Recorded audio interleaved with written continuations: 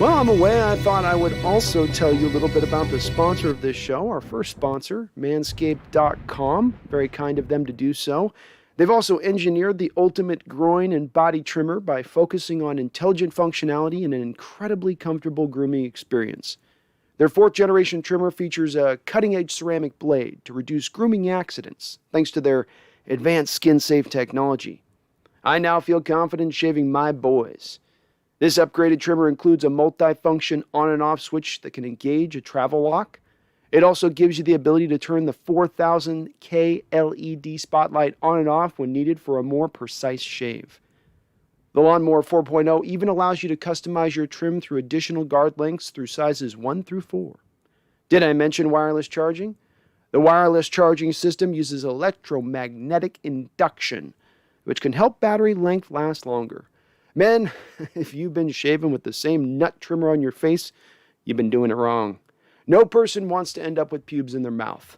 It's time to get your own ball, hair, and body trimmer with Manscaped to make me time the best time and enhance your confidence with some nice, smooth boys. Get 20% off and free shipping with the code NEST, N-E-S-T, at manscaped.com. 20% off, free worldwide shipping with my code NEST.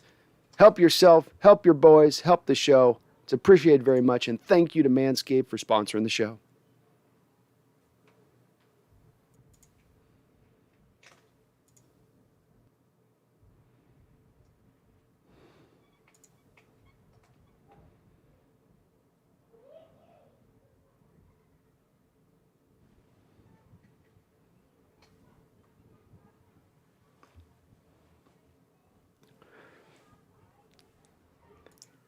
Hello and welcome to the Hawks Nest live stream show. My name is Brandon Kane. You know the time, you know the place. It's 5 o'clock. Let's roll. It's Wednesday. Here we go. Come one, come all. Come the few who may still be hanging on. Are there some of you out there? We still clinging on here along with me, holding on to these rocks on this slippery slope of a ledge, hoping that they'll stop throwing rocks down upon us as we're holding on for dear life.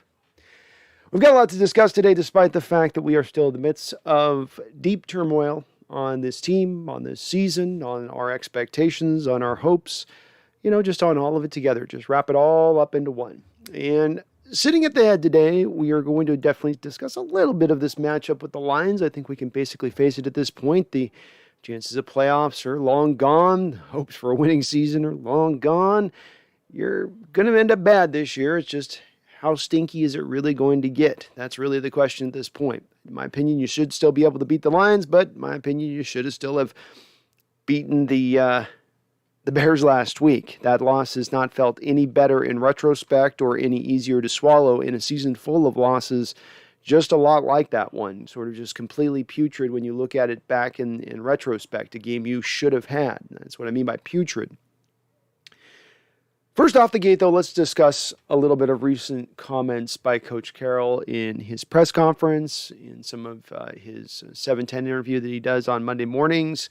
I want to dive into this at the top of the show a bit. And Leland Kimball, thank you for becoming a Hawks Nest member. You always are very generous to the channel. Appreciate you becoming a member there. But I want to talk about a couple of these comments. So I'm just going to read a few things that are really quickly here, and then we're going to discuss and unpack this a little bit. And I think these comments all kind of add up to one thing in general, and we'll see if it's that in a second. But Pete Carroll on the Seahawks' future. The talent is there. I think you can count on us to figure it out. Coming from a philosophical, I can't say that word ever, from a foundation that we have.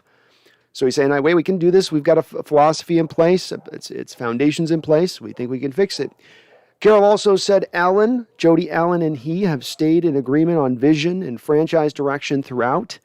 Asked if Jody Allen had blessed Pete Carroll's belief that the 5-10 Seahawks don't need a new philosophy or approach and don't need to start over, the coach says, we've been on the same page about everything that's going on since she took over.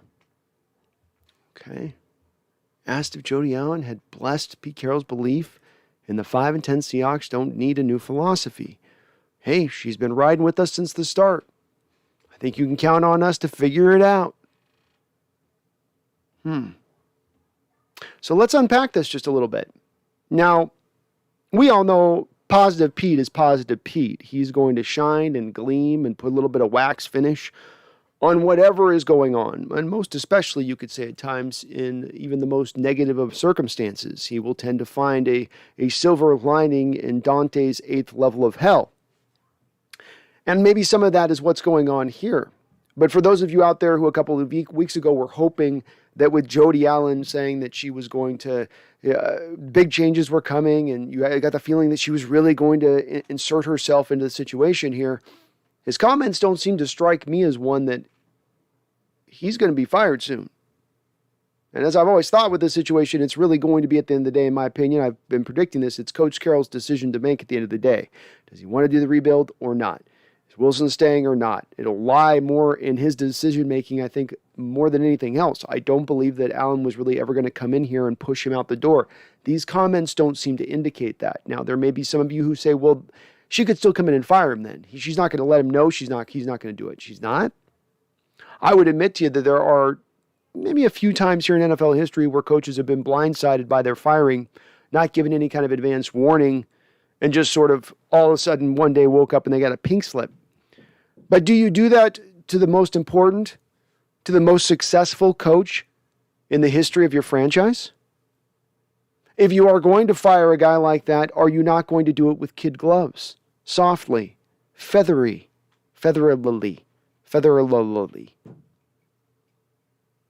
And I think you would probably be doing the latter. And if that was the case, just logically speaking, Coach Carroll then would have been given some sort of forewarning by this point, because indeed if the Seattle Seahawks were intending to make a move, you would want to make this move right at the end of the season. A further indicator on this is that the NFL has adjusted their rules, where prior, when you had an assistant coach who was on a very good NFL team in a given season, an NFL team, let's say, that might have a first-round bye, an NFL team that was going to continue to play forward and deep into the playoffs, they could not get access to that assistant coach until after the playoffs were over with. So what the NFL has done now is allow these teams to submit a list prior to the playoffs beginning of coaches they're interested in interviewing, and sort of getting this set up with those coaches prior to the playoffs starting. And what's interesting about this is you see some pretty interesting names out there, but familiar names of what we might have seen. Dan Quinn, the Cowboys offensive coordinator, a lot of you guys like as a potential head coaching candidate here, Eric Bieniemy, Daboll, et cetera, et cetera. But the Seattle Seahawks were not one of those teams to submit on that list. So once again, you've not given your coach any forewarning. You've not submitted a list to the NFL of these potential assistant coaches who you would think would potentially be ideal candidates. I know many of you out there have said, hey, what about a guy like Dan Quinn who already has familiarity here? The transition could be easier taking place to bring him in here maybe. Well, it doesn't look like Seahawks are going down that lane of things. And again, there's still the possibility that they come in to blindside Carroll at some point in this process. But again, I would go, but would they be willing to do that, a guy who's done so much for the organization and team? I just don't think they would. I think he's a little more revered in Seattle and amongst the ownership to do it that way. So this leads us down the path to something that I think is a little bit dark road for many of us in our thought process of Coach Carroll is going to remain. Does look like Coach Carroll is going to remain. And so now it becomes, what does Russell Wilson want to do? Or what does Coach Carroll want to do with Russell Wilson, I guess? Maybe that's really the question. There's not a real big answer here on this one, though, is there? We don't really know. We've gotten a lot of scuttlebutt about their relationship never being stronger at the start of training camp. But indeed, Russell Wilson looks somewhat broken as a player. I don't think it's permanent. I still believe he has some really good football left in that body, but boy, he's making me look kind of not great in saying that every week as we kind of continue forward through here. I'm going to pass it off to a finger injury and just this thing has kind of gone in the tank, and maybe he already kind of checked out last year or didn't, whatever the reasoning is. He's not in a good state. That bad state he's in is probably going to lie him being traded, whether you want it or I want it or anybody else. At the end of the day now, Coach Carroll will still be ruling the day here into this offseason, and he will probably be moved at that point. You especially have to believe that this is going to prove to be a tantalizing option for this organization, having not had a first-round pick last year, and also facing the reality of not having a first-round pick this year. If we look at what they could do if they wanted to just hang in there and ride forward here as we go on, you are sitting right now with, I just double checked it on Sports Track, you have the seventh amount most of cap space in the NFL. And that's before you've made any moves with Bobby Wagner. That's before you've made any moves with Russell Wilson or LJ Collier. That is before you've rolled over your $13 million of $12 million of cap space. I don't think Sports Track is adding that in. They may have, I was trying to look if they've got that added in their books or not. I can't tell for sure. Either way, you're sitting up in the top 5 amount most in the NFL of cap space to go out and utilize at that point, just on the back of a mere 2-3 moves, if you want to go even further than that. So they do have money to spend. If they did move Wilson, they would have at least 1 to maybe even 2 first-round picks. You would be looking at the potential of, rather than what we were looking at before with a little bit of a longer rebuild, now it becomes more of a retooling. I'm not going to say reload because you have to be good first to reload. You know, you have to have fired some actual bullets to get to a reload state. But retool, yeah, they could retool on the back of that amount of money. You could fit a good amount of contracts. It just takes a will to do it. A will that they seemed to show they were going to do this offseason, but then didn't really land and stick the move. They did all the spins, all the twirls, all the flips, but then they sort of just decided to lay down as they came down to land on the floor here as we've left this amount of money on the cap as we have. This would seem to be most likely the prediction of where this is going to go in place. Please understand again, too, as I say, this is the prediction from where I stand. It's not what I want, but where it seems to be where this is going down towards, which to me is a little bit disappointing. I would love to have more faith in Coach Carroll and his ability to get this right. I would love to be able to just scapegoat this out onto Russell Wilson and say, well, once Carroll gets a quarterback who's at least just league average, look out what this defense is going to do. I'd love to say that. I can't say that with any confidence. It's possible. And certainly Coach Carroll has done a good job this year of turning around the defense for a second straight season to making them one of the better defenses and to one of the better defenses in the league as far as stopping points in little else, but stopping points, which is maybe the most important defensive stat, probably the most important defensive stat. But just that alone does not give me a ton of faith in the fact that you're going to be able to somehow fix all that needs to be fixed on this football team. New left tackle, new center, new right tackle. You have to look at both of your 2 tight end positions, a couple of running backs, probably need another wide receiver, probably need to look at something at the Sam linebacker role. If Bobby moves on, you're also going to need to take a look at the Will linebacker role. You need a 3-tech defensive tackle. You also need depth right across the board. Right now, it's great to have Carlos Dunlap with a little bit of his pass rush, but certainly you don't want to count on just him and Darrell Taylor and Alden Robinson moving forward. You're going to have to go out and find some more pass rush in addition to that. Say nothing of maybe having to look at not 1, not 2, but maybe even 3 corners on the outside. Also a free safety, depending on whether or not you decide to sign Quandre Diggs or not. A lot of work to be done. A lot of work to be done. And again, under the auspice of being done under a retooling and not a rebuilding, does not put a big fat smile on my face, unfortunately. I would love to have much more faith here, but part of the reason that you have so many needs going into this offseason, part of the reason why you have so much work to do, has everything to do with your recent failures, your recent mispenditures. You know, that's a new word I'm inventing, by the way, on this stream. That's why we've landed here. And I'm hopeful still. You do have a lot to work with. God knows which direction this is going to go into, but it is just a little bit disappointing to me to hear that this has so certainly been decided at this point, seemingly by Jody Allen at this process, to where they're going to ride with Coach Carroll. You know, and indeed it does look like that public relations blurb we got about a month ago about Allen really, jumping into this was more of a public relations thing, a steam valve release for the pressure and the anger that was building within the fans. That anger that caused them to boo from the first to the fourth quarter against the Cardinals, or caused them to throw snowballs on the football field. I guess they're just thinking that, well, hey, tickets are getting down to $20, but I'm sure it's fine. I'm sure really the 12s are super galvanized right now. I don't know what they're seeing if they are doing that way. It does add more, to me, smoke to the potential that Jody's really not that engaged on the team, and that all this stuff we're hearing again and again is just a lot of woofing, a lot of talk on their part.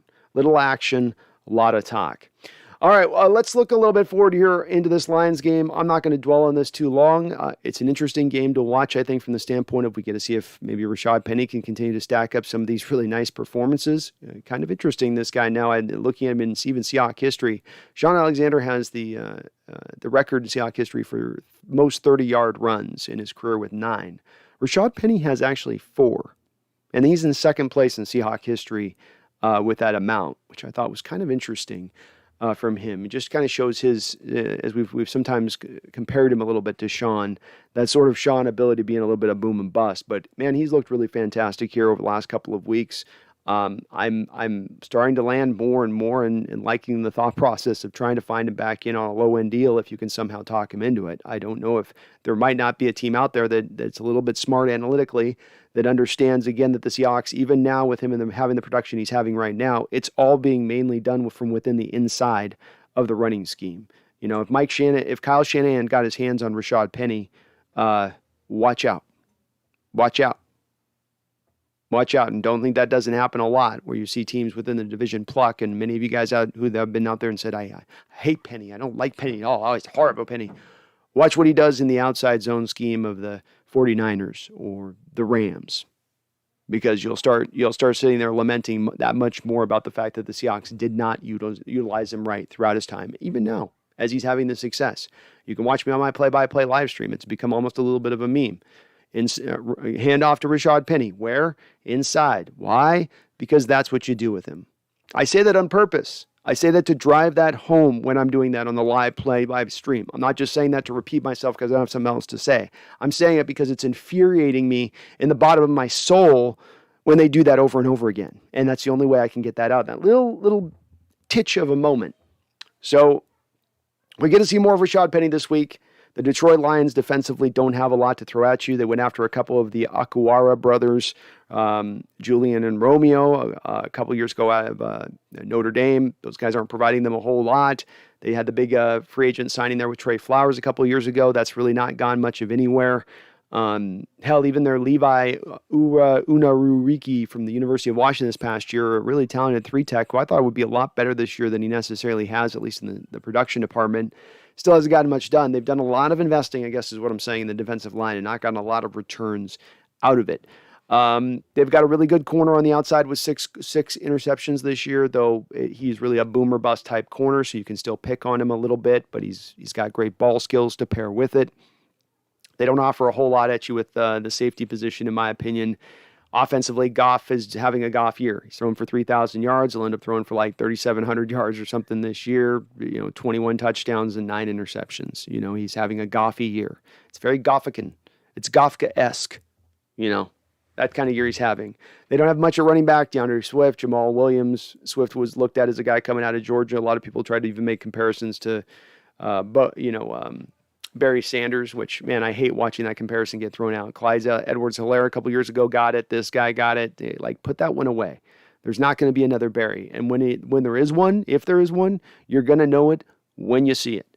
So Swift's been okay. 4 yards per carry average. That offensive line isn't amazing. It's okay. They're going to be about a very similar test to what we got from the Bears last week, let's face it. So if we can't beat the Bears, can you predict we're going to win against? No. I will probably go out there and get a win, though. I got to feel like the pride out there, at least even from as far as Russell goes. Do you want to put another performance in of 150 yards and looking lost at the position?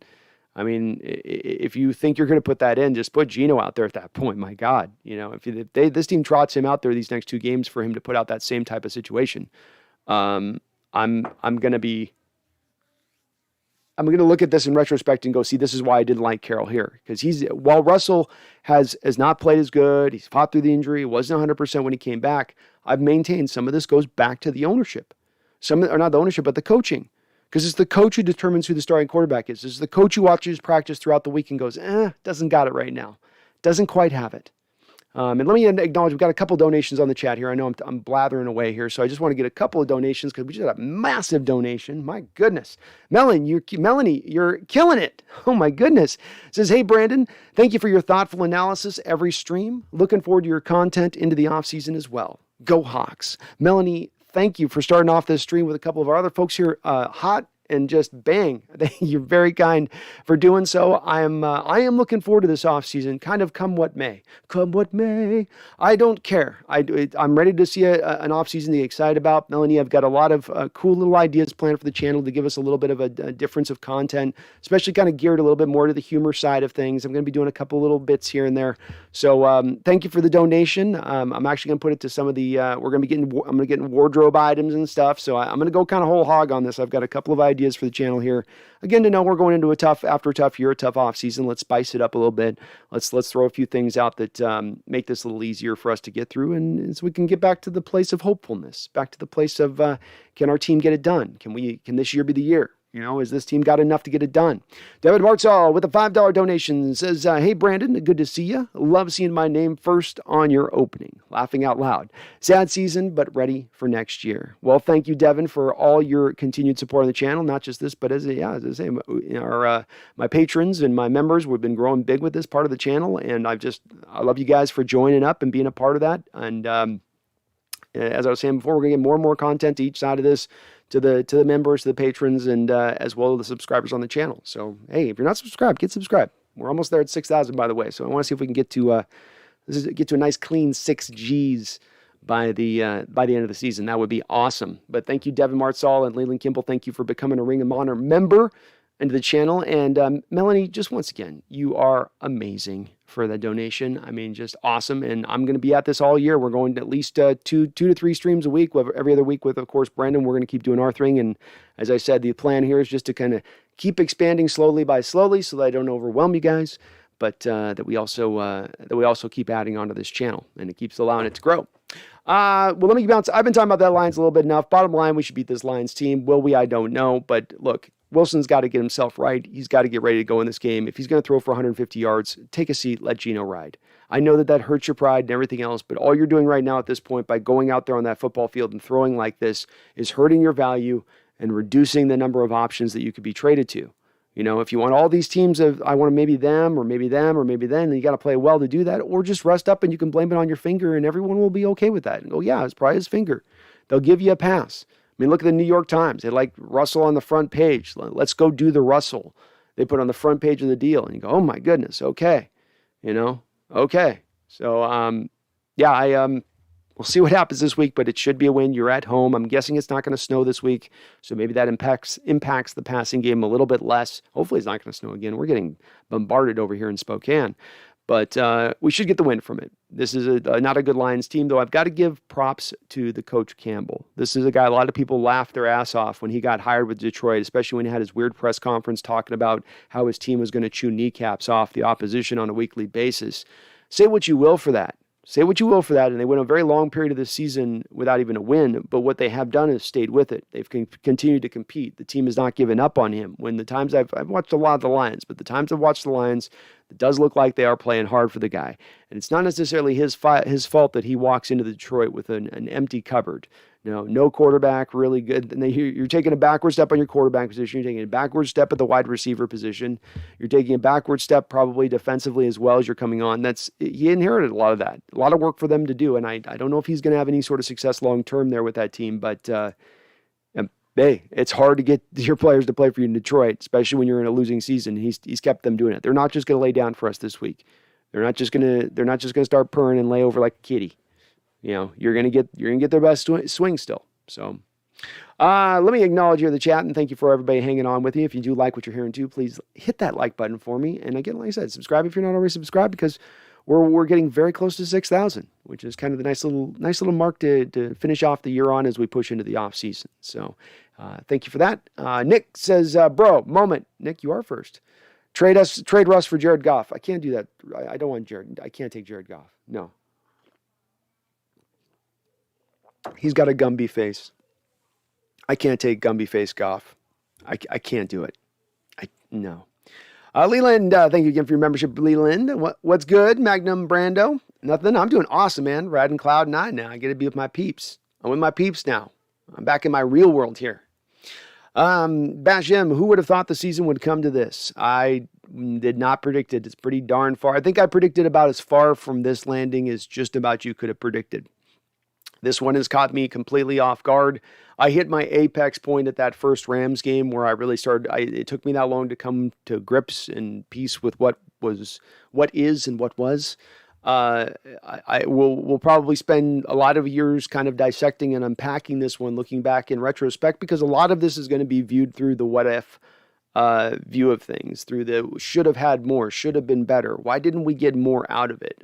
Certainly a video to be done someday by me to really get into it. I want to do it, but I don't want to do it right now when the emotions are still high, because people are a little touchy right now at the moment in regards to this topic. But I didn't see it coming. Raining Tacos, fancy sponsor. Grats, Brando. Thank you, Raining Tacos. Yeah, I have been loving the sponsorship with Manscaped. They have been awesome. They've delivered at every turn on what they said they would deliver on. And, if you guys keep showing your support to them, which you guys did right out the gate with them to get us this locked in over the next, basically most of this year, I think we're locked in right down with them sponsorship-wise. So, you have any needs, go over there and, any lower Manscaped needs, nose hair trimmers for you old fellas. You know how those those hairs grow out, man. This thing is smooth, gets in there, takes care of everything. Hit it, quit it. That's how it is with your nose hair trimmer now. You don't have to sit there and just... But you get a discount when you go to that site. Use my code NEST, save 20%, free worldwide shipping. I mean, how do you beat that kind of deal? And you take care of yourself. Take care of the channel, take care of yourself, save yourself some money, win. But, life's pretty good right now, Raining Tacos, in that respect. Elliot Clark, also we need to talk about the offensive line free agents and draft. Agreed. I think you've got to be careful a little bit with the offensive linemen outside of ones for sure. Of course, when we look at these free agents, the first lens you put over before you consider a guy, of course, has got to be reasonable chances that they are franchise tagged. Because there are other NFL teams use that a lot more liberally than the Seahawks do. And that being the case, you do have to kind of look at it. I know, for instance, Teron Armstead, the Saints will not be, because the Saints are in such a salary cap position that they can't afford to flex out a $20 million franchise tag bill for their left tackle. So that's going to, I think, allow him to just be able to kind of walk at that point. But, I mean, the Saints have done some acrobatics with their salary cap, so maybe I shouldn't be predicting this. But we will, Elliot, we'll dive in for sure into all those free agents and stuff like that. Free agents, possible trades of guys that'll be out there. I'm going to be getting into all of these kind of details of how we can mix and match and add. And I think now that we kind of have a little bit of an understanding that the indicators seem to be that Carroll's coming back, we can do a little bit of an easier job now to project out which players might be on their radar. Randall McDaniel. Hello, Randall. And by the way, folks, check out this cool gift that Randall got me here. And I appreciate you, Randall, because he knows that Brandon over here at the Hawks Nest has a little bit of a temper sometimes, And every once in a while, we got to do a little bit of woosah. A little bit of, Buddhist monk techniques here, Woosah. I think we all got to do a little woosah in this season, don't we? We got to. I don't know, Randall. I might just change this to an ASMR channel. Yeah. Seahawks just aren't winning, are they? Oh, that's tough. That's so bad. But thank you to Randall. I'm telling you, I can feel it makes me already a little at ease when I started doing it. I got to put water in it though. But cool little deal here by Randall. Little deal for your boy here. Appreciate you, Randall. He says, let's talk about the former players publicly reaching out to Jody. Let's talk about that. We got Cam Chancellor putting a tweet out saying, I need to go talk to Jody Allen. We got Marshawn Lynch coming out saying, man, I wouldn't mind being an owner in an NFL team. Some interesting little small, tiny little pulses of indicators here that are, I don't know much of what to make of it, Randall, frankly, on what it means. I was surprised to hear it. Players that are having still connections with the team. Marshawn Lynch just came back a couple of years ago and actually played for the team. Certainly Cam Chancellor has trained even guys like Marquise Blair in the background. Part of seeming like this local group of guys that had played together through the Legion of Boom era days. Your Cliff Averill. I know Michael Bennett's on Hawaii, but he's often over here, I think, quite a bit. A couple of those guys had Jermaine Kearse in there, I would add, and these guys are all pretty seemingly tight, it seems like. And them speaking out like they are on Twitter, it does seem like a shot across Carroll's bow, does it not, Randall? I mean, that's how it feels a little bit to me. I don't know if there's seriously maybe something cooking in the background. We've wondered about the team potentially being for sale at some point. But as I was reading online about this week, there's a prediction that you know if this team were to sell, it'd be somewhere up in the asking price would be somewhere in the neighborhood of $1.7 billion. Yeah, I don't know. I mean, Marshawn made a lot, and I know he didn't spend all of his money and all that stuff, but like that's still kind of.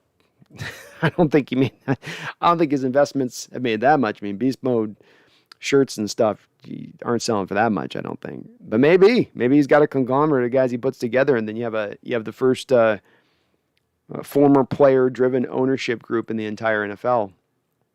Kind of would be cool. There would be some cool upshot to that, Randall. I could go with that. I could go with that. But I'm not sure totally what to make of it, Randall. I'm not. I think it's eye-opening that they said what they said. It is. And I think it's all the more, I think it also is a little bit more, Randall, of indicator to us and as fans, all of us out there in our own way that are having, in whatever way we've kind of had enough with certain parts of this team and wanting change, it's more kind of backing up a little bit of what we're seeing, that these are players who played who are saying this a little bit now. In whatever way they can say it. They can't come out there and say that this is all broken and trash now and nothing. They want to keep a relationship with the team, but they can come out and set some subtle shots across the bow, you know, and that does seem to be a little bit of what this is. Mason, did you hear about the Cam Chancellor tweet? Yep, so that was the Chancellor tweet I was just referencing on, and surprising. I mean, I don't know.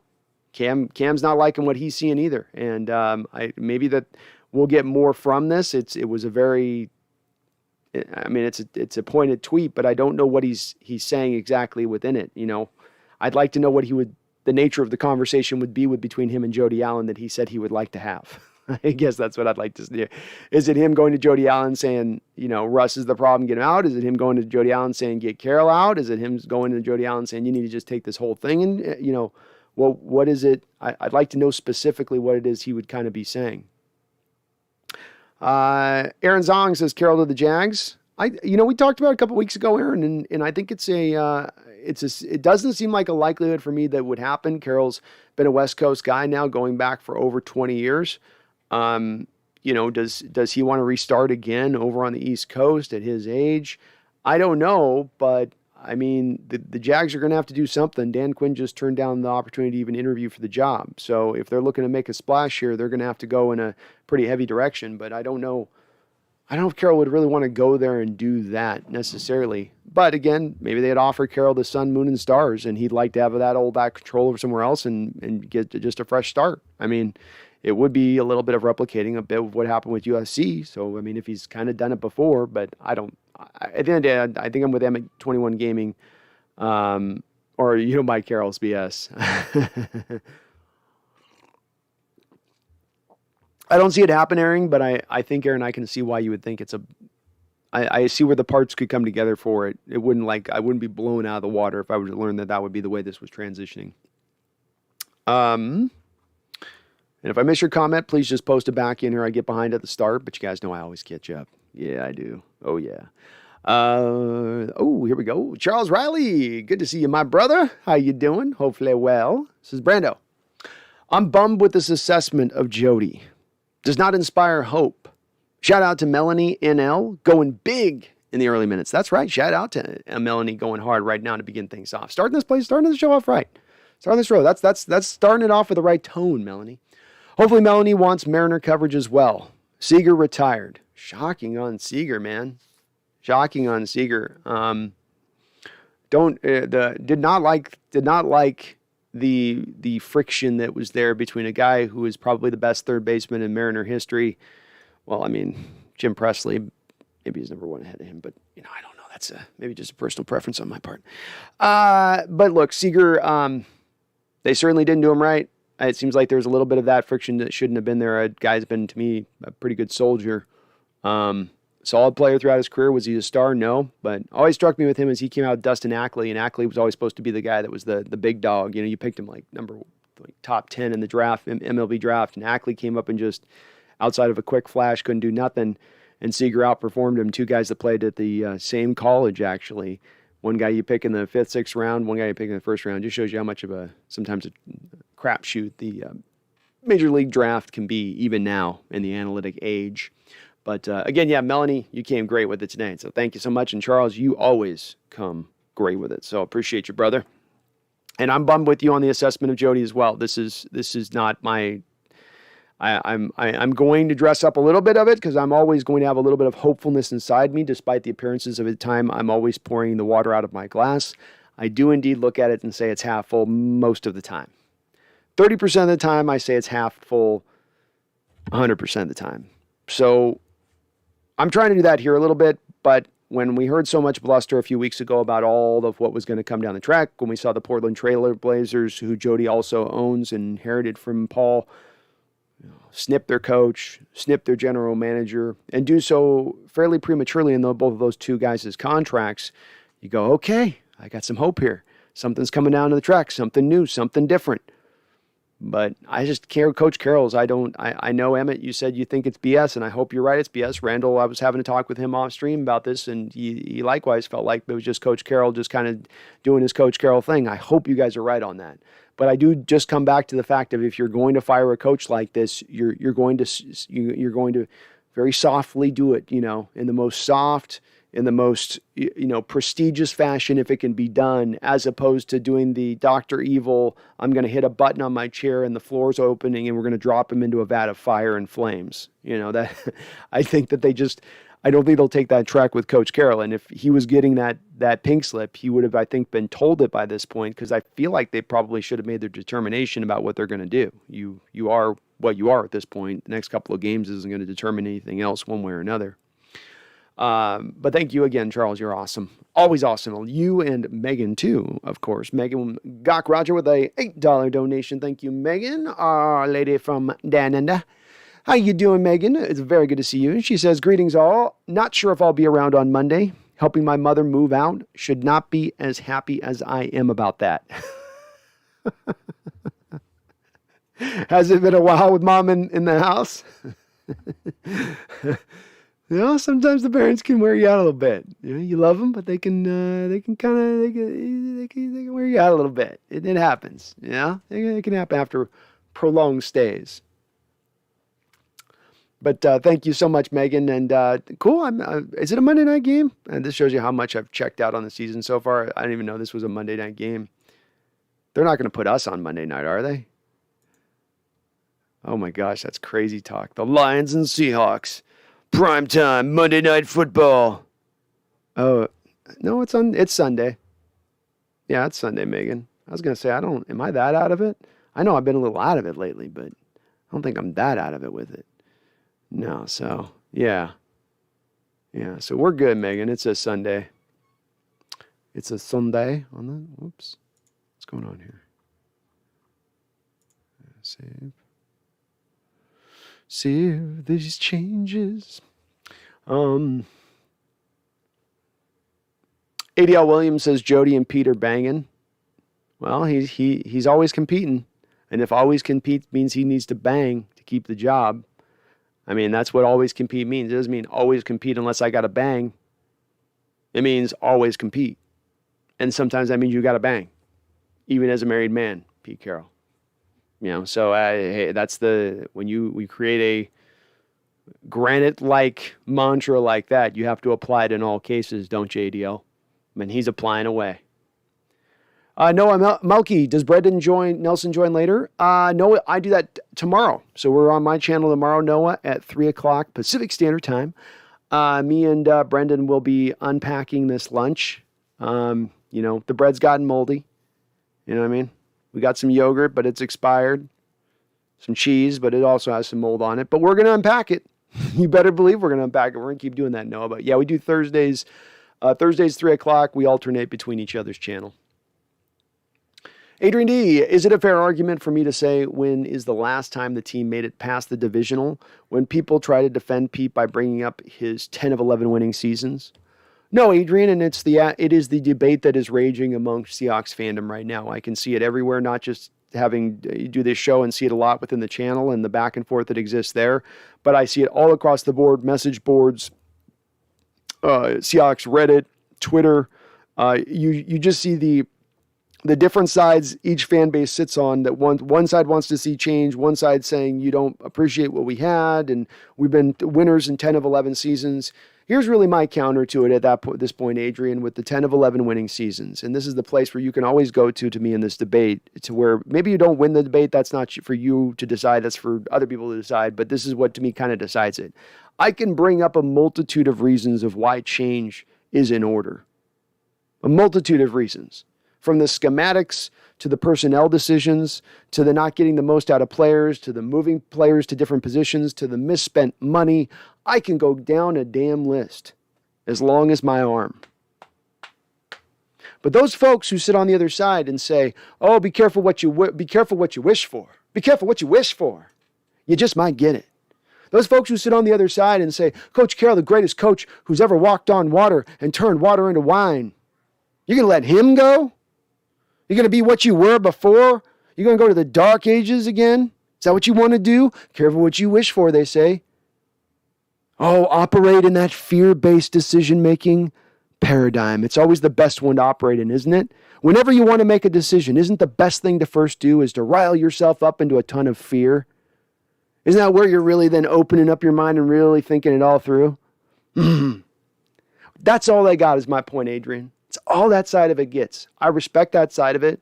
I think that they do have a leg to stand on. It's a valid stat to use.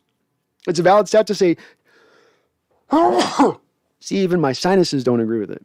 I can't even say it. I can't even say it without sneezing it out. It's a valid stat to use in that it's not wrong, but it's very simplistic.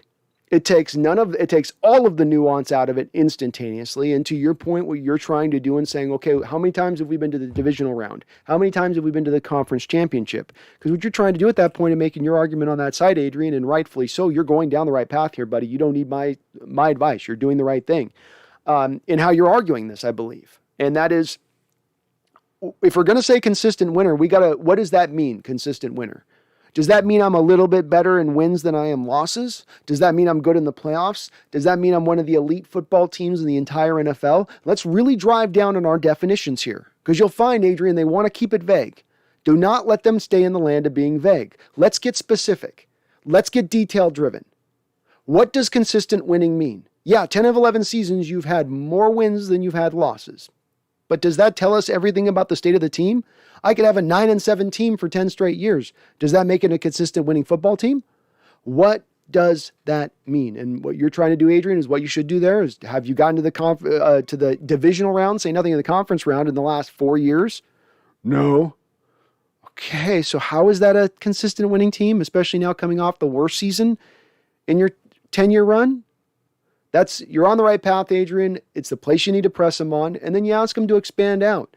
What is it that gives this confidence past you saying the simplistic win-loss stat that in itself doesn't really shine the full spectrum of view of everything going on here? This is a very complicated situation. It's part of why it's made it so hard to ascertain where blame lies.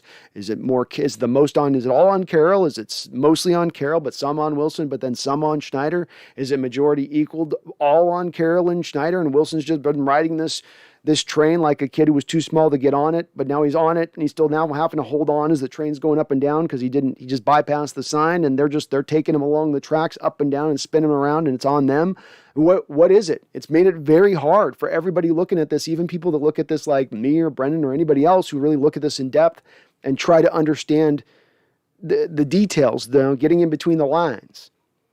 And so, try to drive that direction, Adrian, but you're on the right path, man. You're thinking smartly about it, because once you push them to that standpoint of saying, I'm not talking about Super Bowl, I'm not talking about conference championship, I'm talking about the divisional round, that which comes before the conference championship. How many times have we been there in 4, 5 years? How many times? And then just watch their silence grow. Raining Tacos, I'm in the minority, but I say run it back one more year with this crew. Cut ties with Bobby, move Brooks to middle linebacker, move Adams to outside linebacker, use money for the lines, rework defensive backs in free agency, then blow it up if it fails. It's going to be run back in some way, it looks like at this point, Raining Tacos. So minority or not, you're going to definitely get, I think, to a degree of what you're looking to get there. I do think that it's hard to see this team bringing back Bobby Wagner on a $20 million cap hit at this point. And when you can save $16.75 million off your books instantaneously by moving on from him this offseason, I think that gets him into a moving.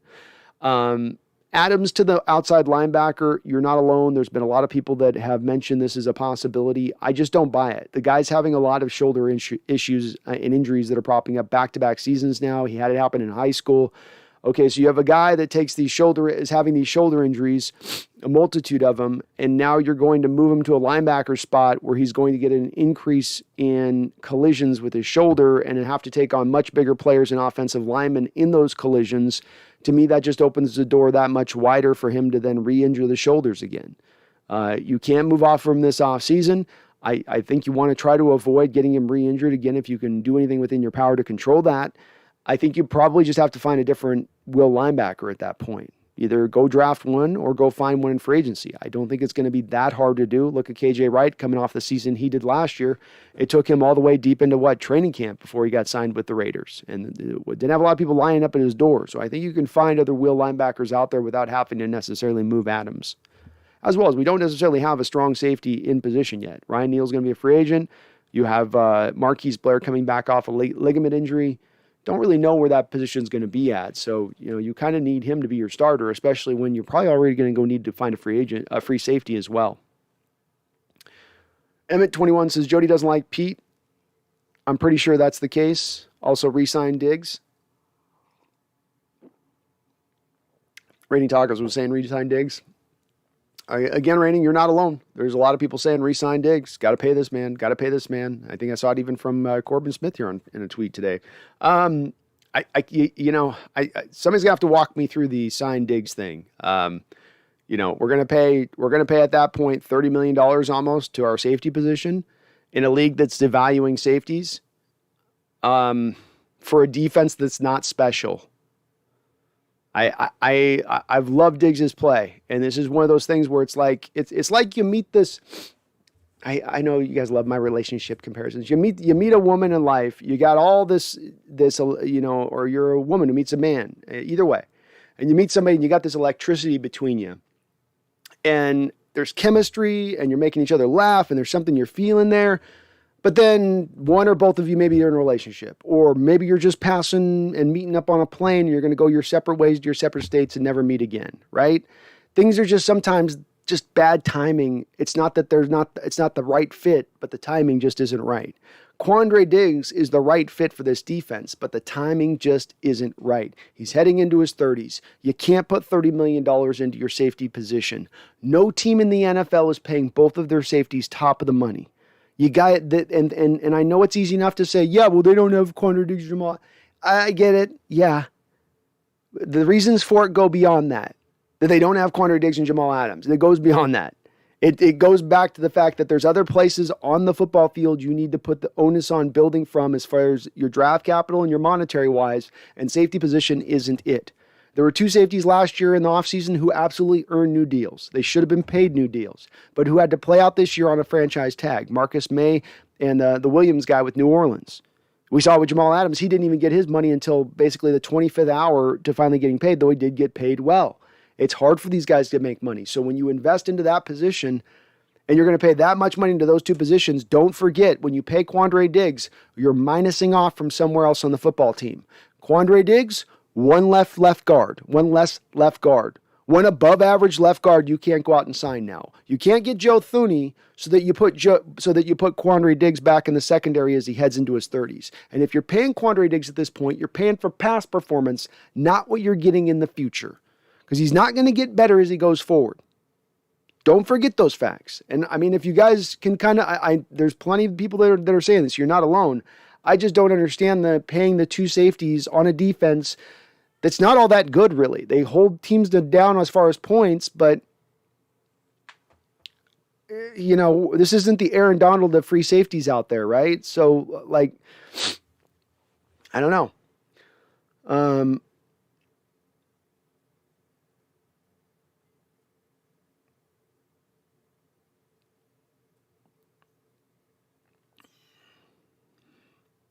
John Robinson says, Jody Allen watches the game, right? I kind of think she would have a love affair with Wilson. He's such an upstanding and valuable communal guy.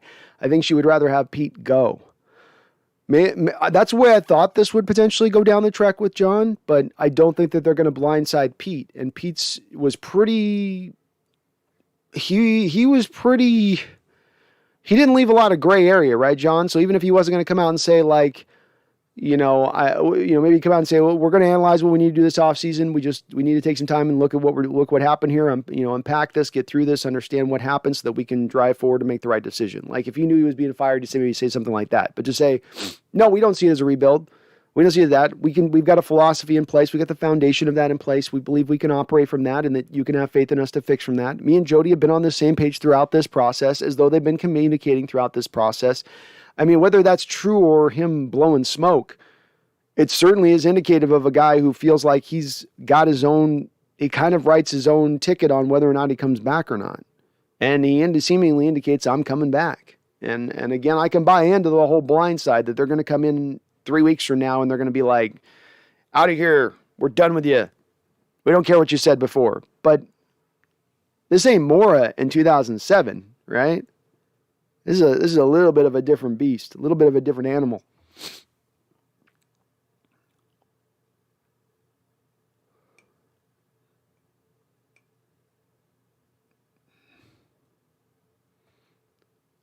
Rainy Dodger says, again, I'm sure I'm in the minority, but I think just as likely Russ's injury and an inept O-line was a problem as opposed to coaches.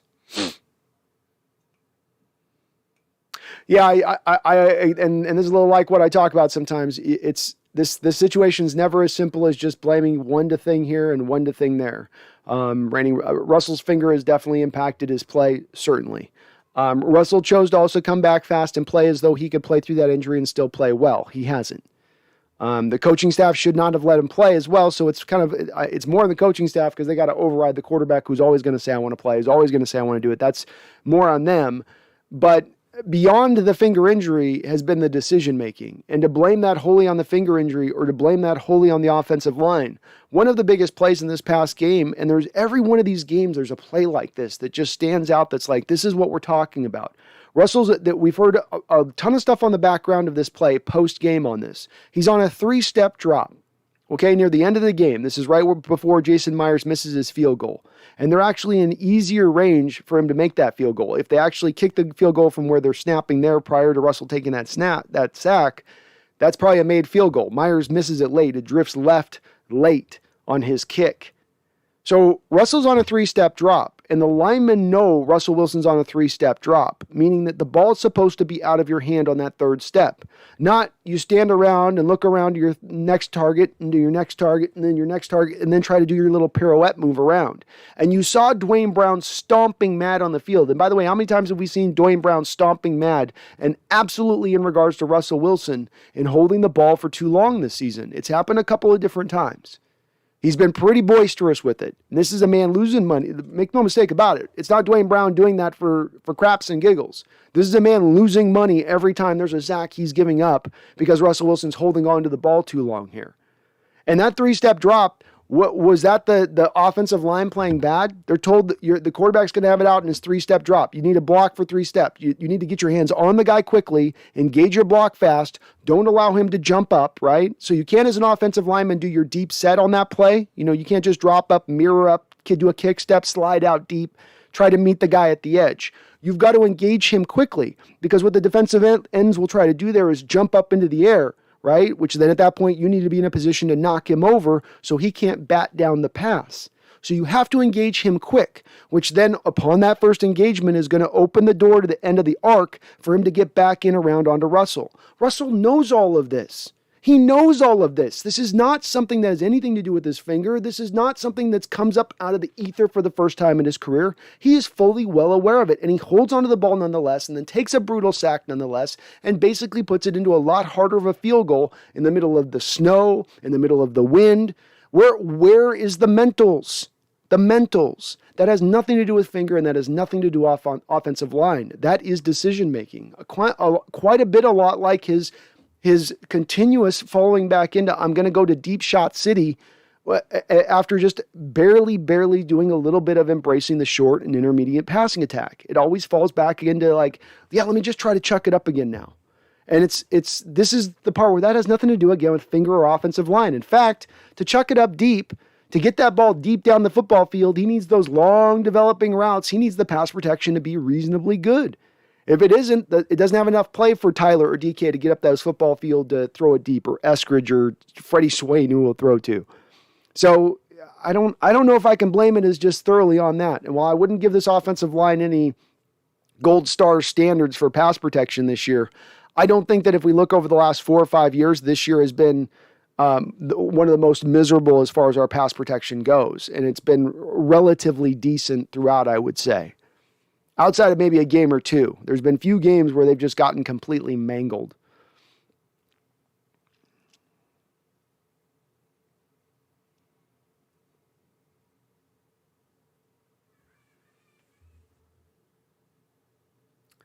Mafui says, if we lose this game, then Pete Carroll should 100% just retire. We can hope, Mafi. Emmett21, well, Jody said there was a big chunk changes coming. Okay, so it was related. Remember on this, Emmett, it didn't come from Jody Allen's mouth necessarily that big changes were coming. We had somebody come in the chat here that said they had a mother that attended an event with Jody Allen, and they asked Jody Allen about it, and she indicated big changes were coming. We had a story that was released that said that Jody Allen's not happy with what she's seeing and that she's going to be pushing for major changes this offseason. But we didn't have a press conference when Jody Allen came out and said changes are coming. And you have to understand the public relations game that's at play here in this modern age, where you're trying to move and mold public opinion. And sometimes, like I called it, you could have used that Jody Allen public relations. There's going to be big changes this offseason a month ago in order to do a steam release valve on the fan base, where a little bit of the anger and vitriol that was coming through could be a little bit released. You know, just like when you let out the air on a mattress pad, right? Air mattress pad. Okay, a little bit out, not as much in there now. It's a little bit relief for a moment. Everybody takes a step back for a second because they think changes are coming even if they're not coming. But I would be hesitant to say that that's absolutely an indicator for certainty that we're going to see much coming down the pike this offseason. And don't forget, you got to write a $44 million check to Coach Carroll to get him out the door. You're also going to have to, move another $20 million for Schneider to move him as well if he's also going to be moved. And then you got to spend money on the new coach, and then you got to spend money on the new general manager. And while she's got billions, and while it's easy for us to spend other people's money, doesn't mean she's going to want to do it. Doesn't mean it isn't easier for her to then fall back and to say, well, let's just let one more year go through before I have to pay that big of a price. And again, I'm not saying this is what I want. I'm just saying it is what you guys pay me here to read the tea leaves, Mason Dale says this may just be recency bias, but I really like Kellen Moore. I love Kellen Moore, man. Kellen Moore's awesome. He's been a phenomenal coach. He's helped Dak Prescott grow his game. Kellen Moore's like that almost archetype offensive coordinator, the guy that was awesome in college and couldn't do much in the pros because he was just so physically limited, but he was such a great processor, threw with such great anticipation, so accurate. All the things he could control within what God gave him, Kellen Moore got the most out of. And that kind of guy, you would think, could kind of push that forward as a coach as well, right? Take some of that understanding and help institute it on more talented players a little bit. I will say, though, Mason, it's unfortunate this list gets released out here in Seattle. Was not one of the teams trying to make a play for Kellen as far as interviewing him. So he may very well interview with somebody else. He may well get hired somewhere else, but it doesn't look like it would be happening here. In utero, I want change, and that makes it hard to really watch the Seahawks win, to want the Seahawks to win. No, I still want them to win, but I think you should want change too. I don't think that the wins or losses over these next two games are going to change anything of what already is going to happen. We're either going to get major change or not, and these next two games I just don't think are going to slide much one way or the other. But I know where you're coming from. I think a lot of us want that change desperately, and I think a lot of us, despite having this desperate want for change, are also looking at the prospect, the very feasible prospect that we're not going to get any change. That's a little depressing. The Berg Show says, what's the point of going live? We're 5-10. The Berg, you got a weird energy with this stuff sometimes, my guy. You got a weird energy with this. You come in with, I don't know, man. I've told you before, buddy, I do this. I don't do this because I do it off what our record is or whatever else. I do it because I love talking to my people in the chat. I love talking Seahawks, and we could be 5-10 or 2-15, and it doesn't matter to me. That's why I created this channel, you know? That's the reason I create the channel is I love my Seahawks and I can constantly talk about them. So it's something I enjoy doing. Randall Lemigano, did you listen to the latest Brock and Salk pod? They made some good points. It's annoying how much Michael protects Pete. I listened to the first half of it last night, Randall, and I'm going to listen to more of it because I obviously with Michael and Pete's thing, and then at least with Brock, his willing to be honest on stuff, I think you can take away from. Yeah, they made some good points with it. Salk's been given a ton of ammunition for his Wilson hate and for his Carroll love to a degree. And, that's what he wants. It's to me, this isn't hard to see on this where, he gets the interview with Carroll Monday morning and he gets that over 950. He gets that over the 950 sports radio show, right? That's his little thing. I get this to help my show out, and he needs help on his show right now. He doesn't have Brock there anymore, and he's trying to restart his show. So he needs everything he can get to kind of, boom him up a little bit, I would guess. But, I find it annoying how much Salk and a lot of these Carroll Army lovers, it's just like the same guys that sit on the Wilson side and just you can't get them at times to move over to the other side just to understand the other perspective. They're just completely married to the thought that it's all somebody else's fault other than my guy. My guy is unassailable. My guy is perfect. And it's been the toughest thing to try to get across on the channel. And I've got to give a guy credit and props who's been one of the longtime watchers, Ramon DeCorda, who I know loves Russell Wilson, has loved Russell Wilson for years. And me and him have gone back and forth at times when I've criticized Russell Wilson. And he finally came over the side with us on the live stream last week on Sunday. And was like, man, I can't do it anymore with him. I can't back him anymore on this stuff. I've seen enough. And I got to give him props. That's being intellectually honest. And I think that's just the thing we see at times with the Coach Carroll lovers or the Russell Wilson lovers or the I'm married to this is what I'm married to my thing, is they're sometimes being a little intellectually dishonest, maybe even with themselves. And I think Salk's doing it even worse than being out of ignorance and doing it. He's doing it purposefully, which, he has plenty of criticism he could be throwing at Pete if he wanted to right now. He did it in the early days of Salk arriving there at the radio, and now it's a lot more protective, and it's annoying. We shouldn't protect any sacred cows here. Why? Because we want to fix this. You can't fix something if you don't deal with what's broken. If you deal with the symptoms, oh, you got a runny nose. Let me wipe a Kleenex across it. Oh, you've got a cough. Let me give you a cough drop. Oh, your stomach is upset. Let me give you this thing to do. What's causing that, though? What are the root causes of those? And then you deal with those, and then you fix the problem, and then you're not just dealing with symptoms that will continually pop back up again. And that's the problem here. So if we stay status quo is what you will see on into the future. And I'm not talking about consistent winning. I'm not talking about a 10-7 team. I'm talking about a team where the results will continue to be diminished. To fix it, you've got to accept what is broken. And if when you look at something and go, that's not broken, it's actually really fixed right now, then it's never getting fixed, is it? That's why I push so hard for it.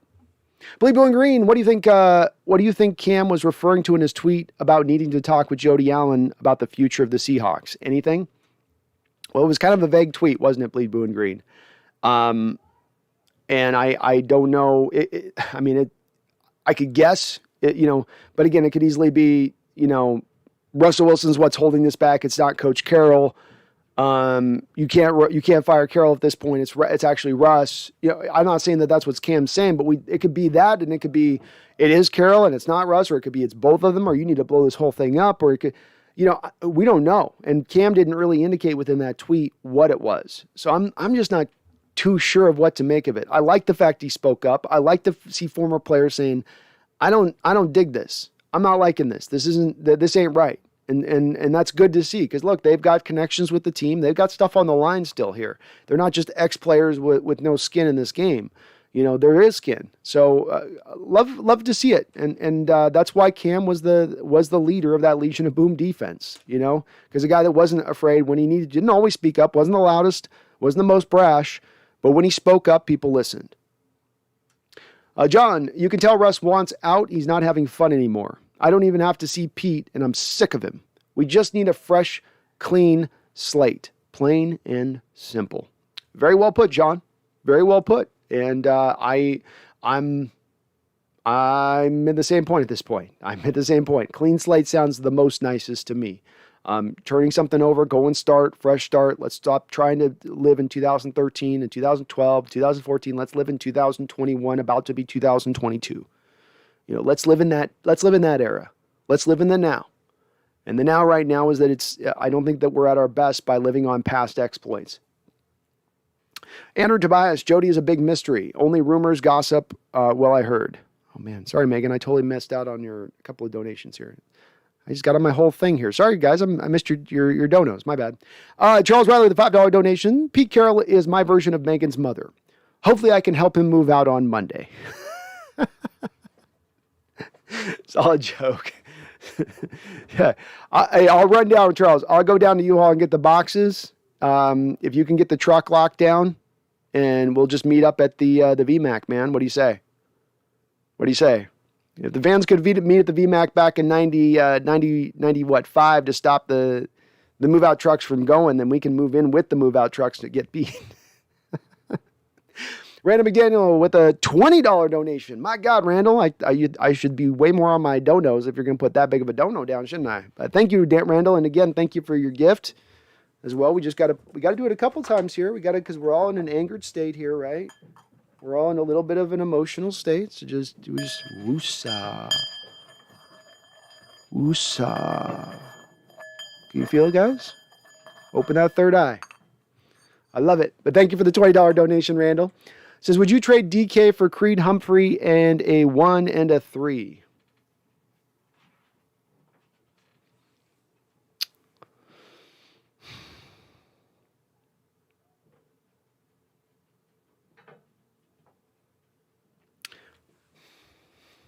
It's a good question, Randall. I'm thinking about it. That's why I'm not able to give you as quick an answer as I'd like to give you here. Would I trade DK for a Creed Humphrey and a 1 and a 3? No, because it's really like a 2 and a 3 with where the Chiefs are going to be drafting. You're in the back end of the first round, so it's not a high quality player getting there. I like Creed Humphrey. I like getting him on a rookie deal. But Seattle obviously passed on once because they don't like him here for whatever reason. Even though he's playing really well with the Chiefs, and I think he'd play really well for us. Seattle just doesn't obviously like him. I don't want him to go grab a player that they don't seem to be too in on. And having passed on him in the second round where they did, I don't even know what to really make of it, frankly, with that, Randall. Man, that's a good question. I said no, but I'm thinking about it now. But now I'm thinking about it. Oh,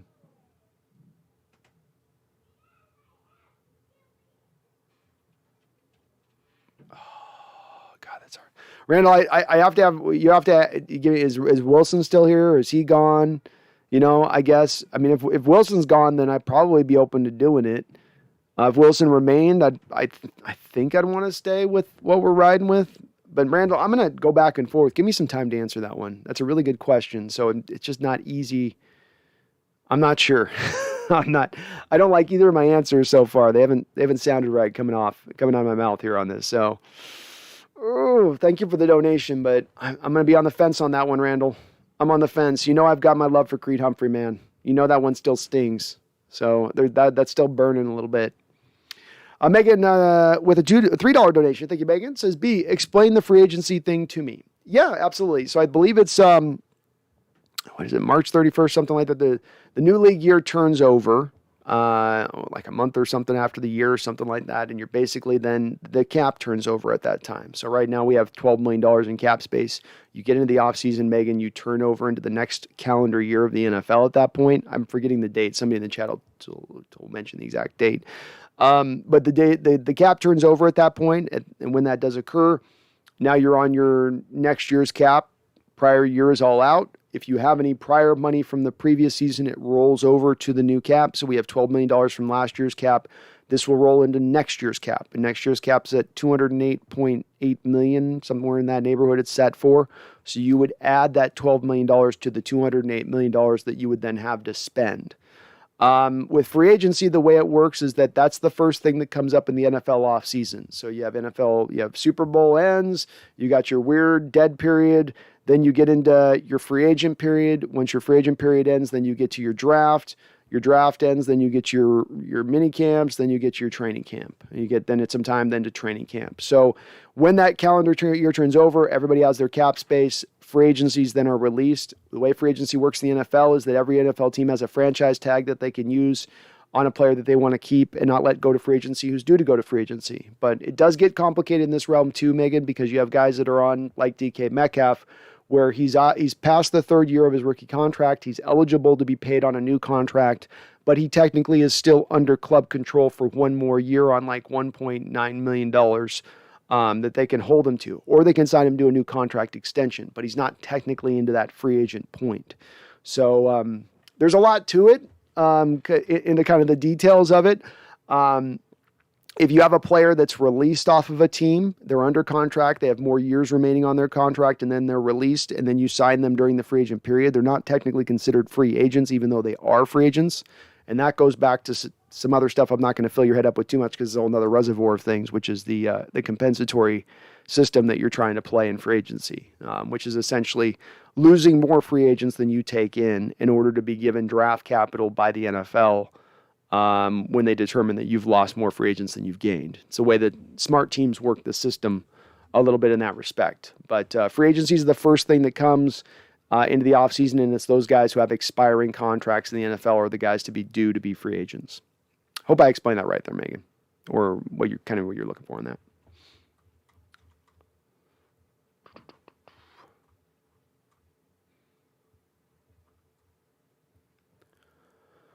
Charles Riley with a $5 donation. Thank you, Charles. Says, I swear to the creator, Brando, that if a poll was taken, 100% women want Pete back, whereas 80% of men want him gone.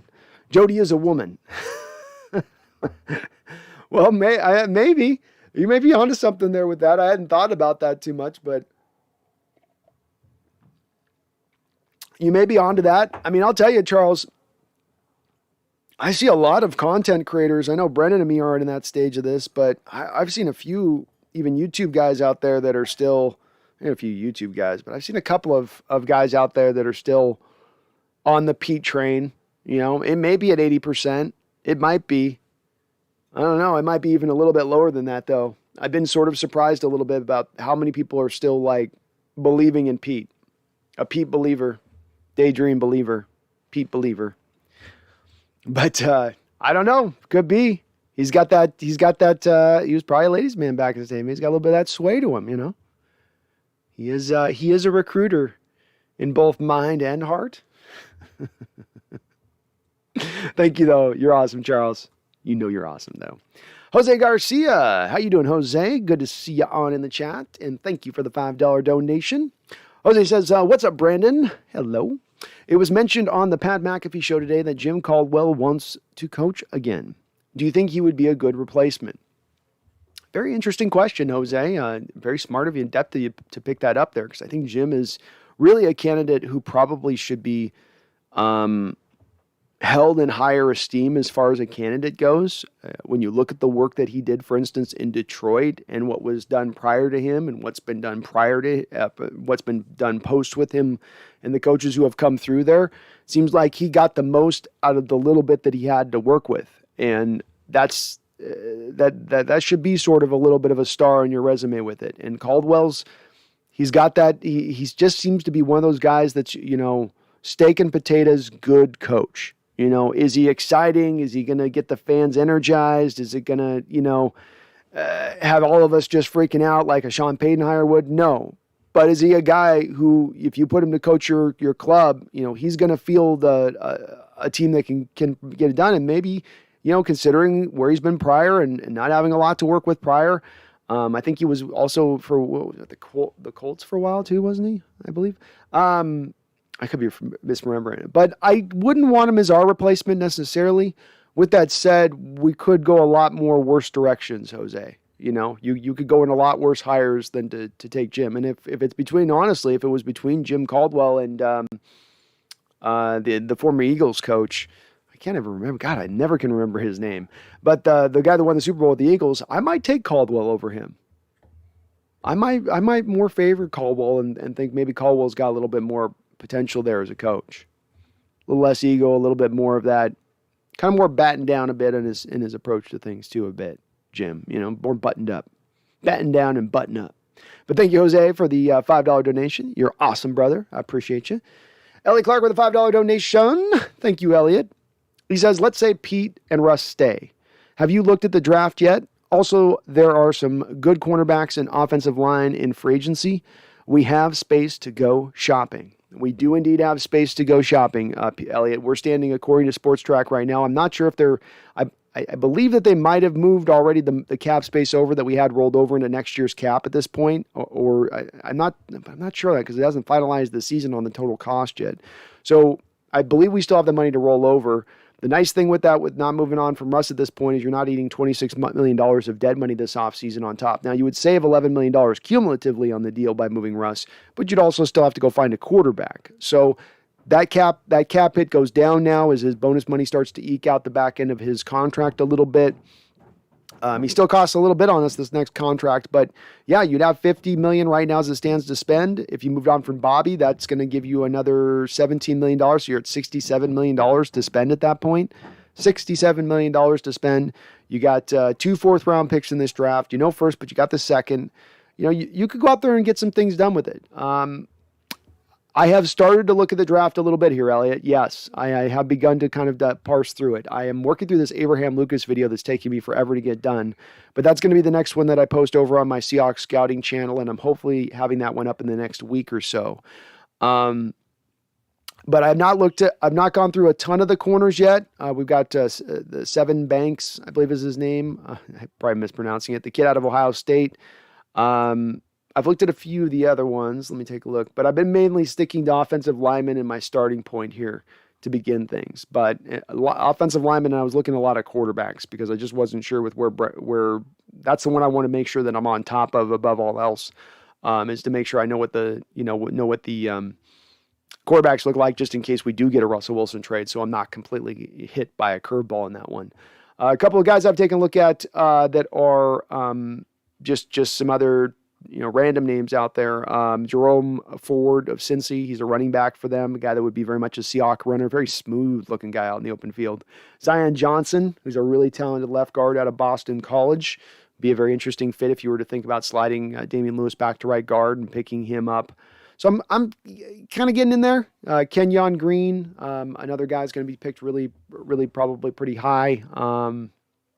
I'm getting into a few of these, so I'm just starting to unpack the linemen, but the process for me is just kind of starting to begin on that, Elliot. My indicators on this that you could find some guys in the draft to help your offensive line out. Likewise, I do like this team's ability to find cornerbacks sort of cheap. You look at the play that we've had at cornerbacks this year, it's not been bad even considering once you got outside of Flowers and a little bit of the rough start by Sidney Jones.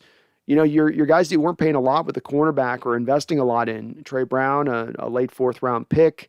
Sidney Jones that you traded for, what was that, for like a 6th, 7th round pick, something like that. Ends up costing you $2 million. Even John Reed this last week played solid corner for you against Chicago Bears. This team seems to have a way of finding kind of low-cost guys and doing all right with it. I think above looking at corners that you spend money on, Elliot, I'd look to just beef up the pass rush. And I've maintained this for a couple of years, and I've not really been able to have this disproven yet. And it's not been disproven because of the fact that Seattle's not gone this route, which is we build up a ferocious front four. We kind of get by with our corner situation, especially as it's determined by how much money we're putting into it. And the corners will be protected by our ferocious pass rush. We've never gotten the pass rush to ferocious point. That's the key to that. And that's going to take more investment. And that's why I go away from cornerbacks, Elliot, into the defensive line, because you're going to have to pull that from some other area to invest as hard as we need to go. They got in the realm of it last year. They just didn't go all the way with it. And I think you got to go all the way with that pass rush. Carroll's 4-3 under defense is reliant on the front four generating pass rush on their own, not blitz heavy, on their own. You can't do that unless you have the talented dogs up front to go hunt. And these dogs are all just, they're only ready to hunt about half the time. But thank you, Elliot. You're awesome for the donation, my guy. Appreciate you. I do appreciate you. And if I miss your chat, just repost on in. I'm gonna be behind the chat, but we're gonna catch up here. So hang on in here. Doug Kilbride says if we keep Wilson another year, his value will drop significantly. If he continues to play like he's playing, Doug, yeah. If he continues to fall off, I mean, if you're wanting to top out at what you could get from him, if the intention is to trade him at some point or another, then this is the time to do it now. If you're going to ride with it, you kind of make that choice going forward on this at this point, Doug, I think, is if you're not moving him now, hard to see you getting a whole lot next year if he does show the same performance this year. I would definitely give you that. Archangelo, Seattle Seahawks stay cursed from PC.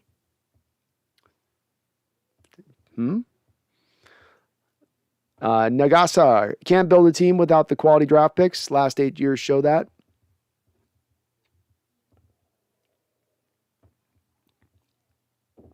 You need to do better in the draft. I'll say that. That's absolutely true. They've missed in the draft in recent years. They have. They've missed more than they've hit. And that's definitely put them behind the 8 ball. And it's driven a lot of the decision-making going forward into making them have to make sometimes some desperate trades to fix things because they didn't get it right on the front end. It's definitely one of the problems in places the team's gone wrong a little bit.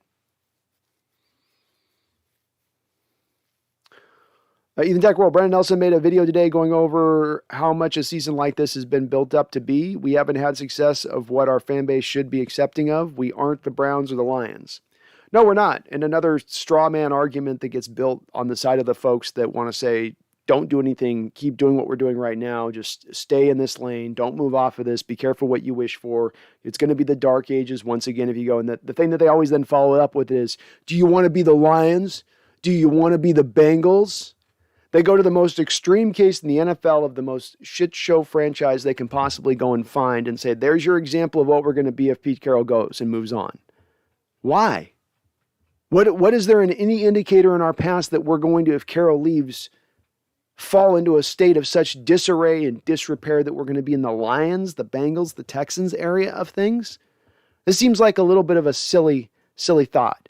And again, it's those folks saying that who I go, did you become a fan of the Seahawks at 2012? Were you not around for the 10 years prior to that with the 5 division titles and the Super Bowl appearance? Have the just wondering, have the Bengals been to the Super Bowl since 2000? Have the Lions been to the Super Bowl since 2000? Have the Texans been to the Super Bowl since 2000? Why are we relating ourselves to them? Why is that the standard that we want to compare? Why is that the mirror we want to look into? The mirror we should be looking into is the consistent great organizations of this sport. Instead of saying, do you want to be like the Lions? We should be saying, we should be like the Packers. We should be like what the Steelers have ascended to. We should be like what the Patriots try to be. We should be one of these heralded franchises in the NFL. That should be the standard. That should be the mold. And accepting anything less is not going to happen. Not in this town. That should be our mindset. That's the mindset of a winner. But that's what they will say. You want to be the Lions? Want to be the Browns? Want to be the Browns again? When were we ever the Browns? What are the Browns like one playoff game in 25 years? What are you talking about? What are you talking about? Well said, Ethan. Joey Mendez just became a member. Thank you, Joey. Appreciate you, my guy. Oh, 4 months. Celebrating 4 months of membership. All right, there we go. Hell yeah, brother. Joe Manick says, Marshawn better on Uber. Ethan says, continuing, seasons that don't end in deep playoff runs are not success. Enough of this 10 years of success. Sure, we won more than we lost, but who the heck cares? We should expect better. Agreed. It shouldn't be taken on its own that, well, you've won more games than you've lost every year for 9 of 10 years, so therefore you've been a successful team over that span and you're going to continue to be successful. That should not be just the only metrics that we utilize in order to determine what the best pathway is going forward. 100% on point, Ethan. Larry Coleman says, rest in peace, Mr. John Madden. And yeah, let's give a little bit of a 2-second silence here for Mr. John Madden. Rest in peace. Thank you, John. Thank you for mostly for the video game that well, the video game in the state it was 10 years ago. For 10 years prior to that, it was great and fun. But John Madden, absolute legend of the sport, won a title there with those colorful Raider teams of the late 70s. And man, once he slid into the booth, he's one of the best all time to ever do it, isn't he?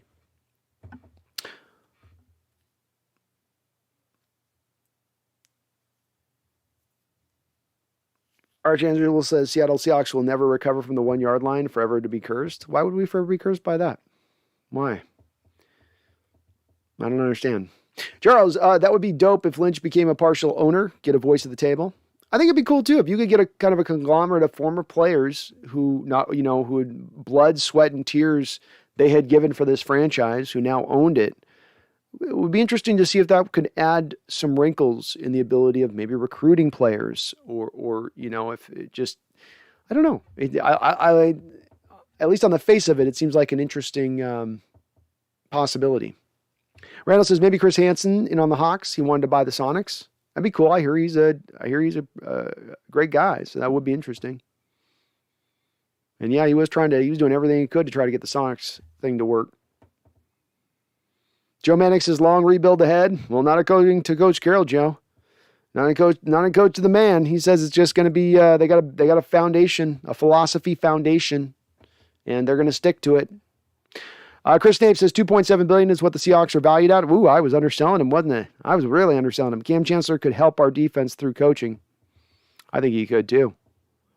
Does he want to though? Does he want to? Coaching is a tough life. That ain't easy. It's not necessarily it's not necessarily always sunshine and roses. There's a lot of long days, long hours. Larry, I research it. Baker Mayfield's a top 5 college player. I guess in all time. Are you saying all time? I don't know about all time. Randall, just think your money is closer to Marshawn and Cam than they are to Jody.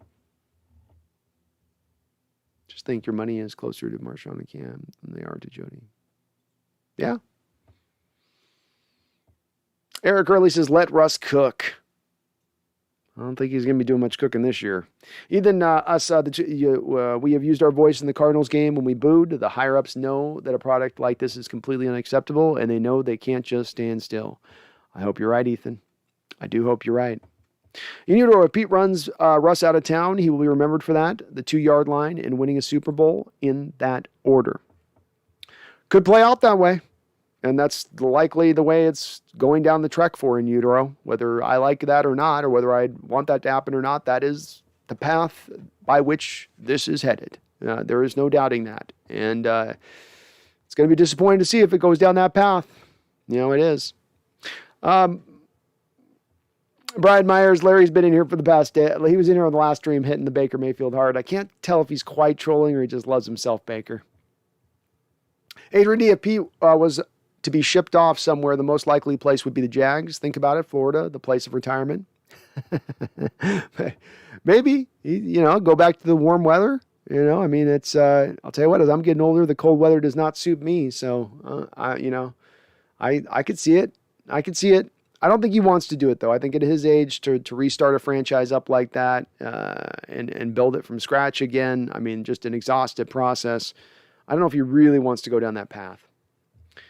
Randall says, I bet Trevor Lawrence doesn't want Pete anywhere around his career. Well, Randall, he's already had to take one coaching legend from the college ranks and deal with him there. He's probably at this point saying, can I just get an NFL coach as the next guy? Can we just get just a guy, non-college guy? I'm good with the college guys. I bet he's probably saying that. 12 North. Hi, Brando. What's up, 12 North? I respect your insights and football knowledge. Apart from Wilson's injury, what letter grade would you give to Russell? He was hardly dangerous. Probably a D+, C- in the last game, but I'd go D+. He's while the touchdown throws were great, what I've kind of maintained with this 12 North is that I know what Russell Wilson can do great. Here's everything on my screen right here is all of what a quarterback can do. Just picture that, okay? All of the greatness of what a quarterback potentially can do. Great pre-snap, great with anticipation, great arm strength, great with accuracy, can throw with touch, Just ability to scramble within the pocket. Just go through every last little bit. Okay, you have all this little stuff here, And I know within here, the screen, I'm just a little hold. This is Russell throwing in his deep game. And he can do that part, okay? He can do the deep game stuff. And there's some things within this picture that he can do good too. They're still okay as a scramble. I don't know if he's at upper level even anymore. I think he can still make every throw, but not every throw is accurate. But I know he can do the deep throw stuff. I know he can throw touchdown and chunk play throws. I don't know if he can totally embrace this new offense. That's the part I've been waiting to see. Are you going to embrace and stick with and truly, truly, truly, truly own all the elements you have to own to make yourself successful within this offense, within this timing-based offense, within this short passing attack offense?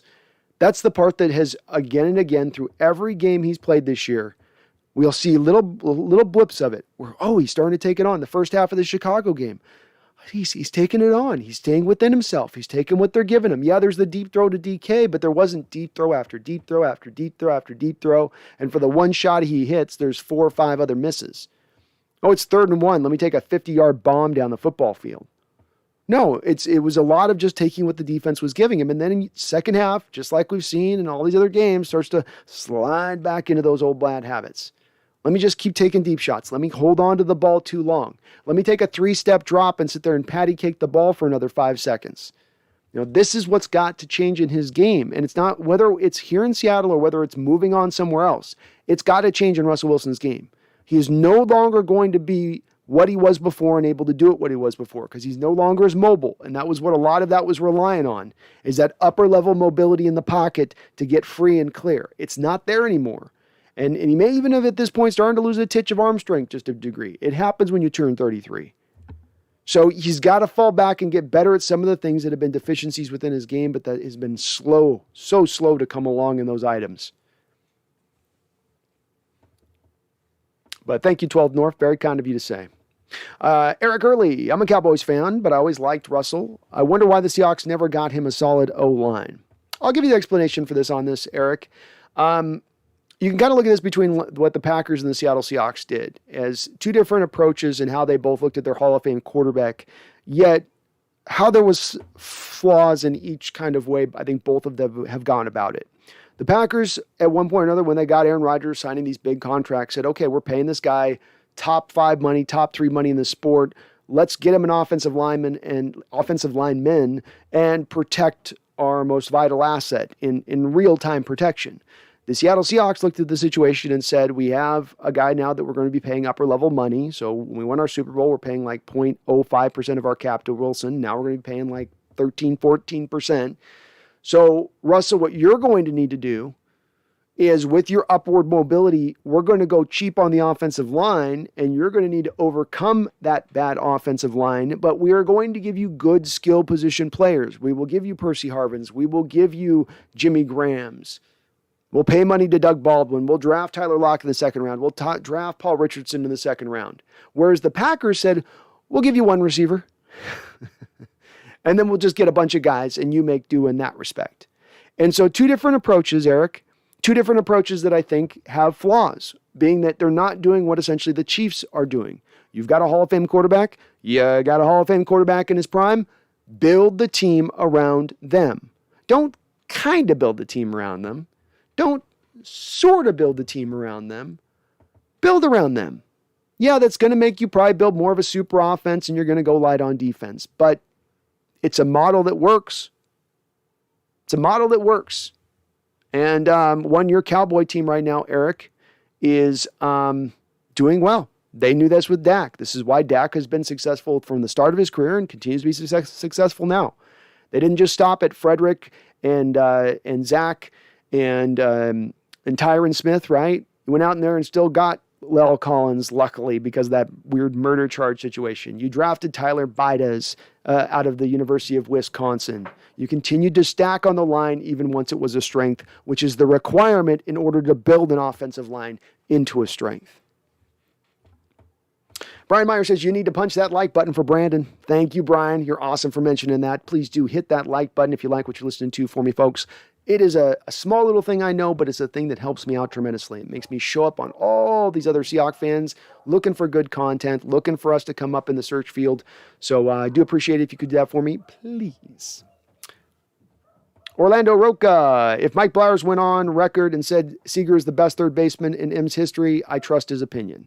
Me too. And I think that I think Seager is the best third baseman in history. He wasn't just a guy that could hit with pop, but he was also a guy that that fielded really well throughout his prime. I like, and it's not stiff competition. Blowers was here, but he wasn't here for like 12, 13 years. Presley had kind of the short runs. There hasn't been exactly a lot. I mean, Adrian Beltre was really good but he's here only for a couple of years. Seager's got that longevity, I think, that easily has him winning it out at that point. Randall says Kyle Seager's the Nate McMillan of the Mariners. I love it, man. That's a great comparison, Randall. That's fantastic. Joe Manning says Baker's more commercials than Russ. Yeah. That's got to burn Russ a little bit too, I'm sure. Larry says, look at Baker's stats last year. Baker needed help and a better system. Baker got a lot of help, man. Baker's had plenty of help. Chris, I will say it. I want one more year with the band. Pete, Russ, John, etc. Different isn't always right. Fair enough, Chris. And I was just reading chat, just reading up above you there. Someone else in the chat that was also wanting to go this direction. So, it's you're not alone. There are Seahawks fans out there that are still looking. As somebody saying, well, I think it's 80% want to see Carroll. I think there's still a contingent of the fan that there is still who want to see this run back again. The only thing holding me up from it, Chris, just from my angle, and I can respect where you're coming from. I don't expect everybody to agree with me on this. But my only reticence on this just comes from mistakes. There's a quantifiable amount of mistakes that have been made here. They've been made prior to this year. Looking beyond the wins-loss record for just a second, mistakes that have been made that have caused us problems in the past, that have really caused us problems again this year, I believe will continue to cause you problems into the future because I've seen no indication that those issues are going to be solved within the paradigm as it currently exists. As I was just speaking about with Russell Wilson, you have a guy who's being put into the West Coast offense this year, which is built on the short and intermediate passing attack, but who's not embracing the short and intermediate passing attack. And we can talk about the offensive line all day, all we want, but one of the benefits of the West Coast offense is it gets the ball out of the quarterback's hands, so ideally, the offensive lineman doesn't have to pass protect for as long. So let's go, let's go back to this last game, right? Let's rewind. Okay, Russell Wilson, third down, inside the red zone almost, right? Drops back to throw on a three-step drop, get the ball out of his hands. Dwayne Brown's blocking his man, making sure if the man jumps up in the air, he cuts him in half, chops him down.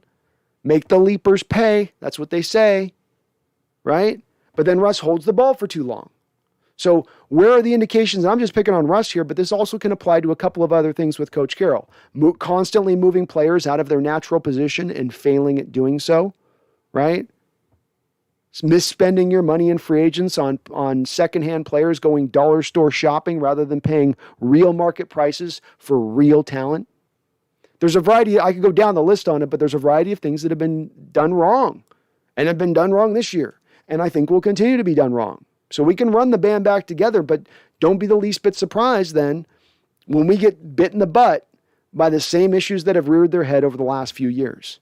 If we're not sitting here next year going, man, the running back room got decimated again and we just don't have running backs. Man, the pass rush just isn't solid enough. Man, why did they move this guy from that position where he was good to this position where now he's not good? And then they moved that guy from that position to this position where now he's not good. And boy, they're not getting the most out of this guy. And boy, where is the development? And why did they spend the money on this player?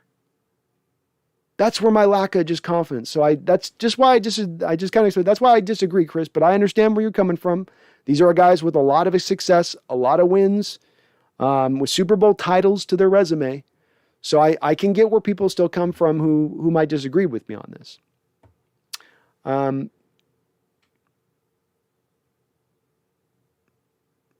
I'm missing a few of the chats here, so I'm sorry about that.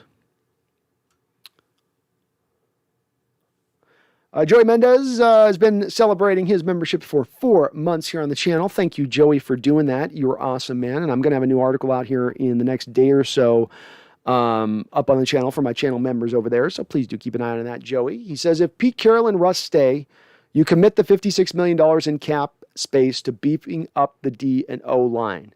Pete needs to also commit to keeping his nose out of the offense. Very well said, Joey. Agree with everything you said on that. I think if you're going to roll with everybody going forward, I think we're all can be in agreement on this. I think I got this is the one thing in a fandom right now that is as divided in every different way that you could possibly be divided. I think we are all 100% in agreement with the following thing that I'm going to say. If you're going to run it back, if Russell Wilson's in the fold, if Carroll's in the fold, if Schneider's in the fold, and you say we're going to do one more year of this to try to make this go, then you do what you did not do this year. And that is you go all in on this season.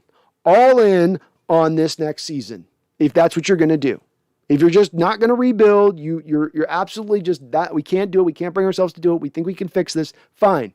Again, this isn't necessarily what I want to do as far as how I would guide this boat, but I ain't the captain here, okay? We're out there in East Africa off those waters, and there's a new captain now, or the old captain's the new, whatever. We ain't the captain. We're here riding along. We're just watching. Okay? So if you're going to go that route, to your point on that, Joey, and that $56 million, not only do you use that $56 million, I want to see more of those voidable year contracts. I want to see dead money hit in 223 at that point. I want you just going all dirty in. I mean, I'm talking Saints dirty. All right? I'm talking Philadelphia Eagles dirty. I'm talking there is no tomorrow dirty. If that's what you're going to do, no more half measures. No more there's two paths that have forked up on us in the road and we're going down the center. No more rolling over $12 million of cap space that you don't decide you need to spend in the first year in 20 years when the cap went down. No more of that. But I'm with you, Joey. If they're going to go in, go all in. And if you're doing it all on the offensive line, so be it. I've long said, build this offensive line into a strength by any means necessary. Charles Riley with a $10 donation. Thank you, Charles. Says, Brando, if the chat funds, will you and Randall scale Everest to seek audience with the Dalai Lama to discuss Seahawks and report your findings to Jody Allen? I don't know, man. You know, they got all those dead bodies on Everest as you walk up. I think that would freak me out. I get past like 3 of the iced up dead bodies that they can't get back down the hill, and I would probably lose my stuff. But luckily, the Dalai Lama's not really up in Everest, is he? Or he's I guess he's at the bottom, right? Yeah, I'd go talk with him. I'd go say what's up. It worked for Steven Seagal, right? Worked for Steven Seagal. I would try to talk the Dalai Lama into going into the astral realm and then to go nudge on Jody Allen and whisper in her ear and be like, "You're wrong. Let him go. Let him go." But thank you, Charles. I appreciate the dono, man. You're awesome. Joey Mendez with a $10 donation. My goodness, you guys are always coming in strong and hot on the dono game. I appreciate that. I dig that about you. Joey says, it boggles me that Russ can't commit to the quick game. At North Carolina State and Wisconsin, he ran a pro-style offense, pro-style West Coast scheme with quick hitters and checkdowns. He and Pete have taken the deep ball mentality too far. Well, I very well said by you, Joey, on that respect. Right in conjunction with your last comment, but just awesome stuff, my guy. And this is part of where I had a lot of confidence that Wilson could acclimate to this new offense, is that he had run it back in college, especially with the Wisconsin stuff. And that, yeah, you can go back to his college tape, and there's a lot of him taking deep shots back then too. But there's also a lot of him just operating within the context of the offense. And I think, to your point on this, a little bit of why he has been so slow to come aboard to the new offensive scheme is that you have so many old habits that have been developed so long that are so ingrained. And when you've been doing something for 10 years of your career, one set way of doing things, and now to have to almost reverse off of that 180 degrees in a different direction, it's quite a bit. It's quite a change. And then you get your most major injury of your career during that same period of time as well. It can't help making that process happen. But that itself is not an explanation for you not embracing it, especially as we're now 2 weeks away from the end of the season.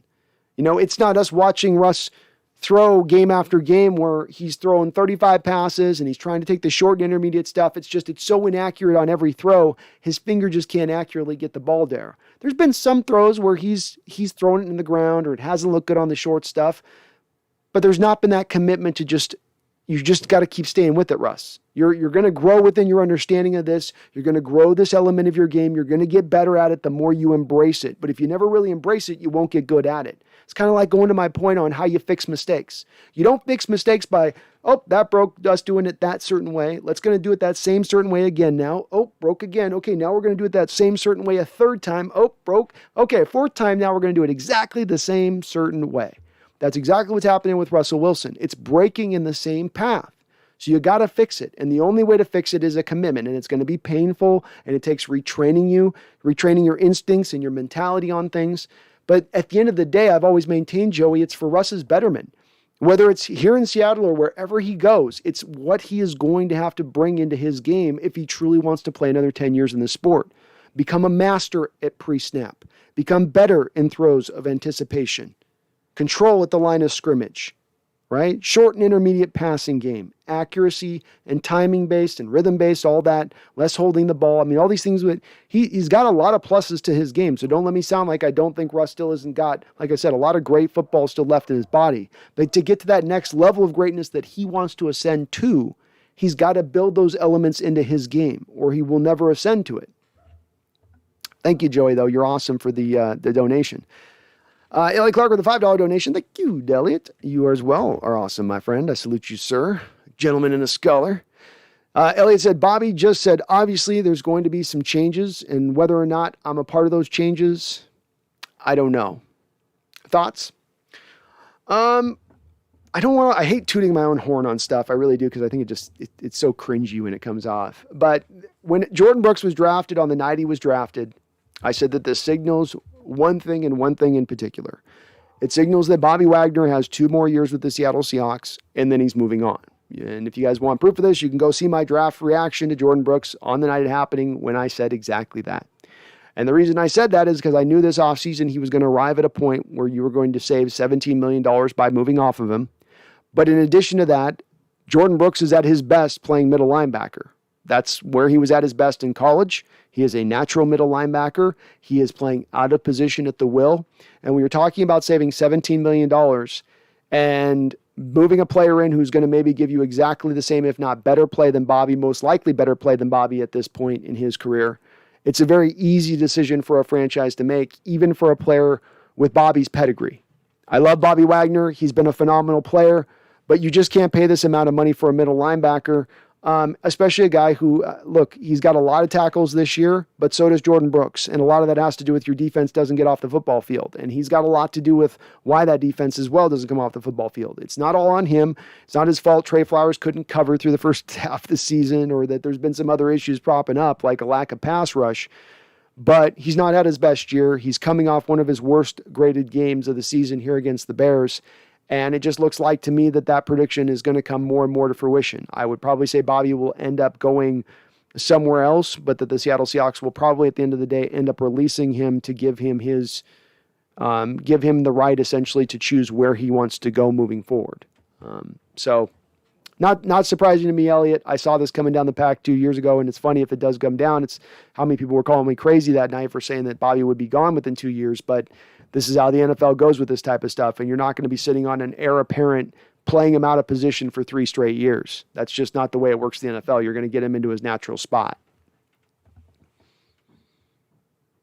Yo Van Turner says, picturing Jody Allen and Pete banging just literally burned my eyes.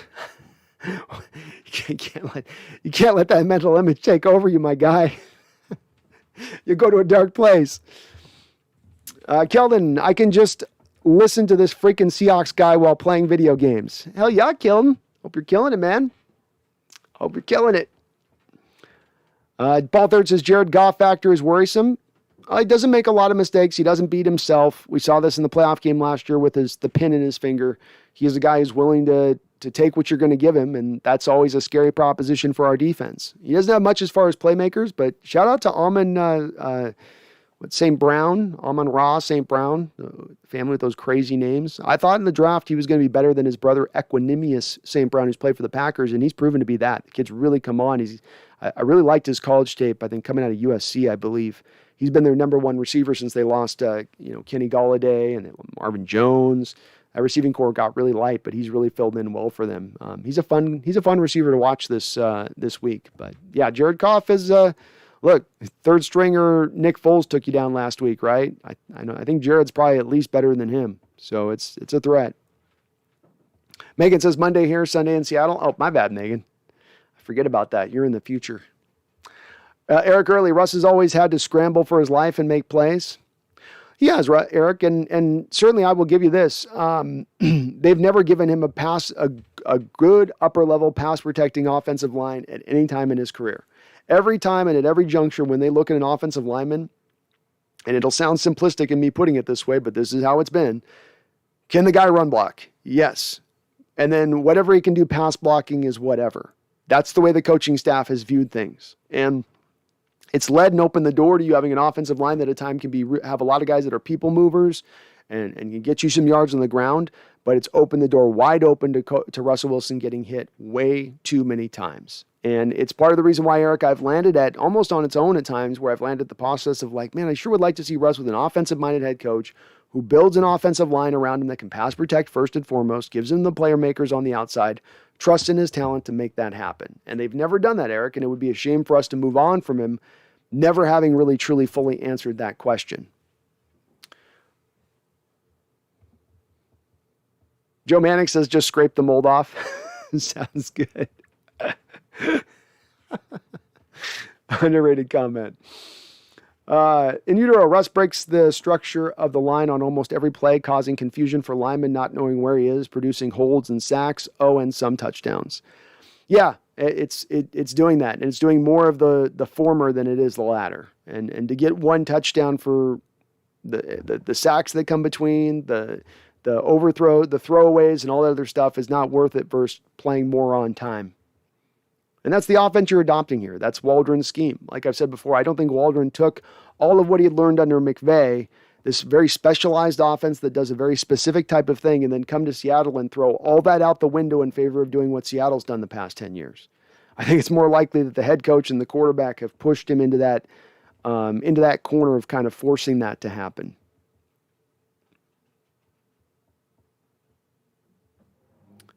Browns have $300 million in line. Russell Mark, still hoping that eventually wake up and it's September 12th and the season hasn't even started yet. Just a bad dream, Russell. Pinch yourself and you will see. Joe Manick says even Belichick was let go. That's right. Browns let him go. Ethan Chamberlain, what's up? Larry, you're going to regret a Baker Mayfield. Don't believe in him. I don't, and I won't. I'm so certain of my Baker Mayfield assessment. Hawks 5-8. If Wilson leaves, are you tanking next season to make sure you have a shot at the top quarterback prospects? I don't think that you have to tank necessarily for Hawks 5-8. When I looked at this before, if you move on from Wilson, I think you're going to get another first-round pick in next year's draft. I think you could very easily build up some extra draft capital into that draft to move up, regardless of what happens in 2022. But it has been also why Hawks 5-8. I would be more leaning into the rebuild for this offseason, and the natural fallout from that probably would be that you wouldn't win a lot of games. You'd be probably a top 10 first-round pick from that. I'd have a placeholder-type quarterback for a year, but then you would be already in the top 10. You'd have another first-round pick in your back pocket, maybe plus, and you could then easily move up into the draft to get your pick of the litter a little bit. Eric Gurley says the Legion of Boom was no freaking joke. No, they were, man. There's not many legendary defenses, Eric, in the history of the NFL. You got the 85 Bears. You got the 2000 Buccaneers, like 99 Ravens, right? And I think the Seattle Seahawks are right in with those four teams. Randall says, fast forward 365 days, December 29th, 2022. If Russ is under center, Pete chomping gum, roaming our sidelines, and JS still our general manager, what would our record be? What's the narrative? So I can make a prediction on that, Randall, but all I can predict with that is that I'm going to predict only off of what I've seen in the past. And I would hope that they'd have some kind of sea change that they would enact this offseason to realize that doing the Einstein approach of we're going to do the same thing and fail, and we're going to keep doing that the definition of insanity thing, that they've realized this is insanity and they got to move to a different way. I'd love to believe that's the case, but I can't count on that being the case. I think that they would try to buy some assets on the offensive line to finally appease, but they wouldn't go hard enough on it. I think that they would once again short sell on the defensive line. They would again move players out of position. They would then not spend all the money in the right ways. And you would end up seeing them go into next year where I think the 49ers will be a better team next year than they are this year. I think that the Cardinals will still be dangerous, and I think the Rams will still be tough. So I would put us, based on where I stand right now, 3 games better than you are this year, Randall. And that's just because you'll add so much in free agency, and you probably aren't going to get your quarterback broken like you did this year. But they haven't shown me enough to see that they're going to fix the problems that have already impacted us. I don't have faith in that right now. I have to see some kind of proof of that other than just blind hope. Eric Early, Metcalf's a grown-ass man. He is, Eric.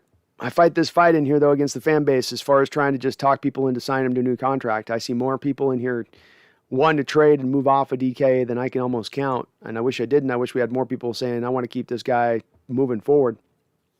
But I love him, Eric. 12 North, Wilson's playing style will always undermine any solid Pro Bowl offensive line. It could, 12. It definitely could. The thing I will say on this a little bit is that you've never presented that in front of him. So we can't say for sure because we've never given him it. If you look at over 10 years, 4/5, if not 5/5 of the offensive line every year that he has had in front of him have all been run blockers first, pass blockers second. And that has led to the wild stylings. It's led to some of the bad habits that Wilson's developed that we find him having a hard time breaking. So, we don't really know as of yet if we gave him that truly great offensive line in front of him, if he couldn't be awesome with it. I don't know. Maybe not. Maybe he would just end up sliding back into it. It's hard to say if you've never done it with him before. Joe Manick says, worst team in the West, you better rebuild. I wish they would, but I don't think that's not what Carroll's talking about. Eric Early says, wish we had Wagner. Why, man? You got you got Micah Parsons balling out, man. He's balling out all over the place. Cowboys would look at Bobby, I bet, in the offseason. If, they run a lot of 3-4 stuff, so they can fit a lot of guys in on that.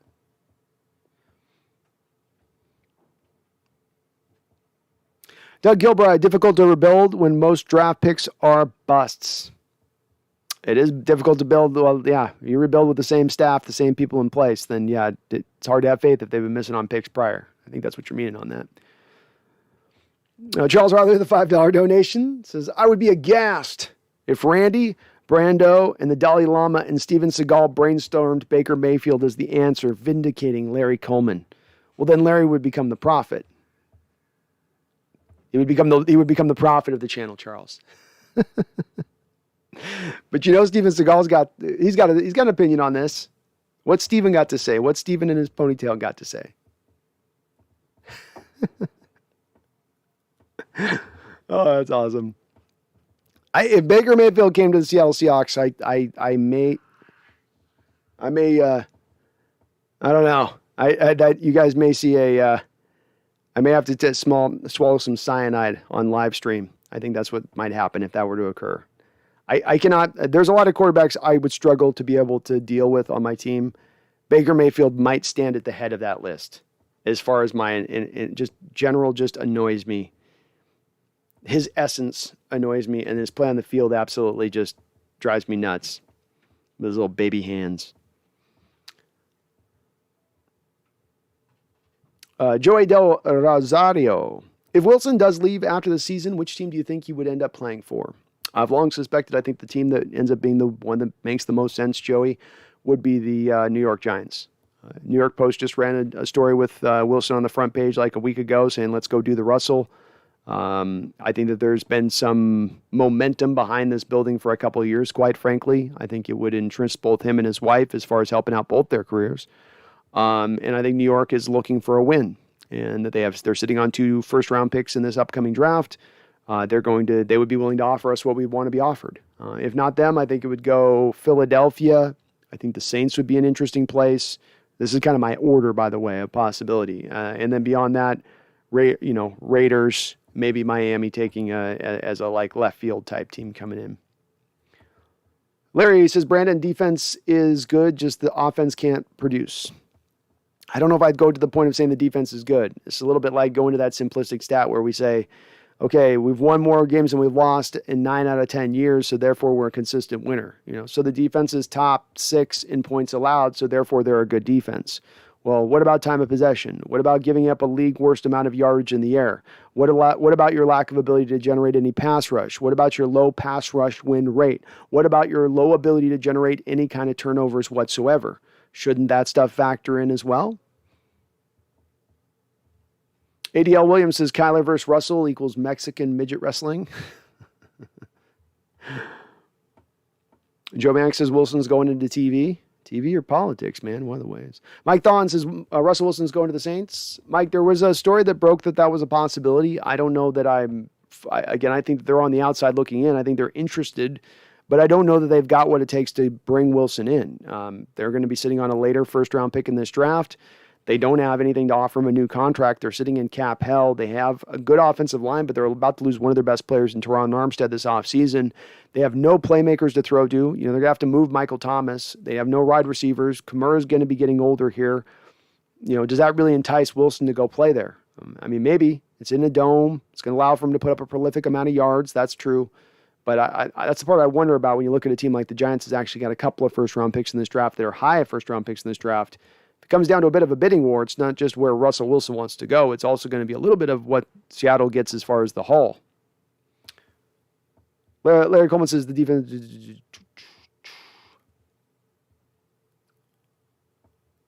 Ethan Chamberlain says, y'all want to go back to having TT at safety? I don't. Well, I don't want Tedrick Thompson, but does that have to be the choice? Is it Quandre Diggs or Tedrick Thompson? Is there no other options? That's just... It's got to be either the crap show of Tedrick or we're vastly overpaying on our safeties. Seems like there's maybe another choice. ADL says, my wife taller than Kyler and my sister taller than Russell. Well, there's some tall women out there.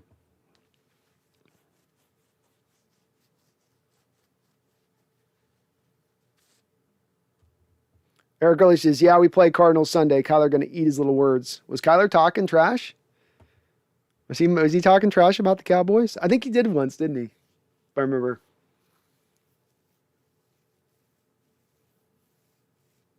Mike Thon says Saints will give 2 first-round picks and their stud corner. Well, they can't trade Humphrey, and the other guy's okay. I don't know. I saw the story too, Mike. I did. I saw it, but I just don't. I think there's some clickbaiting going on there with that stuff at this point in time. Adrian D, if we get rid of Russ this offseason, fine. If we have the same production from Penny, an average defense, and a different scheme, maybe new players and draft picks. Screw it. And maybe the process of where we're going with this, as far as I see on it, does seem where this is headed. Joe Mannix is Staley 32, Carroll 72. Oh, Carroll's defense. Brandon Staley, I guess is who you're talking about. I'm here for something new too, Adrian. Kyle, to be honest, Jody Allen needs to look at the draft history with Carroll and Schneider. That should be enough to get fired, let alone the philosophy and play calling. I think if you're being honest and she's looking at this and not just sitting there with, we won a Super Bowl in 2013 with the guy, but we actually look at the last 5-6 years and really look at the team, really get into the depths, right? Pull the pages apart and read them one by one. You do that, I think you land in that same spot, Kyle, to your point.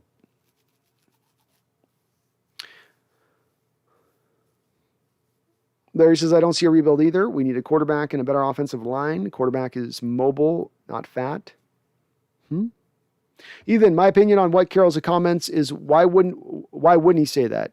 What should he say? Yeah, my stuff sucks. No, of course he would be saying something like that. I don't think this means anything. Well, as I've contended on this, Ethan, I'm asking for you to do a little bit of background math on this one. You have a legendary head coach, the most successful head coach in your history, and you have an intent to fire him. And remember on this, you're not waiting 2 months to fire Carroll after the season. It's got to come down quick because you're going to want your best pick of the prime candidates, right? You wait a month and a half down the line, You're going to be picking over the secondhand pickings of coaches. So it's got to happen the moment basically the season ends. If that's going to occur, are you really waiting until the end of the year to tell Carroll that? Or have you probably already given him some indications that it's going to come down this line so he doesn't, for instance, look foolish going into a press conference saying we don't foresee a full rebuild, right? You're not going to make him look silly. You're going to protect him a little bit. But that doesn't seem to be what's going on based on his comments. Whether he's being truthful or honest about what they're going to do into the offseason, it doesn't indicate that he's going to be moved. And I can say it pretty solidly at this point. I don't think that they're going to hatchet him and just blindside him like that. They would have given him some forewarning. We're down to the last 2 weeks of the year, last 2 games of the year. There would be some indication of that. John says, all that Pete said sounds like trying to defend himself, not explaining his conversations and shared rationale with Jody. I mean, he says we're on the same page. We have been throughout the process. He's saying, folks that disagree with me on this, do you think that and please do post in the chat as you can, do you really think they're going to blindside Carroll? You think that they haven't told them throughout this time? They know they're going to fire him. They haven't let him know. And that they're going to wait till the last 2 games of the week and then just come in and be like, yeah, you're out. Maybe I'm off on this. I can't see it though. Joe Manning says people are afraid of rebuilds. They are afraid of rebuilds. Not me though, Joe. Not I. Charles Riley, another $5 donation. Oh man, you're always awesome, man. You drop like $50, $100, $150 a stream. My goodness. Brando, do you realize you just said Essence re Baker, which echoes Pete? I joke with Larry about Baker, but now I'm scared we'll get him. Well, I'll say this, Charles. There was rumors back in 2018 during the last negotiations between Russell Wilson and the Seahawks. The news broke on this about a year and a half after it happened, that the Seattle Seahawks had made some sort of early call out to Cleveland to say, hey, do you want to do Russell Wilson for the number 1 overall pick in the draft? And that they would have looked at Baker Mayfield at that time, potentially. I don't know if it was Baker. They had also been scouting at that same draft Josh Allen. So it might have easily have been Josh Allen just as well. But I don't know. Maybe some of Pete's words are starting to, I'm watching too many Pete Carroll press conferences and it's starting to get into me. He's starting to infect me.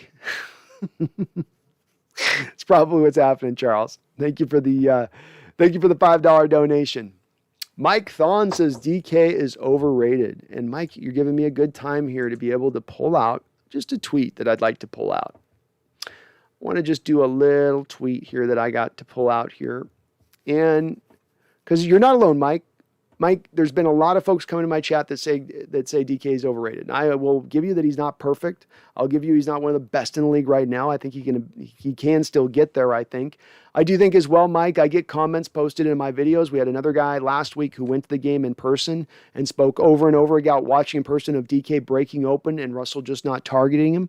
Mike, I've heard so many people come in my chat who've gone into games in person. The Houston Texan game, they went into person and saw the very same thing. And this is different people telling me this. I've watched the All-22 and seen DK not getting targeted by Russell Wilson even when he's wide open. But let's not take, Mike, my opinion on this, okay? And we'll go off of your opinion on this. We'll try to find an unbiased source. How can we do that, Mike?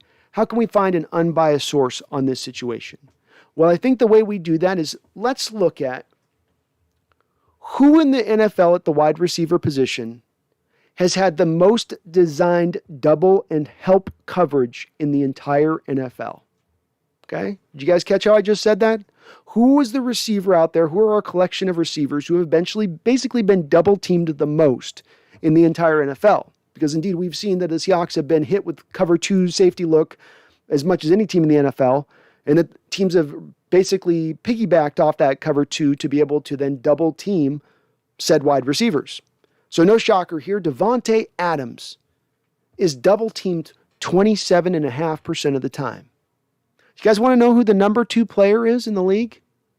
Do you guys have any idea who the number 2 player is behind Davante Adams, but ahead of Cooper Kupp, but ahead of George Kittle, but ahead of Terry McLaurin, but ahead of A.J. Brown? You guys know who the number 1 is? Second, number 2, DK Metcalf at 26.5% of the offensive snaps, he is double teamed.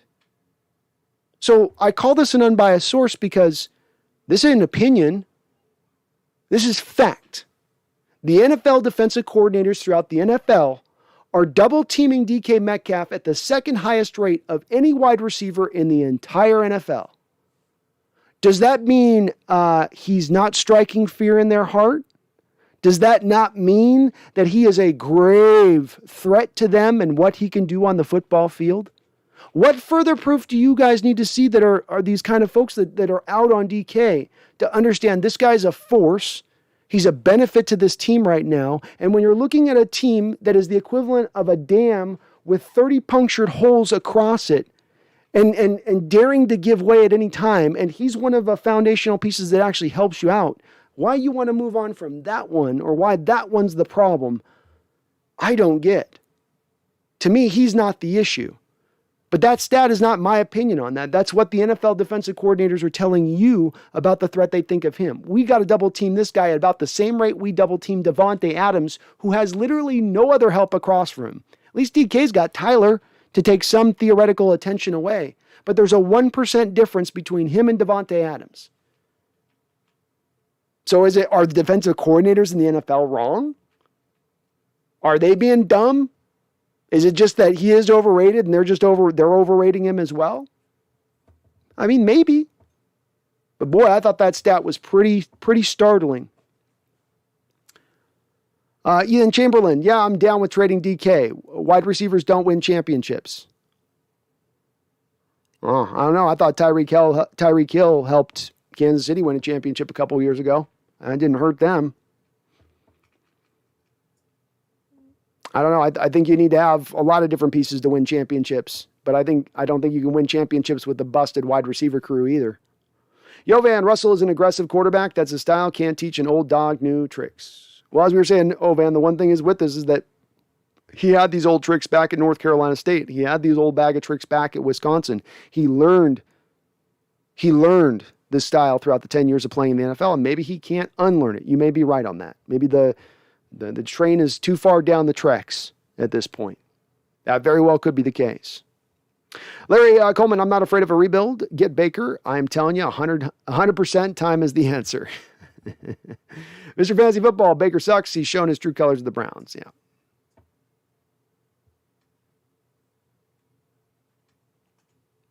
Joe Manning says Baker for Wilson like Goff or Stafford. Yeah, I wouldn't like it. I don't. Yeah. Mm-mm. ADL, I'd like to see Russ go to an offense that throws a lot just to see what happens. Me too. It will be interesting to see how it plays out for Russ if he is put to a team that sort of looks to build the team around him in the ways I've described. Mr. Fantasy Football, how you doing?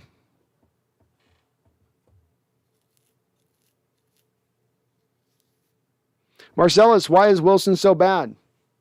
Because he's not adopting, while Wilson has lost some of his athleticism and speed and his cat-like quickness in the back of the pocket, he has not built on attributes that he long neglected. I mean, it's the double-edged sword. Part of what made Wilson so great in his ability to extend plays and allow that extra time for the receivers to break open ended up kind of costing him down the back half of his years in his career because old habits set in, and he's lost the athleticism. He can't get away from defenders like he once did, but he did not grow the element of his game of having pre-snap mastery of what he's seeing across from him on the defensive line. I've long said on this respect, you look at Peyton Manning, Tom Brady, Phillip Rivers, Drew Brees, Tony Romo. Go down the list of these guys that play into their 36, 37, 38, 39 years of age. At 33, you did not blitz them. You didn't dare blitz them. And when you did, they beat you every time. But teams are fully willing to blitz Russell. Teams are fully willing to stand full stack to try to confuse him, and he gets confused. He's got to grow these other elements of his game to tap back into a level of production that can make him special. But he doesn't have the old stuff to call upon anymore. The old magic ain't working. We're in a new age, and he's got to develop along with it. Larry Coleman, I think Russell fits well in Cleveland, a better offensive line. Yeah, he definitely would have that. 12 North, thanks for the invaluable info. Dwayne Brown stomping his feet, i.e. Russell sack. Yeah, I've seen Dwayne do it a couple times this year, and Dwayne's never been one of those guys that's, sensitive about showing Russ when it's like, Russ, you need to get the ball out of your hand. What were you doing there? And I've seen Russell Dwayne do it a couple times over the years since he's arrived. He's done it more this year than any other time. I think he's doing it more this year than any other time because it is making him look bad in a year where he's due to be a free agent and wants to sign one more contract extension. And so it's understandable where that frustration comes in. And again, 3-step drop, ball's got to get out of your hand, QB. There's no excuses there. Especially when it comes to when you take that sack, you end up making the field goal so much more harder in the snow and in the wind. That's something else that's popped up with Russell Wilson at times this year. We've seen him take a couple of bad sacks at times. It's like you can't take that sack there. You can't take the sack on the 1-yard line and have us punting out of our own end zone. You can't have us get sacked here, getting us out of field goal range. And times happens with him because he's so wanting to lean into that holding onto the ball and waiting for something to happen deep down the field. Marcella says, did the Legion of Boom carry Wilson? No. It's that it was truly, Legion of Boom had the moniker, but it was truly a full team effort as to what allowed for them to be the success. I think Marcellus, and maybe I'm being a homer here, but I think if you look at the top NFL teams of all time and said, what are their top 10 NFL teams of all time? I think that you would put that Seahawks team up on that top 10. Maybe they wouldn't be top 5, maybe they wouldn't be top 7, but I think they'd be top 10. And I think that has to do with the fact you had an epically legendary defense, you had a near mythical-like running back, and you had a magical quarterback to go along with a lot of great parts along the rest of the board of the team. And I think that's what made them so good was the culmination of it all, not just one or the other, but all of it. Randall says, Russ refuses to utilize his biggest strength, mobility. He can still move, but I think he cares about his brand, proving he's an elite passer. He's definitely not run as much, to your point on that, Randall, this year. And there's times where he seems to have some open space and he still is just looking to huck it and chuck it, even if there's not really an open guy down the field.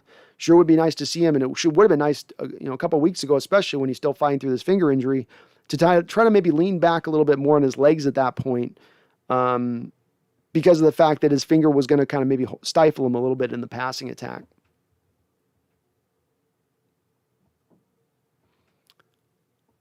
Mr. Fantasy Football says, my mom met Jody Allen and she said things will change. So Mr. Fantasy Football was the guy who said, that's right. And he was the folk guy who came in a couple weeks ago and let us know on that. Thanks for that inside info. I hope she's right, man. Carroll's comments this week does not inspire a lot of confidence, Mr. Fantasy Football, for me. Kyle says, here's my thing. Why does it seem Russ never changes the play? He just goes out there for whatever the coach tells him the play is. Rodgers changes the play all the time, and so does Brady. Am I wrong? No, it's a little bit of what I talked about on the pre-snap mastery. The defense doesn't dare show you what they're going to do because they know you'll just adjust out of it and you'll hit them where they ain't, is how they say it. And Wilson does some of it. He's not completely not adept to a degree at it, but does he do it consistently? No. He doesn't do it quite consistently, and it's something that, again, hasn't grown enough in his game. It's been that thing that's it's sort of remained what it's been the past couple of years. It's not getting a little bit better. That's why I sort of mention it as the 33 years of age sort of thing, because what you've got there is you've been in the league 10 years now. You've seen it all. You've done it all. There's nothing a defense is going to throw at you that you haven't seen 10 times before, and so you're going to catch it because of that. And that's where he should kind of just be by the natural maturation process of it. But that's not really where we land in actuality. Audie Bell, Wilson has already checked out mentally and looks like he's making business decisions concerning running even when he has wide open scrambles without anyone in front of him for 10 yards. Glad it's not just me. Glad it's not just me.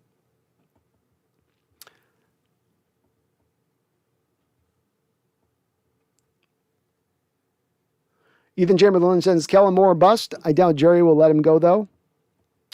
He'll let him go. He's not going to have a choice on that, Ethan, if he wants to go get a head coaching job. Jerry may be able to throw a lot of money at him, but Kellen's going to want to be a head coach eventually. That's just the natural way it goes for those guys. I can't see him holding him back from being a head coach. That would be odd. I think he's going to get interviewed on a couple of these other teams, Ethan. We weren't one of the teams that put in to interview him, so we don't even have him on our list right now. He's probably, there's a chance here he gets hired even before we would have a chance at him before potentially letting Carroll go. Charles Riley with the $10 don't know. Thank you, Charles. You're awesome, brother, man. I appreciate you. This is Brando. You sold me on DK with the doubles, but he doesn't like being a decoy like T.O., Moss, and alike. So how can you keep him from tearing down the locker room while being a double-team decoy? I think the key on it is this. It's less, I don't think DK has a problem not getting targeted when he gets doubled. I think the issue comes into play of when I'm not being doubled, you're still not looking my way. I don't know if Russell's just deciding that the double team's coming and he's just sort of, DK is going to get double on this play. I'm not even going to look his way. But when I hear these firsthand accounts, when I've got the all 22 tape I see of when he's getting singled up and then he's breaking wide open and Russ isn't even looking at him, and I can go to multiple plays in my mind over the course of the season of that being the case, then it's really, that's what's, I think, stinging DK. I'm not trying to speak for him here, but that's what I would believe would be the thing that would most annoy him here is, okay, I get double teamed 27% of the time. The other 73% of the time, I'm not getting double teamed. Do you think you can maybe look my way? You know, you look at these other guys that are on this list, all those guys that I just mentioned, and we go down the list of them. Do you know what, if you look at Devontae Adams, Cooper Kupp, Terry McLaurin, A.J. Brown, Deebo Samuel, you look at all of those guys and you compare them in one key stat to DK Metcalf, targets. DK Metcalf has nowhere near the same amount of targets as those players. And to get him the production, you got to get him the targets. You got to manufacture plays to get him the ball. Seattle's not done enough of that. Some of that's the failing of Waldron. Some of that's the failing of Wilson to target him. But I have a hard time of putting the failure on DK. He can only control what he can control. Be a good run blocker on rundowns. Get open when you're not double teamed. Catch the ball. I still have a little bit of issues with his hands, but it's not been his hands holding him back this year. It's his lack of targets. It's a lack of working your most dangerous offensive weapon into the game consistently. And there's no excuse for it. But I'm glad I brought you aboard, Charles. Let's keep DK. Let's quiet down the talk a little bit of the DK's the problem. We got bigger fish to fry here. You know? We got sturgeon to fry, you know? And DK's just he's a little sunfish, you know? That's the only time DK's ever going to be related to a small fish. Leland Kimball, the $5 donation. Leland, you're awesome, brother. I appreciate you too. He says, I got Manscaped for you, Brando. Oh, you're awesome, Leland, man. Hey, doing that, you're going to lock this down long-term with me, and I really have enjoyed my relationship with them. They've made it very easy, and they've been awesome with it. So you doing this is helping me support. We get more people using that code, buying whatever you buy lip balm. You know, you don't have to buy the big products from them. You buy the secondary products. But every time we're using that code, they're logging it, they're tracking it, and they're saying, oh, wow, the Hawks Nest family is supporting this guy. We're going to keep riding with him. So thank you for doing so. You're awesome. And Manscaped is awesome as well for supporting the channel as they do. I'm going to ride with you, Manscaped. I'm going to ride with you. ADL, remember the Russell Wilson Baby Yoda BS? Yuck. Yes. It was funny for a minute. Randall says, Gino threw him the 50-50 ball. He trusts DK more than number 3, at least to my eyes. To my eyes too, man. Hey, Randall, how many balls have we seen with DK where he's been theoretically open, or maybe there's a little bit of a contested catch situation and Russ just throws it 10 yards out of bounds? Yeah. Agreed. I have too many of those throws this year where you got to give him the ball. Give him a chance. Big Country says Pete Carroll will probably stay. That's where we're landed, Big Country.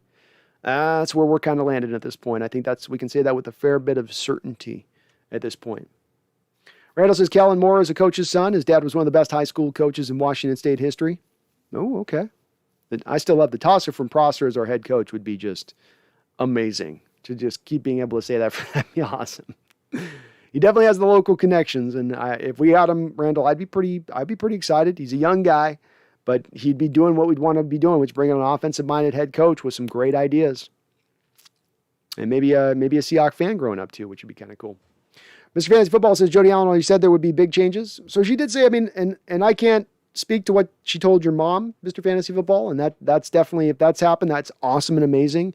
But boy, Mr. Fantasy Football, when you hear Coach Carroll talk like he's talked here with some of the recent, sound bites that we've gotten from him over these press conferences recently, it doesn't inspire a lot of hope inside of me that we're going to see that big change. I'm hopeful. I'd love that to be the case, but I just don't think they're going to blindside him.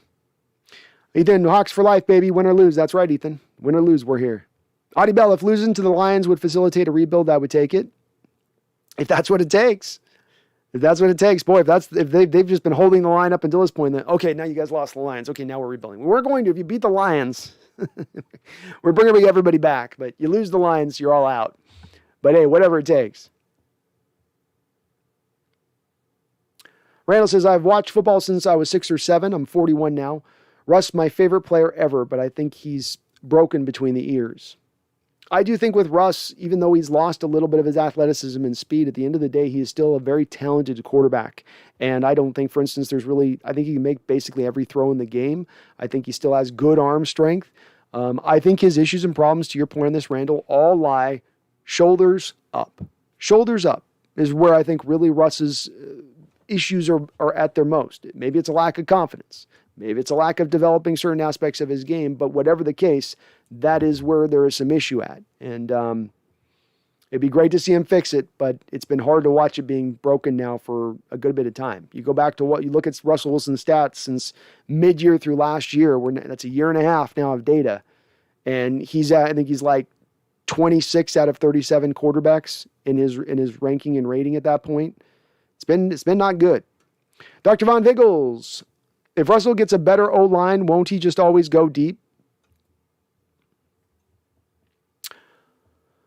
Well, a better offensive line could lead to him just falling back into that same point of just looking to go deep again all the time. Yeah, you're right, Dr. Von Wiggles. I think that if you're going to offensive line and you go with Russell, you've got to have him understand we're doing this for you, this thing you've wanted now, and you now need to buy in on running the whole offensive playbook and stop this. I'm going to go deep constantly crap.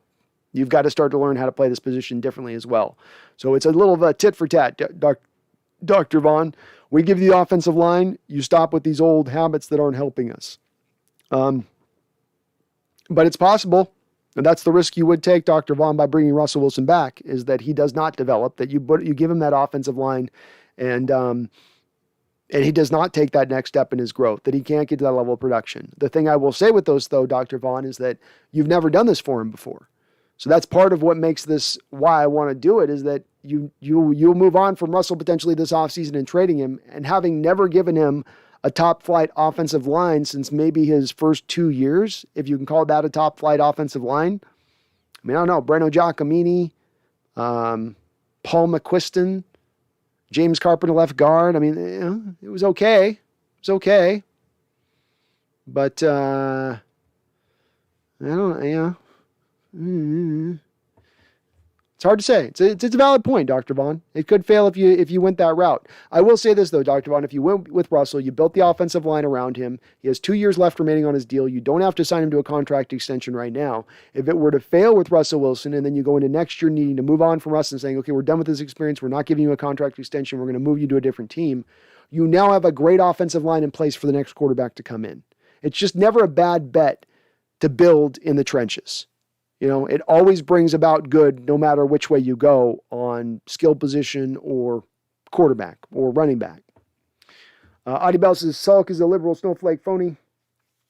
Well, he's definitely, I liked him a lot more earlier in his time here than I've liked him since he's come back a bit. And some of the people that he put up on 710 when he was running the show there was just like, really? You can't do better than that? That's as exciting a draw as you can pull in? That's it? You know, very milquetoast. Seahawks on 710. No, I was saying Seahawks on 710, but 950 was, you know, he wants to keep the Carroll access, so Carroll's access isn't going to 950, let's say, you know.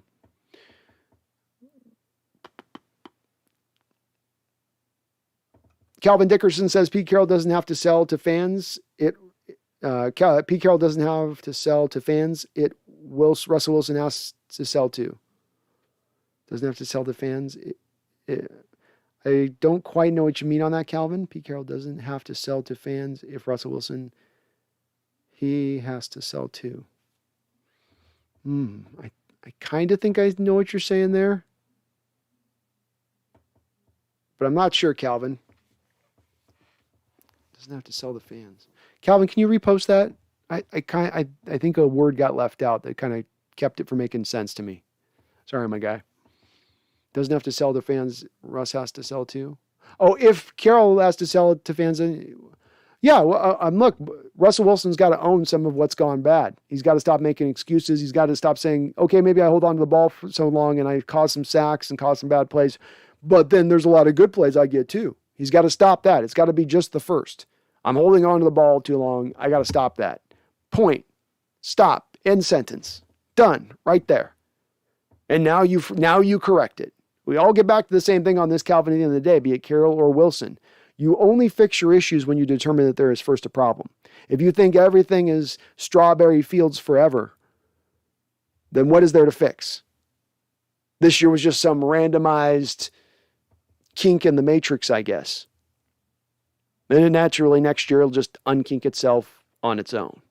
I don't operate from that methodology of approach, but I would like to see that, Calvin. Yeah, I'd like to see both parties own what they've done prior. It would give me a lot more confidence in that they could fix it into the future.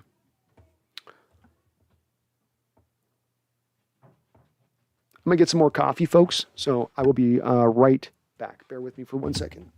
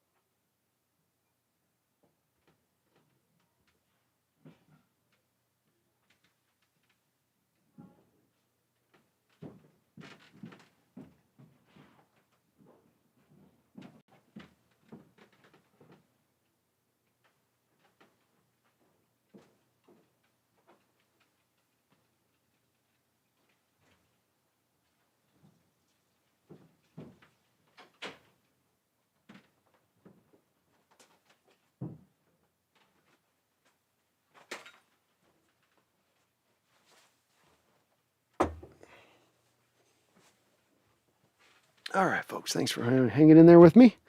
A little refill on the coffee. Oh. Kyle Mulkey says, I want to know what DK thinks. Is it Russ that he's mad at, or is it the play calling? Looks like Russ doesn't target him on purpose. No excuse for it. No excuse for it. I think it's more Russ than anything else. I don't know for sure, but I've certainly seen at times Russ and DK having to have some pretty stern sort of looking talks on the sideline. And I just can't help but think that maybe some of this is, DK a little bit getting frustrated, getting tired. It's been a long time of this now. This has been going back to last season as an issue, uncorrected. It's going to frustrate you at one point or another as a player. And you're going to, I think DK's done a pretty good job of keeping outside of, you can tell the frustration's there, but he's not doing anything like being malicious on the sideline or, causing a scene. I mean, hell, we had Washington football team defense on the sideline this past week. One of the defensive tackles punched one of their guys on the sidelines. I mean, that's discontent, that's a player truly like going off, but he's not done that. But I'd love to know what he thinks as well. I'd love to be a fly on the wall in some of these meetings and when they're looking at this film on the Tell the Truth Monday. Tell the truth, Russ. DK's wide open there. How'd you miss him on that? Oh, I just took for granted there'd be a double team there every time because there usually is. Charles Riley with the $5 donation. Thank you, Charles. You're awesome. Says, I know you don't chart these things, Brando, but let me be the first to predict Russ and Pete gone while Bo Duke stays. I will note it, Charles. I will note it.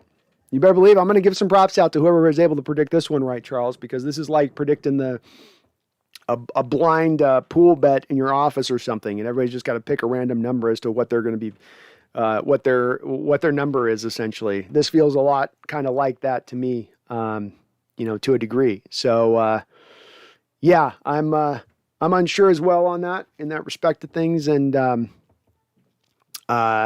I don't know which way this is going to go at this point. I truly don't. I wish I did I really wish I did because it'd make it easier for us to start to look forward in this off season. But we sort of need a few of these shoes to drop in order to know which way it's going to go. But I will note it, Charles. Thank you for the $5 donation, and I will be noting you were the one who called it if we do get if Bo Duke does remain and the others go. Jose Garcia, what's up, Brandon? Rumor on the Pat. I did address that on that with the Jim Caldwell thing. Jovan, I don't think most have a problem with criticizing Russ. It's the fact that the fan base goes from saying, let Russ cook, to throwing slander, basically calling him dumb. That's how he was trained. And I don't want to say, when I say the problem's coming up from his shoulders up, Jovan, I don't know that I think it's a matter of intellectual ability on the football field. I'm not really referencing that. Indeed, on a lot of these things, I think he can grow with it, but I think it's him understanding that it's a weakness in his game and that he's got to really work on it. And I don't know if he's made that, I don't know if he's had that come to Jesus moment in understanding that. I think, and I base this a little bit, Jovan, on when we hear him talk. And if you ever hear Russell Wilson criticize himself, and there are not a lot of times you hear him say that stuff, okay? But every time Russell Wilson criticizes himself in those few moments it happens, there is always a but at the end. There is always a but. And so this has less to do with me, at least, maybe you're responding to somebody else on this. I don't see him as being a dumb thing. I see it as being a responsibility thing. Take responsibility for where you've come up short in order to fix it. And that's been the spot where he's, to me, has fallen short on, in my opinion.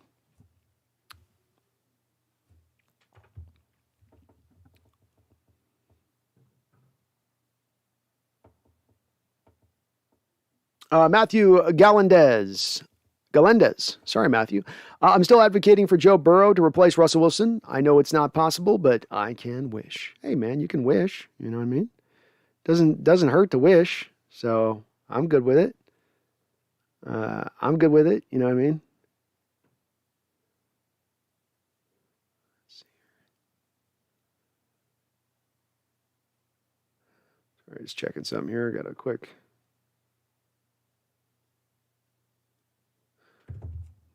Got a quick thing here. ADL, nobody calling Russ dumb. I think he got a concussion a few years ago and he tried to fix it with magic water.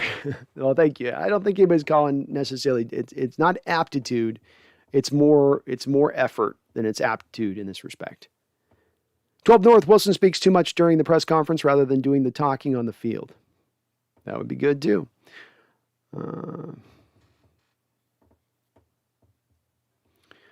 Jovan says, even in Russ's rookie year, he was trained early to take shots down the field and be aggressive. That's how we won games. Defense, run the ball, get the defense over the top. Yeah, and I do give Jovan some of the reasons he's fallen into these trappings of bad habits have to do a little bit with Coach Carroll's influence. There's no doubt about that. But, you're 10 years into your career now. You're not a young kid. You're not a rookie. You've been around the block a few times. You know what you need to do at this point. There comes a point now where the responsibility is on your shoulders to grow that part, especially as a guy who talks so much about his legacy, as far as a guy who talks about being the greatest ever. The greatest ever doesn't look back and say, yeah, but my coach told me to do it that way, so that's the way I did it. No. The greatest are the greatest for a reason. Good coaching, bad coaching, whatever, they become the greatest. So if that's his goal, then, indeed, I think he's got to... I think he's got to kind of own those parts of his game. Charles, I got a U-Haul on a lock, Brando. All right, let's do it, Charles. Let's go down. We'll talk to Pete. We'll explain the situation. We got a great spot for him down there in Jacksonville. You know what I mean? We'll tell him it's warm. It's cold right now. It's perfect time here in Seattle. Joe Mannix, Russ truck headed for Cleveland. There's no way Wilson would go to Cleveland. I can't see it.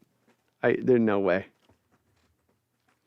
12 North says too many boneheaded plays for a $34 million per year franchise quarterback. Agreed. You're going to take that amount of money. You can't expect me to have everything else perfect around you, or you expect that's the only way you're going to perform well is if you're making $34 million a year and you've got a beefed up line, you got all these guys. I'd like to do this, okay? So don't get me wrong. I'd like to build around him in this way, but he doesn't get to lean back on the excuse. He's got to overcome at times, and I don't need him to overcome all the time. I don't need him to be a superhero on the football field, but you can't be you can't be a below average quarterback. Which if you take Russell Wilson from a statistical, from an eye test standpoint, from about mid-year last year all the way through this year, you can talk to me about injuries, you can talk to me about a new offense, we can go through all those excuses, but those are excuses. The bottom line is that he's played at a below league average level during that time period. And that's unacceptable when he's asking for that much money every year. You want to be paid that much? You want to be paid top 3 in the game? You're going to have to kind of you're going to have to kind of bring it at that point. ADL, Yovan,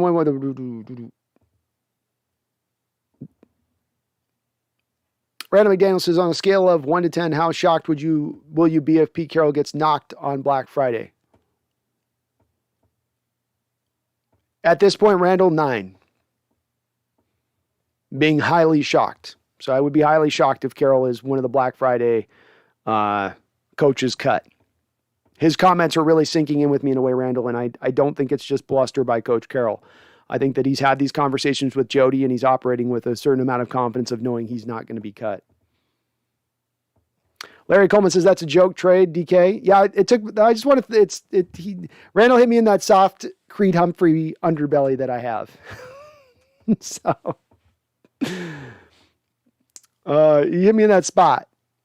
Megan Gock Rogers says, hopefully we'll see you all on Monday. If not, talk soon. Well, thank you for the $3 donation and all your donations to the channel. Megan, you, Charles, Randall, you folks, Leland Kimball. I mean, goodness. Joey Mendez, Elliot Clark, all you guys are very, very kind to the channel. Thank you for all you do on the channel. And yeah, we'll see you on Sunday, Monday. We'll see you in the future, Megan. Hopefully we finally get a win this week. I'm glad to see you're going to be getting up too for that game. I know it's going to be a tough one, but you are truly a 12. You're truly in getting up at that time. Appreciate you. Randall says, if we lose to Detroit, the fire Pete talk is going to really ramp up. I would think it is reaching a crescendo as we speak, I think, Randall, but that might push it even further. I mean, at that point you've got 2 wins at home throughout this year. Yeah, it can't do nothing but just to probably increase the volume. It would definitely increase the volume.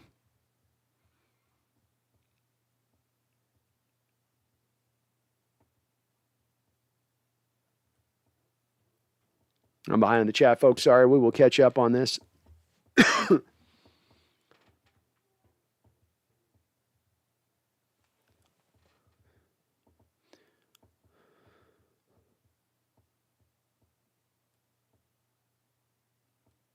Standard Champion, you wake up on January 1st and suddenly you're an NFL commissioner. What are your first 3 moves in your new position? The first move that I make in my position would be to turn the officials into full-time refs and then to go through the rule book in order to streamline the rules to remove subjectivity wherever possible. I would then, this is just my first move of the gate, by the way. Then I would remove as well. I would allow then for coaches to challenge any plays to anything, but they only get the same amount of challenges they ever get. So we don't increase the amount of challenges. Once you use your 2, if you've gotten one of them wrong, you don't get a third. If you got them 2 right, you get a third. But I allow them to challenge any play at that point in a football game. And again, removing the subjectivity in addition to that, I think would help a lot of different things.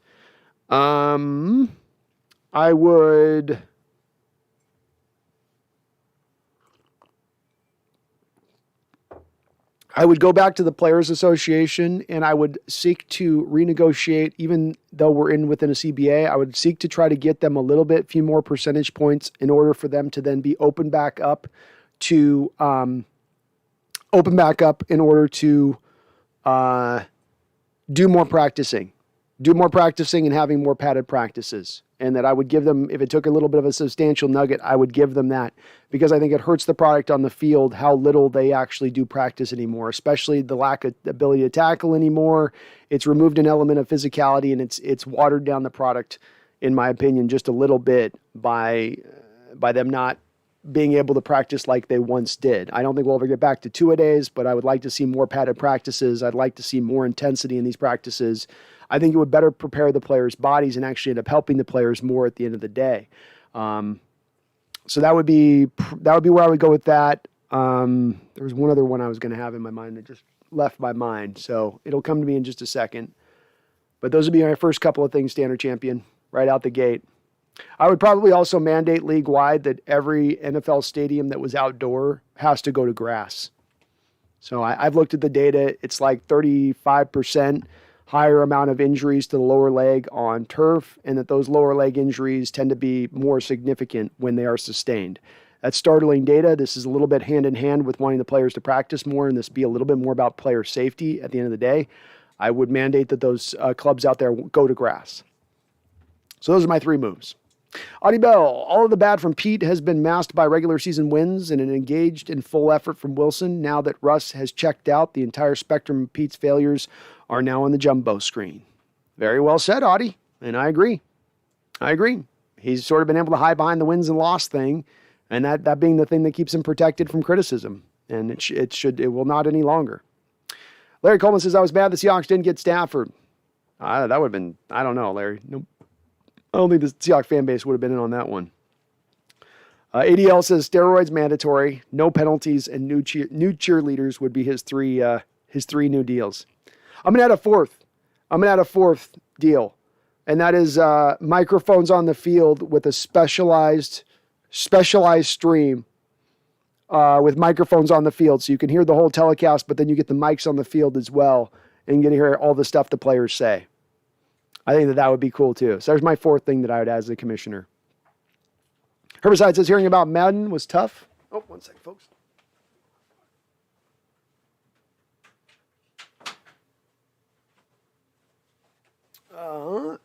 Says hearing about Madden was tough. Without him, I would never have known about a turdkin. Yeah, Madden was a classic broadcaster. He's right up there as one of the all-time greats in football, man. And you heard that voice in the late 80s and the 90s. You know, you knew what time it was. It's quite hard. It's kind of hard, too, for, I think, the younger generation, because I don't think you guys have the same kind of like guy like that. You know, you got some guys you'd hear. You've heard your Chris Collinsworth through the years. You've heard your people, but not anybody with that kind of, just it resonated. It's like Keith Jackson in college football. It's just that voice carries with it not only its game time, but just a certain, I don't know what the word is. I need a good French word to describe it. Je ne sais quoi. Chuck Seeger says, I take Charlie Ward over Baker Mayfield any day. Hey, Charlie Ward, if Charlie Ward was coming out in this draft now, he wouldn't have gone undrafted. He would be a probably first-round pick. Charlie Ward was fantastic. He was just really good at basketball, so he's like, I'm not going to be a 6th rounder in the football after winning like a Heisman at Florida State. I'm going to let's go play basketball and make myself $30 million over career. Now, Northwest Fugitive, I understand the arguments to move on from Pete, and he does make some boneheaded in-game decisions, but it breaks my heart to see him go. So many great memories. He's a super likable dude. Is he a Hall of Famer? Yes, Northwest Fugitive. He's going to be a Pro Football Hall of Famer when it's all said and done. He brought a defense that, was innovative, was legendary. The amount of wins that he's won throughout his career, he's got his, he's going to be right up in there with a lot of other guys who've gotten into the Hall of Fame as a head coach. It seems like sometimes it's easier once you hit those minimum marks as a head coach to get in, as opposed to if you're a running back and you hit the minimum 10,000 yard mark, it takes more than that. Or you're a receiver that hits the 10,000 yard mark, it takes more than that. But for coaches, they let him in a little bit more easier, I believe. But he got to 2 Super Bowls. Again, an innovator, one of the all-time great defenses. Yeah, Coach Carroll's going to get in. And I have all that sentimentality towards Coach Carroll too. I love Coach Carroll. I'm very hard on him like I'm hard on Wilson, but with both of these two guys, and it may get lost sometimes within my criticism, but I do really love these guys. They will always hold a special place in my heart in what they did and what they accomplished. I just don't land on that line of, because they accomplished that in the past, they write their own ticket into the future. That's to me, I can't quite sign up for that. But I'm right with you as far as having those, you look back at Carroll and Wilson, we'll look back on this era and it'll be nothing but good when we're 10 years outside of this. When we've all moved on, it's a different time. We can look back on this with a lot more fondness. It's just because it's gone bad in the moment now that we're having to talk about the bad. But it doesn't take away from anything that they did accomplish here. Best quarterback, best coach in Seahawks history, and by far. Juan Lopez, both the Trailblazers and the Seahawks going through it. Jody Allen might sell one of these teams soon. They might. We've long wondered if that's going to come down the track, and I could see it happening. Kellen says, oh my God, Larry's back. Larry's got the baker going. Corey Hallback. How you doing, Corey? What's up, bro? Good to see you. Audie Bell, get a new regime, trade Russ for max picks, get a bridge quarterback, rebuild the offensive line and defensive line, and go from there. Sounds good with me, Audie. That's my plan. I'm fully with it. So, Jose Garcia, I think Mark Cuban would be a great owner of the Seahawks.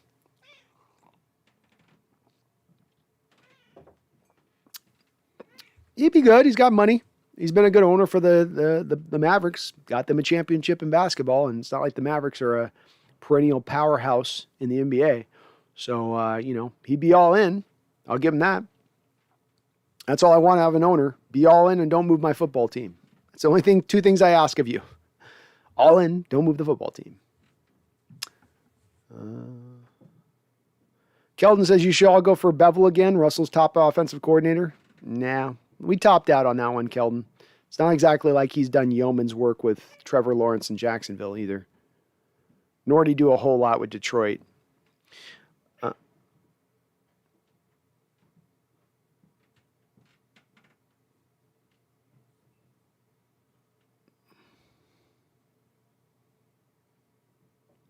So, Randall, we saved $16.75 million by moving on from Bobby. I've looked this up. That's the exact amount you'd move. You'd gain that amount if you moved on from him. Atheist 4, because I'm worried about Wilson's finger. I don't think he's 100% healthy, and I wonder if he ever will be. Well, Atheist 4, because we have a resident, somewhat of an expert, I would say, on this in the mallet finger department, in that Megan, one of the big donators here on this channel and proud supporters of the Hawks Nest, in herself, when she was playing cricket back in the day, suffered this mallet finger. And she says to this day, it still bothers her, Atheist. She says to this day, it still bugs her. And certainly, she was reticent to believe that nearly only a couple weeks after sustaining the injury that Russell Wilson could come back onto the field and still be good. But she's also very pessimistic about long-term it ever being back to near 100% healthy. So I'll lean back on her. She's gone through it. She suffered the same injury. And if she's saying that's the way it goes, I probably believe that it's probably going to affect him to some degree going forward. Atheist 4, because his Wilson's is short as well, and short quarterbacks have a tough time pocket passing because they can't see. A little bit Atheist. I mean, there's been more of these short quarterbacks who are starting to kind of get this done a little bit. I mean, Kyler Murray this year has had a pretty good year, and a lot of what he's done at times has been from the pocket, on short passing, on intermediate throws. He's not just doing what Wilson's doing with the huck it and chuck it approach to things. So I think it's harder for them to do it to a degree. I will say this, Atheist, my next quarterback that I go after, I certainly don't really want to be targeting an undersized guy once again. We've had to work around the limitations of that here at times, and I don't really want to go down that path anymore. But I think shorter quarterbacks can still work. It is harder for them, but I think they can still work. Drew Brees was this much bigger than Russell Wilson, and he did just fine operating from within the pocket. So does this much make a difference on whether you can throw within the pocket or not? I don't think so. To me, it's more about getting good at those, at throwing with anticipation, at throwing to a spot.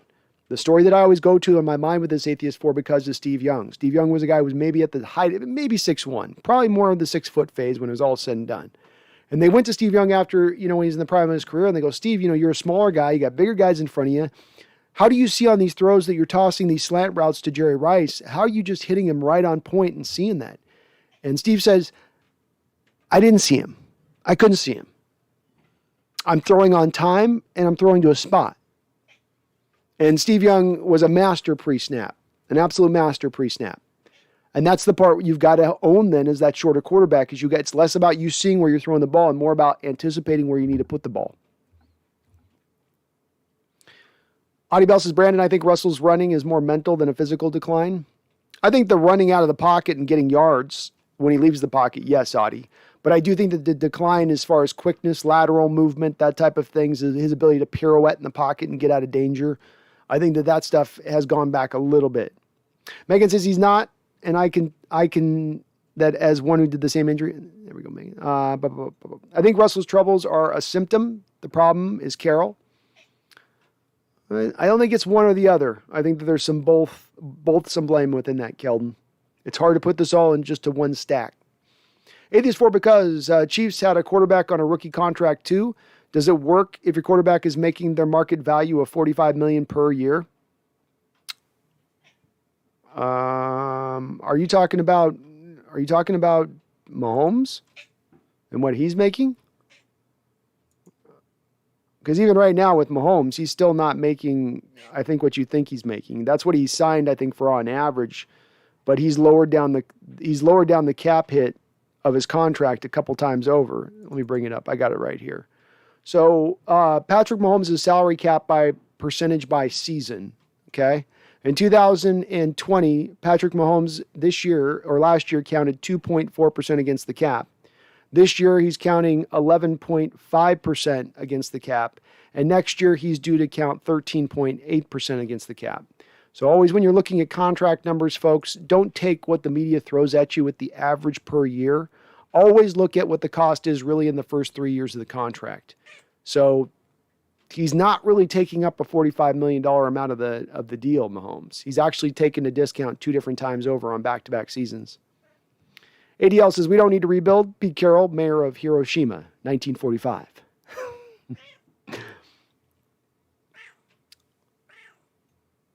Riverside says, Cowboys got lucky in the draft.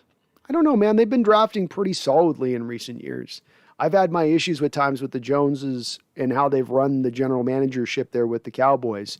But they've picked relatively well over the years. They make mistakes monetarily wise, giving contracts out to guys like Jalen Smith too early.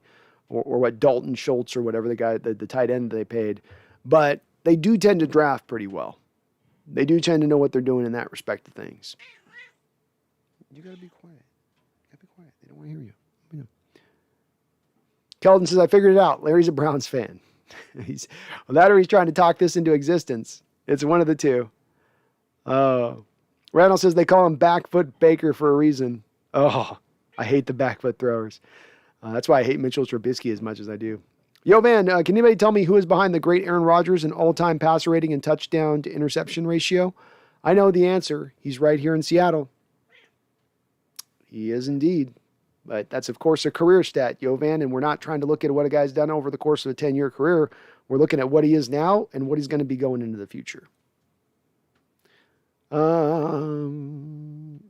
Baker's a poor man's Russell Wilson. I mean, that's pretty poor man's Russell Wilson. Randall says Machine Green's going to get $10 million a year from the Raiders. Maybe. I mean, I don't want to pay him. I'll tell you that. I don't want to be the guy giving Machine Green any kind of money, but he's going to earn himself some kind of money. I don't think he gets up to $10 million. He'll probably get like a $7 million a year deal, something like that.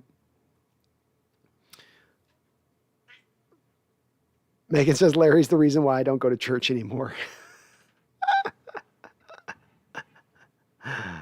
Oh, gosh. Oh, goodness. Atheist 4 because says if Seattle gets rid of Wilson, it needs to be for a rebuild. I would like to see them do that if they do that with Wilson. Atheist 4 because I don't know, though. Carroll didn't seem to indicate with his recent comments he's looking to facilitate a rebuild.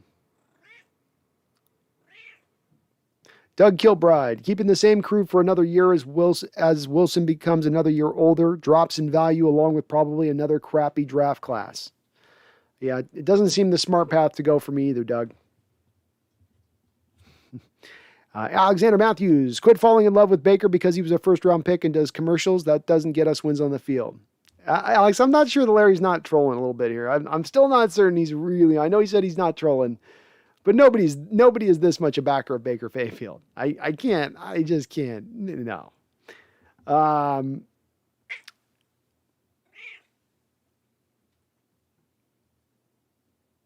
In Tech World, completely agree. If we decide to run it back, which I disagree with, we go all in. Leave no doubt if this can work or not. For all the people who think nothing go wrong, use every ounce of cap space.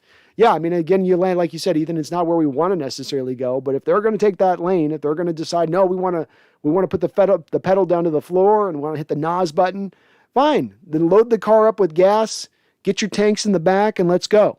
Make your choice. Take the path. Do not just go the middle ground. Don't do a half measure.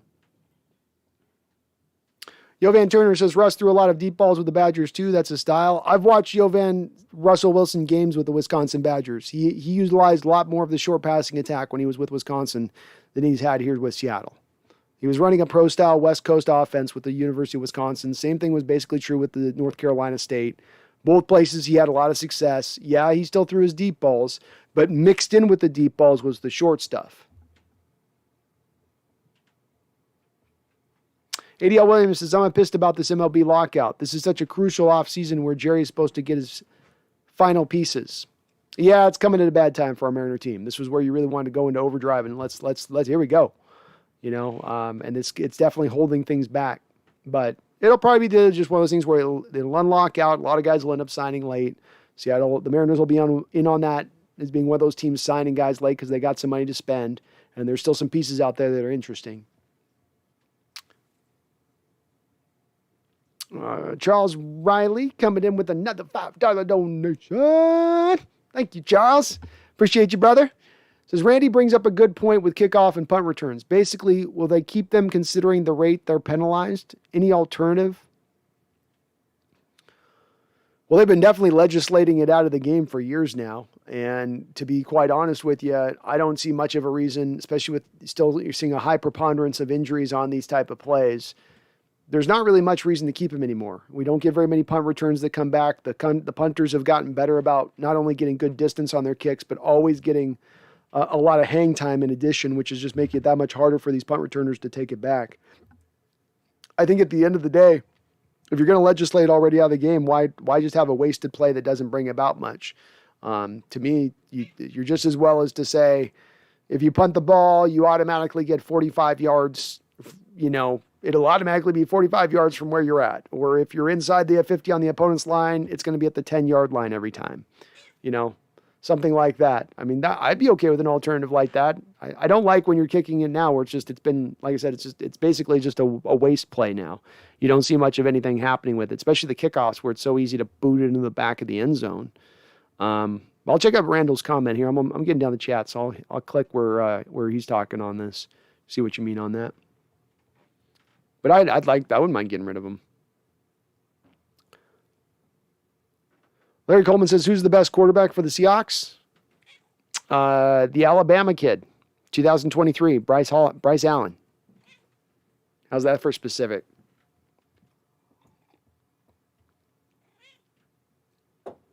Randall says, Brando and I are going to go to the Shaolin Temple to meditate on the Hawks. We are. And then we also obviously are going to do some ninja training. I mean, as you do at a Shaolin Temple, right, Randall? You don't go to a Shaolin Temple just to meditate. There's going to be some kicking and punching.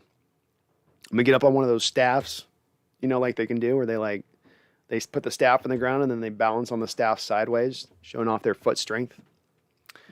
Larry Coleman, what quarterback do you want? Bryce Allen, Alabama, 2023. How about that? Or the Williams kid out of Oklahoma this year who's going to go to USC. How about one of those two guys? Mark Capricorn says Russ hasn't been the same since that hit. I think it was a concussion, but he doesn't seem that aware like he had. Hit that like and sub button for this man. Thank you, Mark. I appreciate you saying that. Please do hit the like button. And yeah, come on, subscribe if you're not subscribed. We're on the road to 6,000 here. We're getting close. We're inches away, you could say. And I've heard this, Mark. I've been wanting to almost go back and just get the tape and then post it up to my channel of just the hit that broke Russell, which is supposedly that Cardinal game. He had a safety blitz come off the edge or a corner blitz come off the edge and just whacked him right in the head. He definitely has been different since then. I don't know if it was that hit that caused it, but that's been sort of where this did go sideways. I think that was also, though, the game as well, Mark, where there was supposedly this meeting that happened in the office between Russell Wilson and Coach Carroll. It was coming on the heels, of course, of the bad Buffalo Bill loss where Wilson threw a few interceptions. And Wilson went in with some ideas into Carroll's office about how they could fix things going against the Cardinals that next Thursday night game. And Carroll basically rebuffed Wilson on all of his ideas. And I've wondered, if not the concussion, that maybe that was a little bit of where he wasn't as much buying in on Carroll and buying in that Carroll could be the coach to bring them the ultimate success, and that there's maybe a bit of a biding his time situation going on, if that's what he thought. I'm doing a lot of guesswork here. I don't know, but it could be the case, man. Definitely could be the case. Nagasa says our only hope is Fitzmagic. There's always Fitzmagic. Herbicide says Minshew, Mariota. However, I feel that the Hawks' next franchise quarterback isn't even the NFL yet. Agreed. ADL says I take Fitzmagic. Fitzmagic getting some love. Ethan Chamberlain, it'd be cool with Mariota as a stopgap quarterback. Yeah, I would. I think Mariota's a good quarterback. I think he's a guy that, look, he's got some injury problems. He's not the most natural passer, right? But as a stopgap guy, as a bridge, as the Mariota bridge, I'd be okay with it. Mac P, Pacific Northwest, I'd rather give Mitchell Trubisky a second shot at being a starter in Seattle than see Baker. Boy, both of them basically I put in the same department. Just neither inspires much. Neither inspires much for me on both those two guys. Peter's playtime. I'm a Niners fan. Your all team is trash, but we beat you twice, Peter. So then what does that say about you? Get Minshew in here. Lots of local love. I'm good with Minshew. I like me Minshew too. Megan, am scrapbooking my nephew who is 2 years old and loves being a junior, 12. Nice. Hell yeah. Scrapbooking, going old school on it, huh, Megan?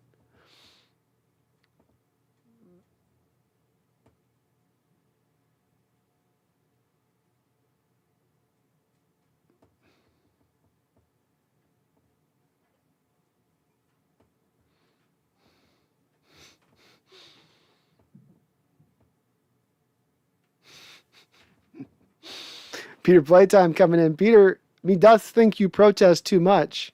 I think those 2 losses are kind of sitting in the back of your brain a little bit and eating at you a little bit, where yeah, we'll get into the playoffs, but do we really deserve to be here? Do we really deserve to be here if the bottom dwellers can beat us twice? And the answer is no.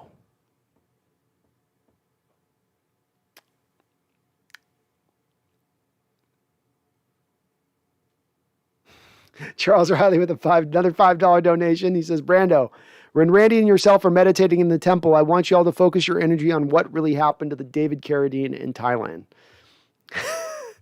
Well, we're near the area, so maybe we'll be able to astrally travel as well to that hotel room, and we'll inspect the noose, take a look at some things, see if it was set up. Tough. So I think that's the toughest way to be found dead, isn't it, Charles? And supposedly, he's maybe set up to look that way because he was maybe getting into some dirty business there in Thailand. But to be set up with a rope around your neck and your pants around your ankles, that's a tough one, isn't it? There's no dressing that one up to the rest of it. So how'd you find him? Well, he's in a hotel room. Yeah. And, he hung himself. Just hung himself. How do you? Well, he hung himself from a doorknob. Uh-huh. And, that's just about it. That's it. Well, there's some other stuff, but it's not that important. Thank you, Charles, for all your donos, man. Thank you so much. JJ, hey, Brandon, just came in. Did you hear the Carroll interview about no changes need to be made? Laughing out loud. I did hear it, JJ, and I was kind of what I led at the top of the show with that, is I think those are the most important comments of what we've heard over the last couple of days, and they do seem to indicate, JJ, that Coach Carroll is going to remain. I would be pretty much utterly shocked at this point if the Seahawks came in and gave him a pink slip on Black Friday, Coach's Black Friday, as they call it. I don't think he's getting fired. And I don't like saying that necessarily, but I think it's the way it's going to go. Cameron Perry, Lions are going to win. I hope not, Cameron. I don't want to lose the Lions. It's tough enough losing the Bears. It's tough enough to lose the Cardinals with Colt McCoy for a second straight year. Please not this too. Please no. Not like this. Not like this. Herbicide. Jared Johnson, no way you trade DK. Going to be the best wide receiver in the NFL in a few years. I'd love to hear it, Jared. Glad you're riding with me on this one, man. I'm going to keep fighting this battle, but I'm going up against the tide at times, I'm telling you. I'm fighting up against the tide. So I got these folks they're chomping at the bit. They call him a diva. They say he can't catch. They say he's a malcontent. And I say he's a special talent, the likes of which doesn't come rolling off the conveyor belt every year. Chuck Seeger, DK is the future. We build around him, if anything. Agreed. Herbicide says, DK's hands scare me, dude. Think he regressed a little. I don't know. There's been some off-target throws that, if you really look at this year and the drops he has and on-target throws and what, I don't know as much on that one. Yeah, he's had some bad drops a couple times here and there. I think even this last game, the first attempt they had to him, he dropped, which he should have caught. But is it a death knell for him? Is it going to hold him back from being a difference maker at the position? No. And I think a lot of receivers have drops when they get a lot of targets. So it may be a thing that he's never, the best in the league at, or it's an upper level trait for him, but he's so freakish in some of his other traits, he can offset that a little bit, in my opinion. Chris Snape says, I played top-level rugby for years and had the best coach, and one season we sucked and we had less talent. Our coach, Mensa Smart, we did win the next year. The message was not lost. 5 players not good. Had the best coach, and one season we sucked and we had less talent. Our coach Mensa was smart. We did win the next year. The message was not lost. 5 players not good. No, maybe this is a one-off on this, Chris, but that's the one thing with this is that if we're going to just look at just bare bones, this is a 1 year off. Is that to say that every last few years has been successful because we've just won more games than we've lost? What's our metric? What's our metric for success? Is it to get to divisional games, conference championship games, Super Bowl games? Let's establish the baseline of what we truly consider success, because I think it's a little bit of a broad brush to paint it with, well, we win more games than we lose over 9 out of the last 10 years, so therefore we're a successful franchise, so therefore we should continue with what we've been doing. As I always say, it's not that that's not right to a degree, but it does kind of paint this in a simplistic way where this is a lot more complicated as a way to fix this. And I'll say this, I don't know that I would ever say that Coach Carroll's Mensa smart. So I don't know, your coach may have been Mensa smart, but I don't think that I would say Coach Carroll's Mensa smart. Atheist 4, because why doesn't Seattle just draft a boatload of offensive linemen and actually solve the problem? You can never have too much depth on the offensive line anyways. I would love to go that route, Atheist. I'd love to build to the top end and with depth. I think you accomplish a lot by that. Seattle's not valued in that way. And as I said before, I think they made a little bit of a choice here where, okay, we want to assign a certain amount of money to the defensive side of the ball. We want to assign a certain amount of money to the offensive side of the ball. And when you have Wilson taking up the amount of money he is on that offensive side of the ball, they've decided they got to go light somewhere else. The place that they've chosen to go light is the offensive line. You are 32nd in the NFL over the last 10 years in the amount of money you have spent on the offensive line. They put a lot of picks to it, but they've not spent a lot of money on it. That's where they've decided to go cheap. 312 says, I can see Kamara as a guy that ages well, even for a running back. They're never used him as a true workhorse, so he doesn't take as many hits. He might be okay, 312, to your point on that. He might be. He wasn't overused as much as McCaffrey was in Carolina initially. I'll say that. And he can kind of be used in a variety of ways. He's always going to have an ability to slide into some of that stuff out of the backfield and being such a good pass catcher out of the backfield. And he's such a unique talent. That could end up being proven out the case. I will say this, though, man. The running backs do have really a hella short life, and it seems to be getting shorter as the NFL continues to evolve.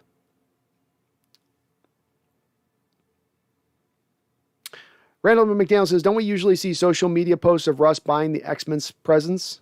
X-Men or the O-line Xmas presents? Scooters, Amazon stock, airplane tickets? Didn't see anything this year. No, I didn't see anything this year either, Randall. Very, very astute observation. Because that we would get on we would be let know about how generous he was being. That we would find out how generous he is. Generous. We'd know. He'd let us know. He'd let us know how much generous he was being. So we would know.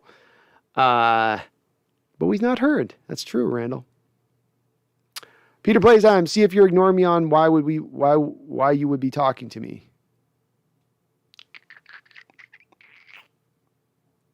North Viz Fugitive. I understand the desire to move on from Pete Carroll, but it does make me sad. So many amazing memories. He has a 191 and 117 record. Is Pete Carroll a future Hall of Famer in your eyes? Yeah, he absolutely is. If Bill Cowher gets in, then Coach Carroll should get in my opinion. If Tony Dungy gets into the Hall of Fame, then Coach Carroll should get into the Hall of Fame. So if that's the baseline, then he's hit the baseline. And, I understand it would make us sad. It would. And it has nothing to do with him as his greatness as a coach or what he has accomplished here. It doesn't take anything away from him that you do move on from him. It's just that you're not going to ride it. You're not going to ride the Carroll train out until it runs off the rails. You're going to get out ahead of that a little bit before that occurs. That's all you would be doing within that. But I understand. And it's going to be hard for some folks if it does go this path to be super excited about that out the gate. There's a lot of guys been here for 10 years, like Russell Wilson. You've seen so many years of them playing here. You're going to get attached to them. They're going to endear themselves to you. And they've endeared themselves to me. I just think you got to compartmentalize your endearment and your love for the player and your want for this team to be successful into the future. Because sometimes those things can run up against each other a little bit.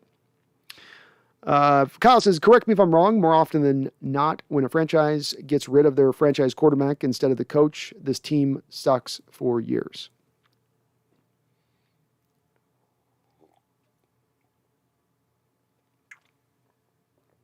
I'm thinking, Kyle, about situations where this occurred. I mean, it didn't occur when the Packers moved on from Brett Favre for Aaron Rodgers. The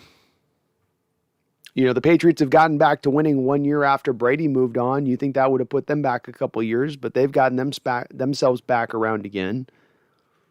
I think the one thing I would say is that there's not a lot of times that franchises get rid of their quarterback if the quarterback still has a lot of good football left.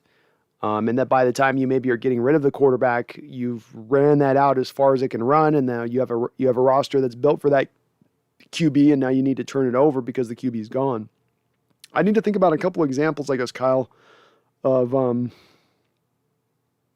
the QB moved on and the team was worse. I'm trying to think of on years later. I mean, Kurt Warner, when he left the Cardinals, they were worse, I guess. He definitely lifted them up for a time period there, and they definitely fell off when he left. Until they got Carson Palmer in there, at least. So even that wasn't that long between the two, right? So I don't know, man. I guess I got to think a little bit more on that. ADL Williams, I saw Russ hired an old white couple to sit there dressed as Santa and Miss Claus while his kids opened up Gucci scarves and ascots.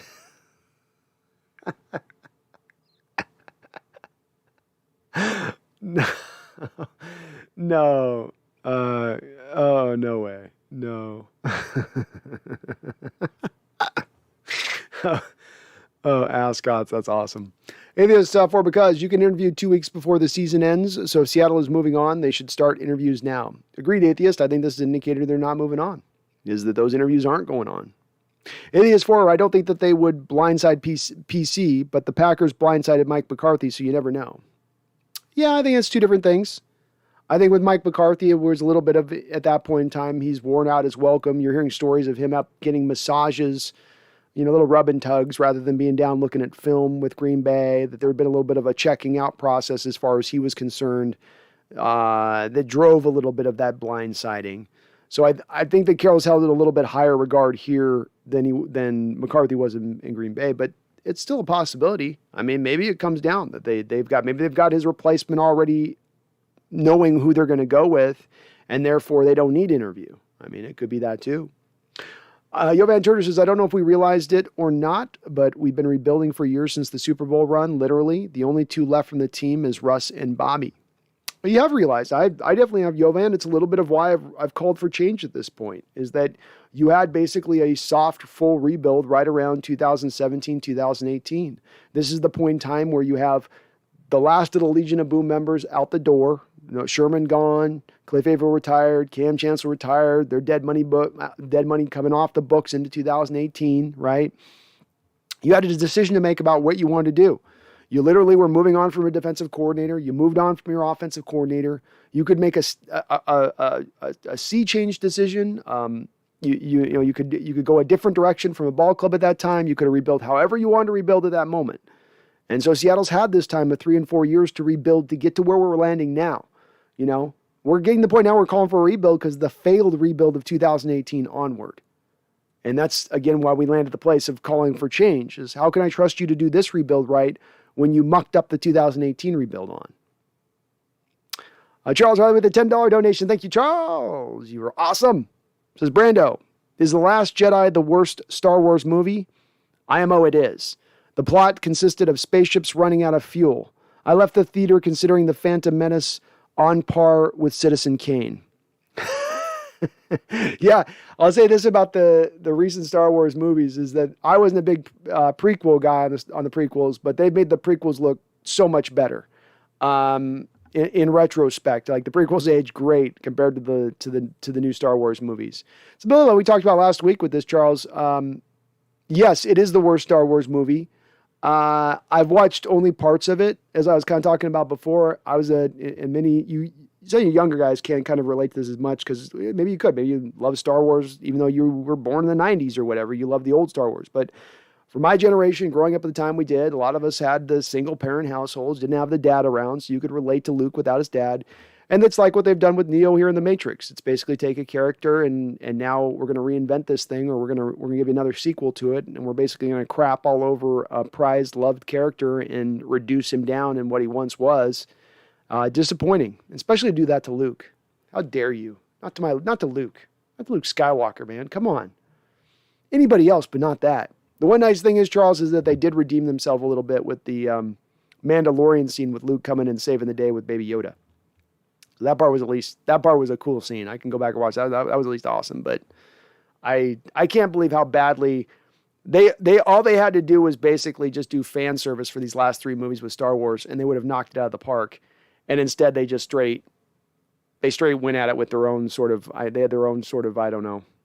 I guess they had their own whatever they were trying to accomplish with that movie. I don't know what they were trying to accomplish with that movie. I'm sorry, the truth. But thank you, Charles, for your donation, $10 donation. And yes, Last Jedi is the worst. I knew it was going to go bad, though, Charles, too, with the first remake that they did, where they just basically stole beat for beat. And you're seeing this with the new Matrix movie, where they're literally even stealing scenes from the first Matrix movie. They're just remaking it beat for beat and hoping nobody notices. And the first of those 3 new Star Wars movies they made was a beat for beat remake of A New Hope. I mean, absolutely beat for beat. And it's just, Hollywood right now is artistically devoid of much of anything. It seems like it's almost kind of dying a little bit in certain degrees. Northwest Fugitive with a $5 donation. Thank you. Says, assume it's ran back. I feel the chances to go on a run are good based on history. That being said, Salk on 710 was talking about Russ not trusting Pete Carroll. No, I don't think that he does trust Pete Carroll. And I think if I'm a betting man about where I think this is standing, and this is always a bet that's sort of sliding based on new information that we take in. So I take in the new information of Coach Carroll's press conferences in the last couple of days since the Bears lost, and I take that he's going to remain. And I think with Wilson already showing you a little bit of discontent last season, saying, okay, I've been hit a little bit too much. Hey, I'd like a little more sound personnel decisions. Hey, I'd like to try to score more points than we're scoring. I don't want to, we don't run the ball as much. I know you didn't out say that, but if you're saying you want to score 24 points in a half, you're probably not running it 20 times in that first half, right? We can probably be in that Russ meant I want to throw the ball. I want to cook. And that goes against what Pete Carroll wants to do. That's not in the base of his philosophy. He's a defensive-minded coach. He wants to win the football game a certain way, and he's shown no willingness to move off of winning football in that way. So that would lead, I think, at the end of the day, Northwest Fugitive to the departure of Russell Wilson here. I don't think both of these two guys can remain. I would be nearly as shocked to learn and understand that they're going to run it back with all of these guys than I would almost even if Coach Carroll was to get blindsided and fired on Black Friday. It would almost be equally shocking to me that they were able to keep everybody back in tow. It seems like they've been setting this up and in the planning stages to move on from us into this offseason, as evidenced by the fact that they held on to $12 million of cap space in this given year to be able to have that better eat up the $26 million of dead money hit that was going out the back door if you move Russ this offseason. But I just don't see it. I don't see it staying with these two guys together. I would be surprised if they would do that. It's possible, but I think it's not likely. Thank you, though, Northwest Fugitive, for the $5 donation. And I will say this again on just here. I feel good just to respond to your other comment. I feel the chances are good to go on a run are good. So you could go on a run. You've got, as we were talking about before, probably you're going to let go of Bobby Wagner. So you're going to be sitting there about $67 million in cap space. That is a significant amount of cap space to go out and utilize. You can fit a lot of contracts inside of that. Now you have a lot of work to do, but you could do it if you were in on it. And especially you want to squeeze as many contracts as you can get in. And the whole thought process out there, this was sort of a truth 10 years ago that's less of a truth today. Being 10 years ago, you could say going out and spending in free agency doesn't work. Going out and spending in free agency doesn't get you anywhere. But there have been teams in recent years that have gone out in free agency and spent a little bit of money, and they've gotten a return. You got the Broncos who won the championship they won a couple of years ago. It was on the back of going into that offseason and grabbing some expensive parts. TJ Ward, Aqib Talib, DeMarcus Ware. Let's add this into your defense. Let's go buy this. That helped to get them that Super Bowl championship in that year. We've seen a little bit of this where teams in recent years have gone this pathway. Even Tampa Bay even do it a little degree when even beyond you got the Tom Brady, yes, but then you got Gronk in there, and you signed Antonio Brown in there as well. So this is becoming more of a pathway to be able to pay to play a little bit. You pay and you get the actual return of the play on the field, as opposed to like the old cautionary tale, which was I think it was like the 2004 Eagles or something like that, where they tried to build a super team and they spent all this money at that time and it completely fell flat on its face. I think it's less of a truth now than it was back then. JJ says, maybe Jody Allen's just cutthroat. Did she give the Blazers general manager any notice before the firing? Although Carroll is a higher regard than the Blazers general manager. Who knows? Maybe Jody ain't as nice. It's possible, JJ. It is possible that she's just playing this close to the vest. I can't see it, though. The Blazers general manager supposedly had some sort of stuff going on in the background as far as the politics within the office. They could have born into it. And when we talk about Carroll being in higher regard than the other Blazers general manager, I mean, they're not even in the same league as far as how high regard Jody would be considering of Carroll versus this Blazers general manager. Carroll got her brother a championship of the team he owned, the only championship of the team he owned.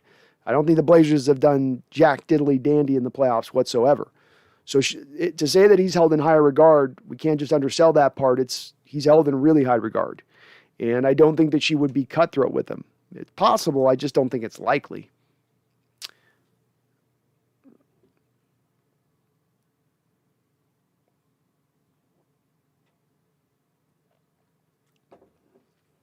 Randall says Tua's looking pretty good. I'm surprised. I think ideally he plays in a dome. That would be the best place for him, Randall. I mean, that protects arm strength for sure. That helps you out quite a bit. Would be a good landing place for Tua. I don't know. Saints could be an outside possibility for Tua. That'd be a weird one, wouldn't it? But yeah, I think he's got to play probably in a dome is the best spot for him. And he's doing better. I'll give him that. I still don't like his throwing action, and I still think he's too injury prone, but he's definitely done really well. 12th North, giving us the DK facts and stats makes you great, Brando. Thank you, 12th North. I get my certain points that I'm extra passionate about this one with DK. I've been trying to argue and fight this fight for a while, and I saw that double team stat, and along with what I've watched on film on the All-22, it confirmed that. And it's just where I think people get a little bit out too quickly on DK for smaller reasons. And I think people at times with this team get a little bit lost in the trees despite the forest as to what is the biggest problems facing us right now. And when people gravitate to Jamal Adams and people gravitate to DK Metcalf, are these guys perfect players? No. Do these guys have some flaws to them? Yes. Are they the biggest problems with this football team right now? No. As I said, we got much bigger fish to fry. And again, if you got defensive coordinators throughout the league that are doubling DK at a de facto same rate that Davante Adams is being double teamed, while you actually have a Tyler Lockett on your team, and Davante Adams has Equanimous St. Brown and Scaldez Vandling, a bunch of guys with hyphenated last names who can't really catch. Okay?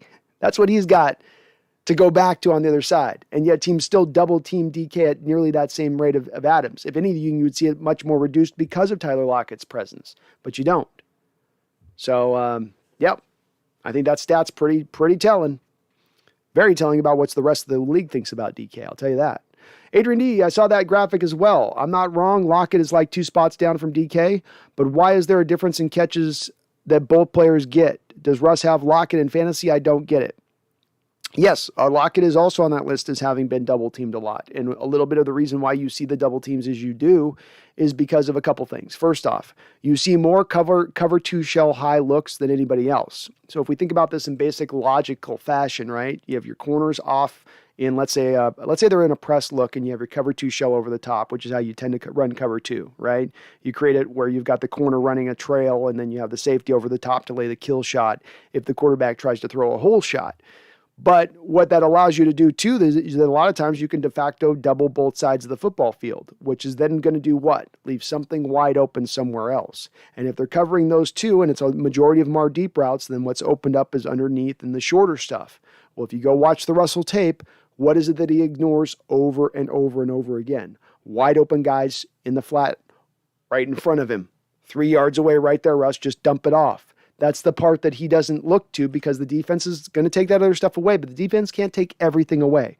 And if they're going to be doubling, two of you, if you got 10 receivers in the league and 2 of your receivers are the top 2 receivers that being doubled in the league, there should be some wide open holes on that defense in other places at that point, because there's going to even be literally plays where you'll see both of them getting double teamed at one time.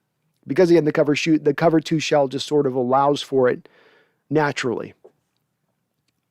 Corey Hallback, DK needs leadership. Is the leadership good enough in Seattle? Top to bottom, this organization needs to be looked at and asked, are you the right person for this organization? Yes, I would say that I think it's rare that really leadership tends to come from the wide receiver room. I think that you tend to look for other places on that, but I would say that you're right, Corey, that there is an emptiness of leadership on this team. And, can DK grow up a little bit more? Can he continue to mature a little bit more? Yes. Do I think he is as much the diva and head case that some people paint him out to be? No. Peter's playtime. Sorry, I got to go because I can't be wasting my time. Well, Peter's playtime. Best of luck to your 49ers in the playoffs, man. Randall says, I'd much rather have Tua than Daniel Jones. Tua's hands close to Russell's. Both are less than 10 inches. I thought Russ had big hands. I thought Russ had some big hands. I could be wrong on that. I don't know, man.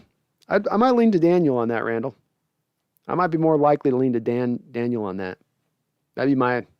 I mean, Tua's definitely come along, but I just... And both of them have some similar stuff kind of going on a little bit. I mean, Daniel's more if he can hit some of those special throws, and he's not going to hit the clean, easy stuff underneath. Tua takes some of the clean, easy stuff underneath, but can he really push the ball down the field?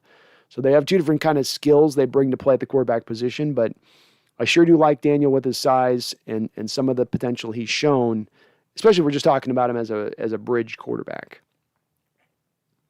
Charles Riley with a $20. Damn, Charles, coming real hard on the Dono game tonight. Thank you, brother. Going with a $20 donation. He says, Brando, my dad, Tim Jobs, is in the chat. We reconnected here. I bought him tires for Christmas in hopes he'd meet my family in Kansas, but he said his radiator blew outside the red light district in NorCal. Your thoughts? Well, I'm not surprised, Sometimes when you get in that red light district, a lot of things blow out, if you know what I'm saying, Charles. You know what I mean? A lot of fuel gauges down to empty going through the red light district down there. I'm not saying that's the case with Tim Jobs. I'm just saying it's very convenient. It blew up right at that spot. And, maybe he got caught up in some things in that red light district once it did blow up, even if it was happenstance that it just happened to go out there in the red light district. I'm sure nothing salacious is going on. I'm sure there's nothing weird. But it does make you wonder, Charles. It's good to see your dad's around now, though, and he's not, I was hearing about rumors of Tim in YMCA bathhouses. So it is good that he's come back out. He's come back out from the steam and the showers. ADL Williams, the Niner weirdo flips the most pathetic disses I've ever heard. I can't take it seriously. Sometimes on this stuff, I just shake my head. I've reached the point, too, on some people when they come in as, you get the haters, you're like, all right, dude, blow your stack, get it out of your system. Chris Nape, Kellen Moore would be good. Agreed, Chris. I like me some Kellen Moore. Some Kellen Moore. Randall put a $2 donation just to fix what he was saying on that. So you were saying that Tua... Oh, more than 10 inches. Okay, so Tua's got bigger than 10-inch hands. I didn't know Tua had big hands. Okay, that's helpful. I mean, it's helpful. Those smaller guys need to have the bigger hands because it does help them in accuracy and control on the ball, not to mention when they get hit, maintaining control of the ball and not having it get jostled free. This happens to Baker a lot with his little baby hands. He gets hit, and it's like he's got to have both hands on the ball or that thing's going out, whereas a guy with 10-inch hands can kind of just hold on the ball, and it's like he's got some glue on those fingers a little bit. So thank you for the $2 donation to correct that, Randall. And Chris Nape, Kellen Moore would be good. It does look like, though, Chris, they would have had to have submitted a list of interest in these coordinators that are going into the playoffs with the new rules that the NFL have implemented. And Seahawks were not one of the teams who was requesting access to Kellen Moore. So they didn't, for whatever reason, not for what, that would be an indicator, Chris, seemingly that they're going to stay with Coach Carroll at that point. Randall says Tua wouldn't be a bad quarterback to get back in a Russell Wilson deal. 2 number ones, 2 and a 3 plus Tua. We'd have a few years on a rookie deal. At least he's a bridge, and maybe he becomes a top end. That's always the part that I get a little hesitant with it on Randall is I just don't like the kicker and the quarterbacks on the deal potentially costing us a little bit of a first-round pick. Now, you get the second and the third back with Tua, so you're getting close to basically the equivalent of that first-round pick really at the end of the day. It would be the Dolphins at this point, so this would be a high second-round pick, a high third-round pick. And I do think that the Dolphins would be right there if they're not looking at Deshaun Watson or they're not looking at even an Aaron Rodgers this offseason. I think they would be taking a little bit of a peek at Russell Wilson. And they've got the 2 first-round picks in this upcoming draft to make that deal happen, Randall. So those are 2 ones that you get in the first round of this draft as ones. But that's the one part that makes it hard for me to make that leap at that point is that I sure want the 3 ones. Because on the back of the 3 ones, you get the 2 ones in this year's draft, you get the 1 extra one next year's draft. That extra one in next year's draft, along with your first-round pick in next year's draft, gives you the ammunition to then trade up into the draft to get the quarterback of your choosing next year. And you lose that a little bit if you don't have that extra first-round pick. Just a little bit. Randall McDaniel says 2 knocks on Tua, injuries, and he's left-handed. And the injuries are big. I mean, the injuries are big. Those are major ones on him. And then I'm a lefty, Randy, but I still got to ding him for being a lefty too. We look weird throwing footballs. We just do. We look really weird. Herbicide, I don't know about Jones. Looks good at times, but doesn't everybody? I think the Jets backup behind Wilson is going to be a star in the future. You got White as a star in the future? Maybe. I mean, he threw for 400 yards in that first game, I guess. I don't know if he's going to be a star, though. He was just taking what the defense was kind of giving him in that game, and the defense was preparing for how Wilson had been playing that Jets offense, which was taking more shots down the field. A little bit of the less patient approach. Yeah, I'm not big on Jones, Herbicide, but I think it's just less matters if we're talking about being a bridge quarterback. We're not marrying ourselves to Jones for 4 or 5 years here. We're marrying him for 1 year while we sort of tread water to getting to the next quarterback of the future. Randall says, get left-handed Kellen Moore to coach left-handed Tua. All those lefties would be a great fit in Seattle. A lot of right brain hemisphere thinking at that point, Randall. A lot of right brain hemisphere thinking.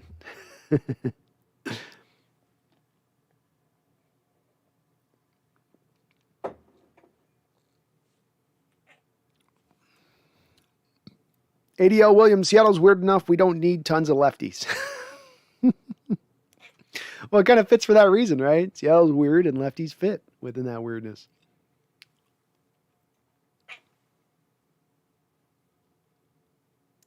Randall says, Leland Kimball, that's one of the oddest posts I've ever seen. Let him know the tree looks bigger in the desert than a forest. I know what Leland meant. He said, I got it for you, supporting the channel. That's what he meant. Alexander says, yeah, Baker sounds great. And we can also sign Russell, that other Russell that plays for Oakland. For Las Vegas? What Russell plays for Las Vegas? Who's the Russell that plays for Las Vegas? I'm blanking, Alexander. Who's the Russell that plays for... I don't know the Russell that plays for Oakland. Nagasa says, Carroll always speaks some nonsense. He is a bit senile, I think. Well, maybe the case, and he does speak some nonsense. There is no doubt about that. I mean, when he gets to shoveling it, he goes deep. Alex Dillon says, Seattle will destroy the Lions. I love it, Alex. I love it.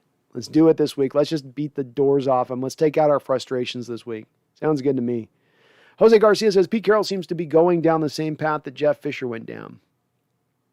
A little bit. I think the path that I look as you go down is that, you as a coach, if you want to last long in this league and not just have your 6-7 year run, you need to evolve and you need to innovate. Andy Reid, Bill Belichick, guys that have lasted many years in this league, look nothing like what they were when they walked in the doors as head coach. They build their team nothing exactly like how they built. They've got certain tenets that have carried on, but they have adjusted and they have changed with time. I ask you guys in the chat, what has Coach Carroll changed with in time? What has been his big change that he's changed from a foundational standpoint, from a methodology standpoint? What's been that adjustment you've seen to your eyes in the 10 years of him being here? Because it seems to me that he wants to still do very much the same sort of stuff he does now as how he wanted to do it when he walked in the door. And there's a certain benefit to sticking to who you are and being committed to your philosophy, but there's also a place where that can be to your detriment. And I think we're getting closer and closer to that being where this is arriving at the detriment of Carroll rather than helping him. But it's a very good suggestion with Fisher. It was very much the same way, stagnant a little bit in his approach. JJ, we might be better off facing Goff than the Lions' backup quarterbacks. Could bet my life they would torch us. Maybe. I mean, Goff's had a reasonable amount of success against our Seahawks too. So, hell, he beat us with a pin in his finger in the playoffs last year, you know? So I don't have any confidence against pretty much any quarterback at this point. You know, it's hard. It's tough. Nick Foles beat you this last week. Chris Nape, the only one good replacement I have heard came tonight, Kellen Moore. Their suggestion I would investigate. Jim Caldwell is a placeholder, great coach, a player's coach, but Pete era. It's true. You could maybe look at Pete Caldwell. It's been a couple years since he has been a coach, and look, he didn't have a huge amount of success. I've said, Chris, my three guys that I would take a look at as my three top candidates would be look to try to trade for Sean Payton. I think that's a smart look to go, especially there's been rumors that Payton might want to be out of New Orleans. The second route I'd go is I'd take a look at Mike Tomlin, who's due to be a free agent head coach this offseason. And the third guy I'd look at would be Jim Harbaugh. Those would be my top three candidates. Those would be my first three calls would be to those guys. Charles Riley says, hit the like button, people. Thank you, Charles. If you do like what you're listening to here on this channel, please hit the like button for me. Even if this is on replay and you're not listening to this live, please do smack onto that like button. It helps the channel out considerably. Larry Coleman says, DK mad at Russ. You look a little bit mad. Chris says, only Russell trade I would do is a three-way for Deshaun. Sorry for play on three-way. But he would be awesome and healthy with a year off. We do need 3 new pass rushers and replace Gabe Jackson plus. It's going to be hard to replace Gabe Jackson, Chris. I was looking into this last night. The dead money hit that you have to sustain by moving on from Gabe Jackson doesn't make it exactly make a ton of sense. I think you're looking at something like, what was it? You're not looking at significant savings by moving off from him, basically. Doesn't mean that it couldn't happen, and I certainly would love, Chris, to see them move Damian back to right guard and then find a left guard, a true natural left guard to then put in at that spot. But Deshaun Watson, I think I've said, Chris, if we can just take the off-the-field stuff away for a moment and just the player you're getting, if you found a way to move off from Russell to flip to Deshaun, and just the player, let's take away the off-the-field stuff, just the player you're getting on the football field, that would be the best-case scenario above any other move you could make out there as far as that guy you're getting on the field, and you're improving the quarterback position at that point with the Russell Wilson trade. So that would be almost a bit of a dream scenario. And again, this is if we're taking away the off-field stuff and all of that drama with it, but that would be, you would, I don't even know if Bryce Allen would be able to be an equivalent of what you'd get with Deshaun Watson as a player, at least.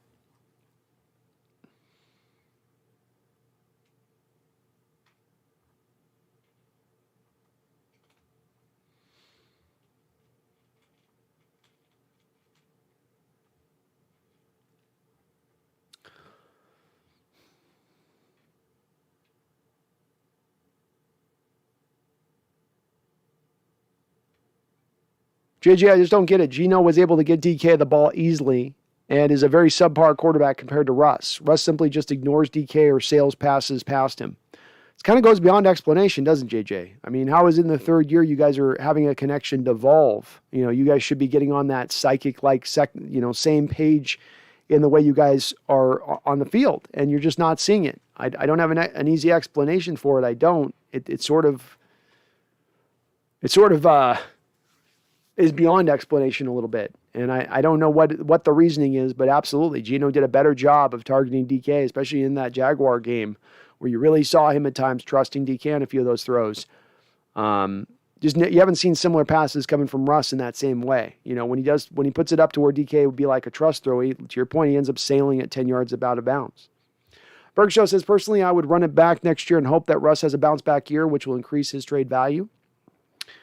It might do that. I mean, he is another year older at that point, but if he came back and gave you an MVP level season, obviously that would accomplish that. Alexander says, some want Russ to go after a bad season. What if Brady had a bad season? Ship him out of town. Pete does need to go. Well, and I'm with you, of course, on this. So let me just, before I answer on that, Alexander, I'm with what you're saying. I am in agreement with you. But we can't characterize this as just one bad season of Russell Wilson. He's been bad this season, and he was bad for a whole half season last year. So we have a season and a half of concurrent data of Russell Wilson playing at a below league average state as a quarterback. Not playing at not an MVP level, not playing at not a Pro Bowl level, not playing at an upper level at the quarterback position, playing at a below league average state for a year and a half. And that's while having two of the best pass catchers in the sport. That's having a legitimate left tackle. Is everything perfect in front of him? No. But again, it shouldn't be this. It shouldn't be just this. And again, I think that if we land in this spot where we're saying it's all Pete or it's all Russ or it's all John Schneider, which I don't think anybody's really saying, but then we're painting this a little bit too broadly and we're not getting into really the nuance of how we got to dole out this blame appropriately. And everyone's got a bit of a fault in this. Some more than others. Bergshow, and why do you think Seager retired? Somebody said it in the chat, Bergshow, so I didn't read it. Just somebody was mentioned in the chat.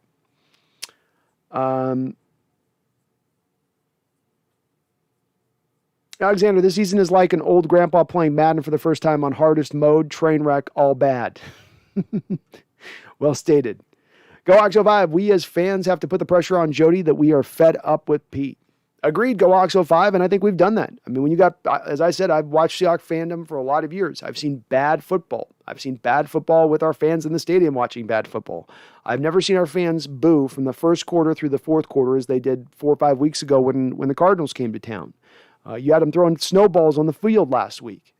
Seems like there's a little bit of upheaval here in the Seahawks fandom. And I'm hoping that they do feel that pressure. I think they are. I think this is also evidenced by the fact you had that press release a couple weeks ago about Jody Allen calling for there to be major change into this offseason. But I think we're doing all we can on our end. I think there's plenty of voices out there that are being pretty loud and saying we really would like to see some change here. This isn't good enough. And it's good to see. I'm glad. I'm proud of our fan base for being willing to speak up and not just being, well, we're just happy to be here.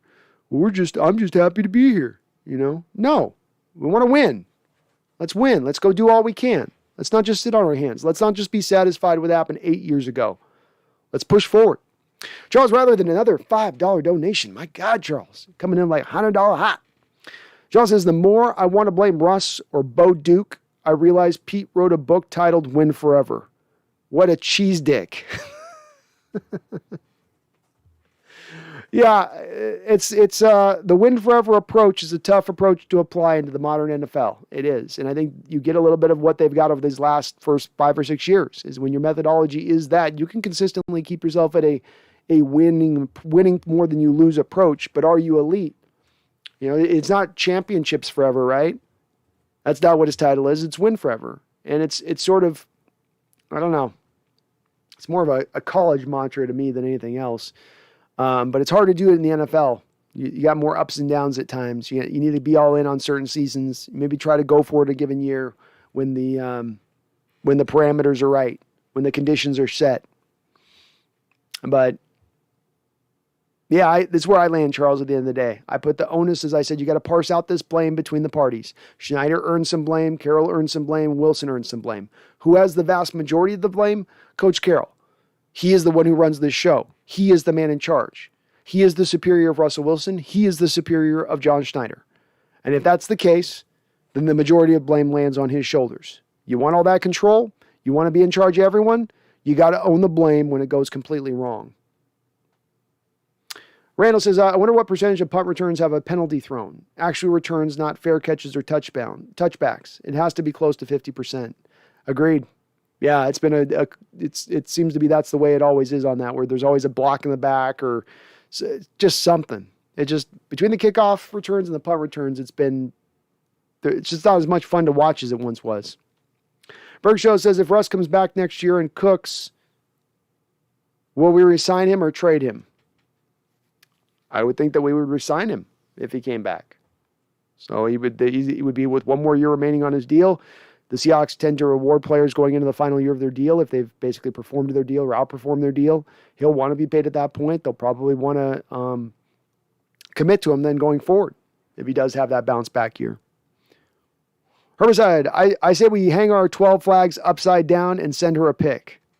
I'm with it, man. I'm with it. Keldon says, the players curse a lot. That stream couldn't be broadcast, laughing out loud. Well, that's why it'd have to be a stream to like a site. And it'd have to be like you have to sign in and verify age or something, Keldon. But I would get creative with how I would create it on that. I'd get creative. And I'd maybe charge a little bit to have to make it in that specialized spot. But people would pay. People would pay. Ninja, what are the chances Pete is let go? I'll put it right now at about 20% based on his recent comments, Ninja Dragon. Chris Nape says, you're right. Russell is not taking the easy throw on third down. No, I don't know how many times this year I've seen us on 3rd and 1, 3rd and 2, 3rd and 3, and Russell hucking it deep down the field. I get that the defense is probably setting up in short zone, and so his read is telling him, I got all this defense across the board and like cloud coverage on short zone, so I want to hit this over the top because I got single coverage. But it's not helping us move the chains, which was the point of implementing this new offense. More sustaining drives, less of boom or bust. And yeah, it's there's just times where he's not taking the throw that's there to be had. Larry Coleman, Brandon Stafford in the playoffs doing something right? Matt Stafford? Is that what you meant? Brandon Stafford in the playoffs doing something right? Yeah. Also went to a really good team, didn't he? Northwest Fugia, sorry, I posted the same question twice as I thought you might not have seen it first. No, I understand. I do tend to miss stuff, Northwest Fugia, so it's good to post. Stuff gets lost at times, so especially when I get by the chat like I am tonight. So please do post. Please do post again. I don't want to lose the question.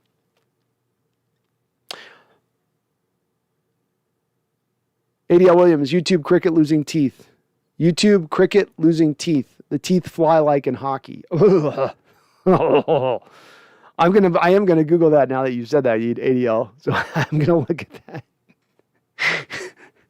Oh goodness! Do you guys see the Vita Vea hit a couple of weeks ago where a lineman hit him and his tooth went flying out, like it broke his tooth and it. Brian Wilson, with y'all quit with the let big B-Wags go BS. You just don't cut a Hall of Fame players as their playing years are coming to a close. It hurts a fan base in a locker room. We only have 3. Big B-Wags has earned that. It may be true. Again, Brian, this is a little bit of having to do with a prediction I've been making for 2 years. You drafted Jordan Brooks not to be a will linebacker. So that's the first place we got to operate from, Brian, is understand you put a first-round pick on a middle linebacker of the future who you've been playing out of position for the first 2 years of his career. And him playing out of position for the first 2 years of his career has been a mixed bag.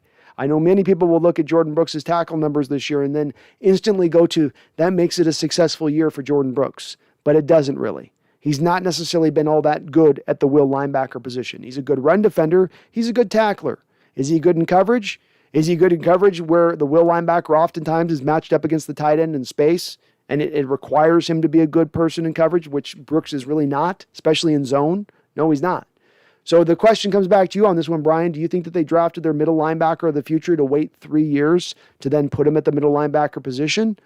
Or using the ideology of Occam's razor, right, or the scientific approach of Occam's razor, what's more likely? You're waiting 3 years to bring a middle linebacker heir apparent to his most natural position and spend a first-round pick to do so, or you understood that you were going to wait 2 years, have him there if there's any injury to your aging middle linebacker, and then after 2 years on the new contract you had just signed to that new linebacker, the money makes sense at that point for you to be able to move on from Bobby and actually save a tremendous amount of money, move Jordan Brooks into the spot, and then use that money in another spot.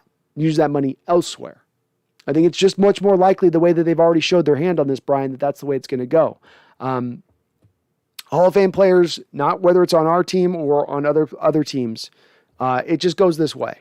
Guys end up finishing their career other place. Emmitt Smith finished his career other places, right? Jerry Rice finished his place in other place. Hall of Fame, Randy McDaniel. Just look at the guy whose name is literally above you in the title. Did Randall McDaniel remain with the Minnesota Vikings as a Hall of Famer throughout his career, or did he play with Seattle for a couple of years at the end?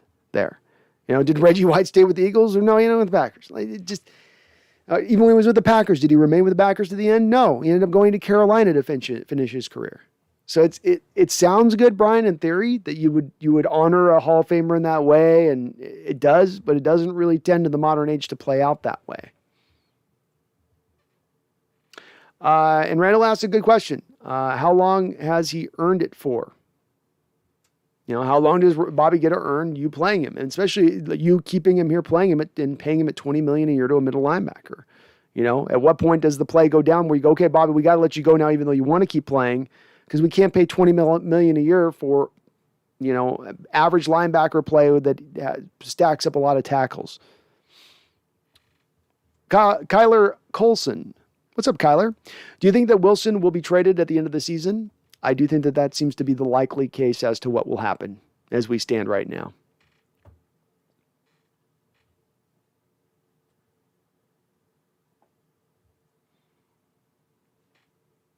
ADL Williams says the cat cameos holding the stream together. Hell yeah.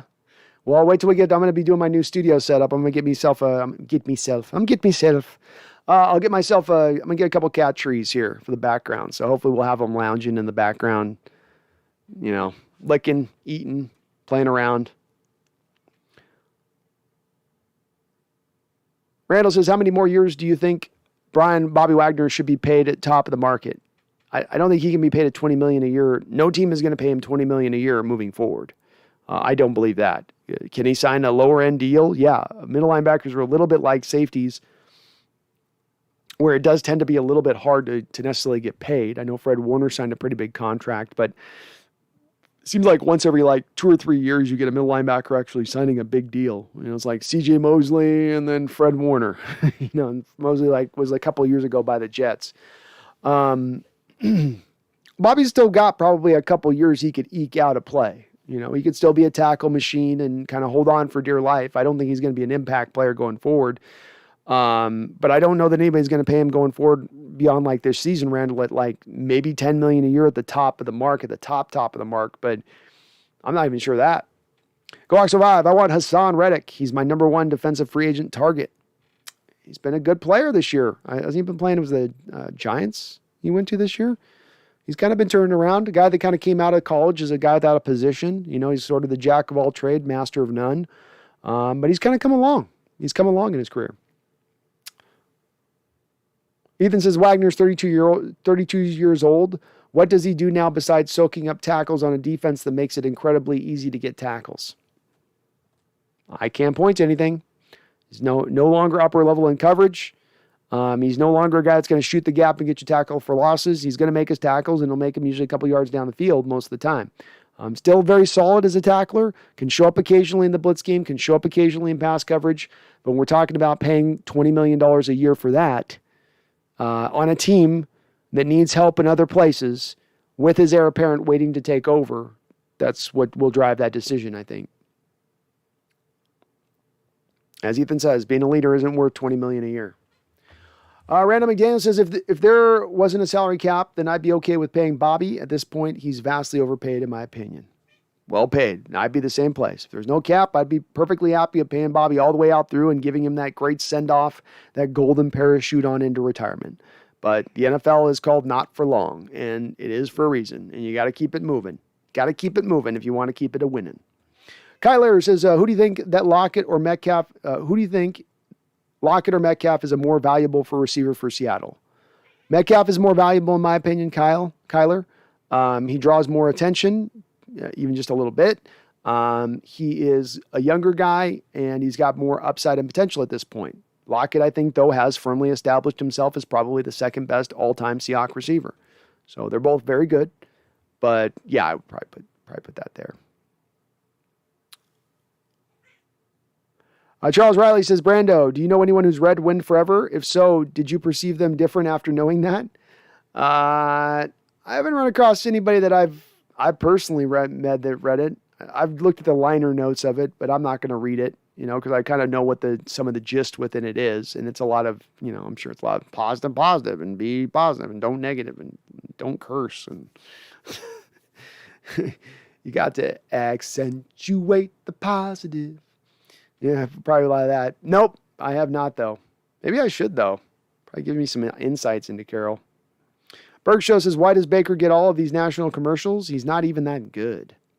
He certainly hasn't earned them, right, Bergshow? He was given them basically from the jump. And your number one overall pick in the draft, you're going to carry some hype. And that guy was kind of a colorful personality coming out of Oklahoma. And that caused a lot of sponsors, I guess, to gravitate towards him. I'm kind of good with not needing to see him anymore, though.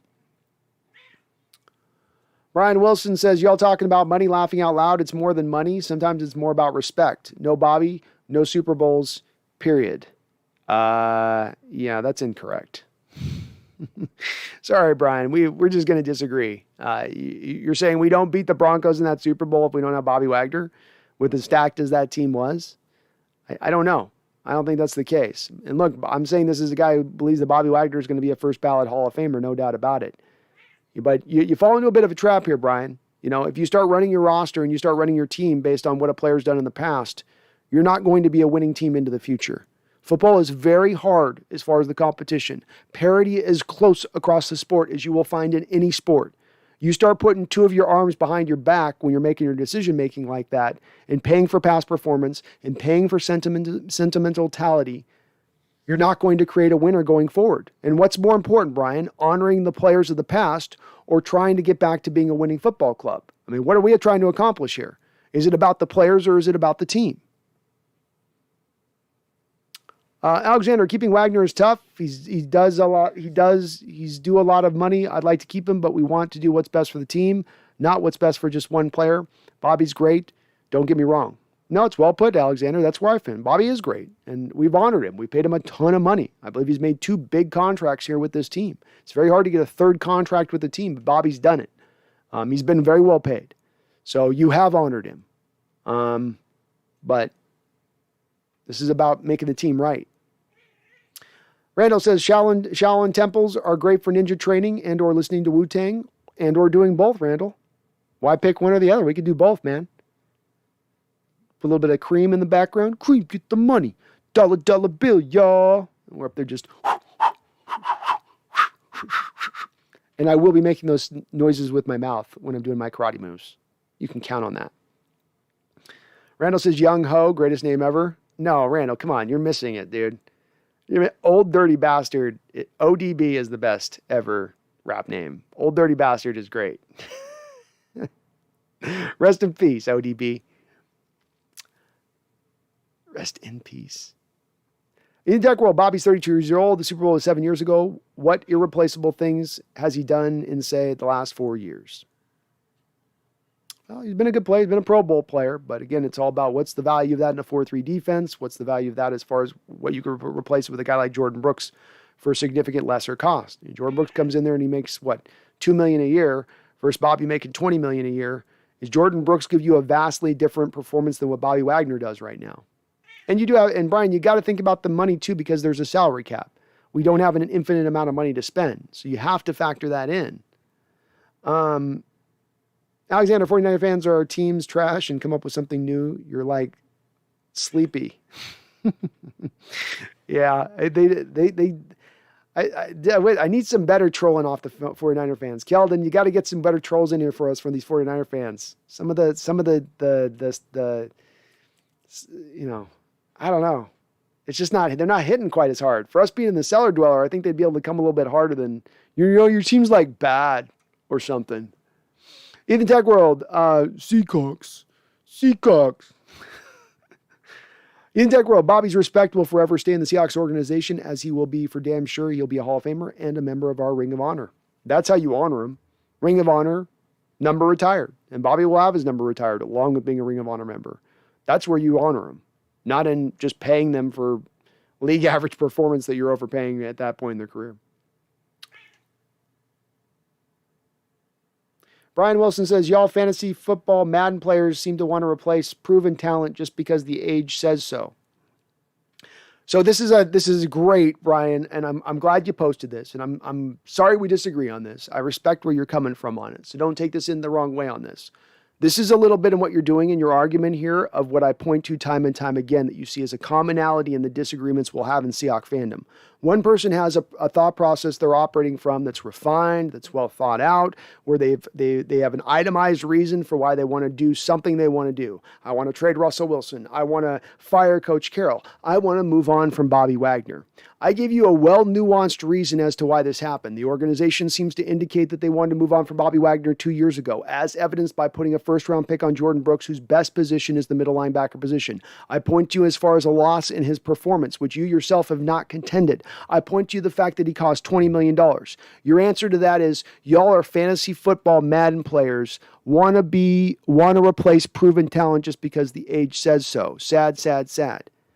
So you take this is again where we come to straw manning the position of the people that you disagree with. Brian, you straw man in the argument that they're not making it the forefront. You ignore the valid arguments, go for the weakest one, pull that up, and then overblow it so that you can win the argument against the monster that doesn't exist there. There's all these other reasons why you make this move. And again, you can disagree with it, Brian, but the organization itself told you they intend to do this. They don't make the pick of Jordan Brooks if they think he's going to sit for three years at the will linebacker position. That's not the intention of that pick at the time. It was to go move at this point. And I hope when we do move on from Wagner and it goes to Jordan Brooks, Brian, you're going to come in here after that happens and not say, well, you got what you wanted now, see? But go, wow, you were really ahead on this, 2 years ahead of this and anyone else. And people were calling you crazy for 2 years for saying this was going to be, and now it's happened. And man, you're actually proven right on it. Maybe there was a little bit of a deeper thought process at play on your part and the people in the chat outside of them just looking at Bobby's age and saying 32, too old. There's been a lot of linebackers who've been able to be aging middle linebackers who played at a high level in the sport. London Fletcher, Ray Lewis. Okay? Age itself isn't a determinant, but the play on the field's starting to go down, the cost is starting to go up, and you got his replacement waiting in the wings. Smart organizations look at that situation and say, save the money, put the replacement in, get equal, if not better play at the position at a significant cheaper cost. That's called smart roster building. Not looking at the guy's age and being what would be an ageist. Well, he's 32, got to go. This is the place though, Brian, where I say, I'm okay with disagreement, but don't straw man my position. If you're going to disagree with me on the points that I'm truly bringing up. Address those. Address $20 million a year to a middle linebacker. Go show me how many middle linebackers in this sport are being paid $20 million a year. And again, too, you're talking a little bit in your comments about paying for past performance, paying for honoring the player. You've honored the player. He's been paid. What are we talking about here? And again, is it more important to honor the players or is it more important to win? And if, Brian, you're driven to a place of having to decide between honoring a player and winning, which is the choice you make?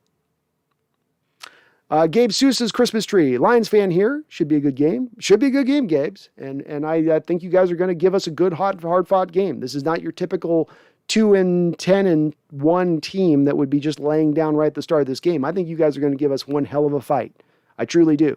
So hopefully we need this win, man. We really do need a win right now. But it's going to be, I think, a tough game nonetheless.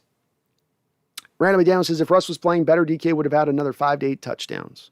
Agreed. Eden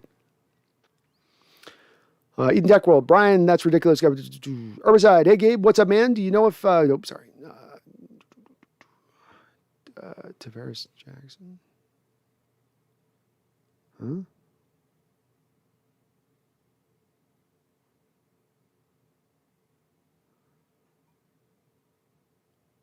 Oh, D-Nugget, thank you for the $2 donation. Sorry it took me a while to acknowledge there. Got lost a little bit. Says, Happy New Year to the great Brandino. Well, thank you, D-Nugget, and Happy New Year to everybody out there. Merry Christmas, Happy New Year. I hope all of you have the greatest year you've had in years this year. I hope it all just goes right, breaks your way. You know, I wish you great blessings. May great blessings be upon thee. Randall McDaniel says Bill Cowher's vastly overrated. I agree, Randall. But that's also why I say if he's going to get in as that, slide in on that line, then Coach Carroll should easily get in to me at that point, right? Like if Cowher can kind of backdoor his way into there, then Carroll should be kind of a no-brainer, ADL Williams says Cowher got into the Hall of Fame because of his mustache, and that's it. Kind of, yeah. A little bit.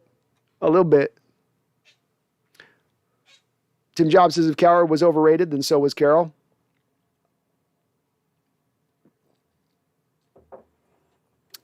I don't know. I don't know about that. I think Carroll's got more of a history of winning even than Cowher. Carroll's got every bit of what Cowher did at the pro level, and he's got what he did at the college level. Andy Williams is laughing my ass off, rubbing tugs. Hey, I was just a rumor about McCarthy. I mean, that's just a rumor. I'm just saying. I'm just saying. Herbicide, love all Star Wars. Is the cute sidekicks I don't like. No Jar Jar or Ewoks were cool. Yeah, Jar Jar Ewoks, those things were, those were not the best parts of Lucas's thought process as he was playing to those stories. But the one thing I will say about the prequels and the originals is that they had a level of respect for the material that the newer movies seem to be missing to me a little bit, And it's just a modern movie making trope right now, which is rather than be original and come up with our own ideas and our own new story, let's just recopy the old and slightly adjust it. Literally at times almost scene for scene. And that stuff bothers me because that's creatively devoid at that point. Randall says, I bet Pete does micro doses of shrooms. I could see it. Charles Riley says Kylo Ren is the worst. Yeah, I didn't like that either. I was more angry with what they did with Luke than anything else. Because it was literally, let's just piss on Luke and everything that he kind of stood for and was about. And let's destroy that character in order to build up the Mary Sue. And I don't. No. I say no. ADL says, new Star Wars look unwatchable. Haven't seen anything after the 6 that Lucas approved of. Yeah, I watched the first one and I was out on the next 2 movies of these new ones. I saw what they were doing. I saw exactly what they were doing. And I wanted no part. I would not support it. No.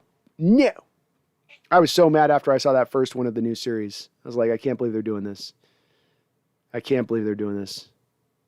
And I hate that director too. That guy that, he's the mystery box guy. That's what I call him. Mystery box guy. It's just better if you don't actually show him what's in the box. It's more of the mystery of what's in the box. Shut up. And stop with your lens flares. Nobody wants your lens flares. Herbicide, I like the look of 7 and 8. I like the look of 7, 8, 9 better than the 1, 2, 3. Well, I mean, stuff's going to age. You know what I mean? Like, I go back and watch those original Star Wars, and obviously the effects haven't, you talk about 40 years ago, special effects, like at the beginning of special effects, it holds up reasonably well, but it's the story that still allows you to be able to flip on the original Star Wars and watch them. Nobody's going to be watching 40 years from now, 7 and 8 and 9, and being like, I just want to go back to watch this story again. I just want it retold one more time. Jim Jobs says the first prequel was by far the worst Star Wars movie because of how boring it was. Charles Wright says, oh man, that Mando scene was awesome. I know as well. Yeah, it was like a little bit of redemption for what they had done with the Luke arc, bringing him like that in that scene. And it was like, again, there's not a lot of characters in historically speaking, and I grew up with it. I'm sure you young folks that were young in the early 2000s or young in the 2010s, you have your guys that you grew up with that was, that's just being a young, that's what young men do. And Luke was that guy. But yeah, that Mando scene was awesome. I love what they did that. And Favreau, and they get it. They get it.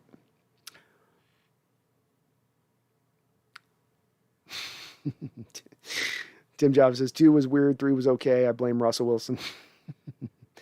Herbicide, gonna watch Boba Fett later. No spoilers, please. I haven't seen anything on it yet, so no spoilers given. Ethan says the sequel trilogy is what happens when you don't have a plan. Kind of like signing Jamal Adams without a plan to use him correctly. Very, very apropos. I see what you did there, Ethan. Yeah, that fits, man. That definitely fits.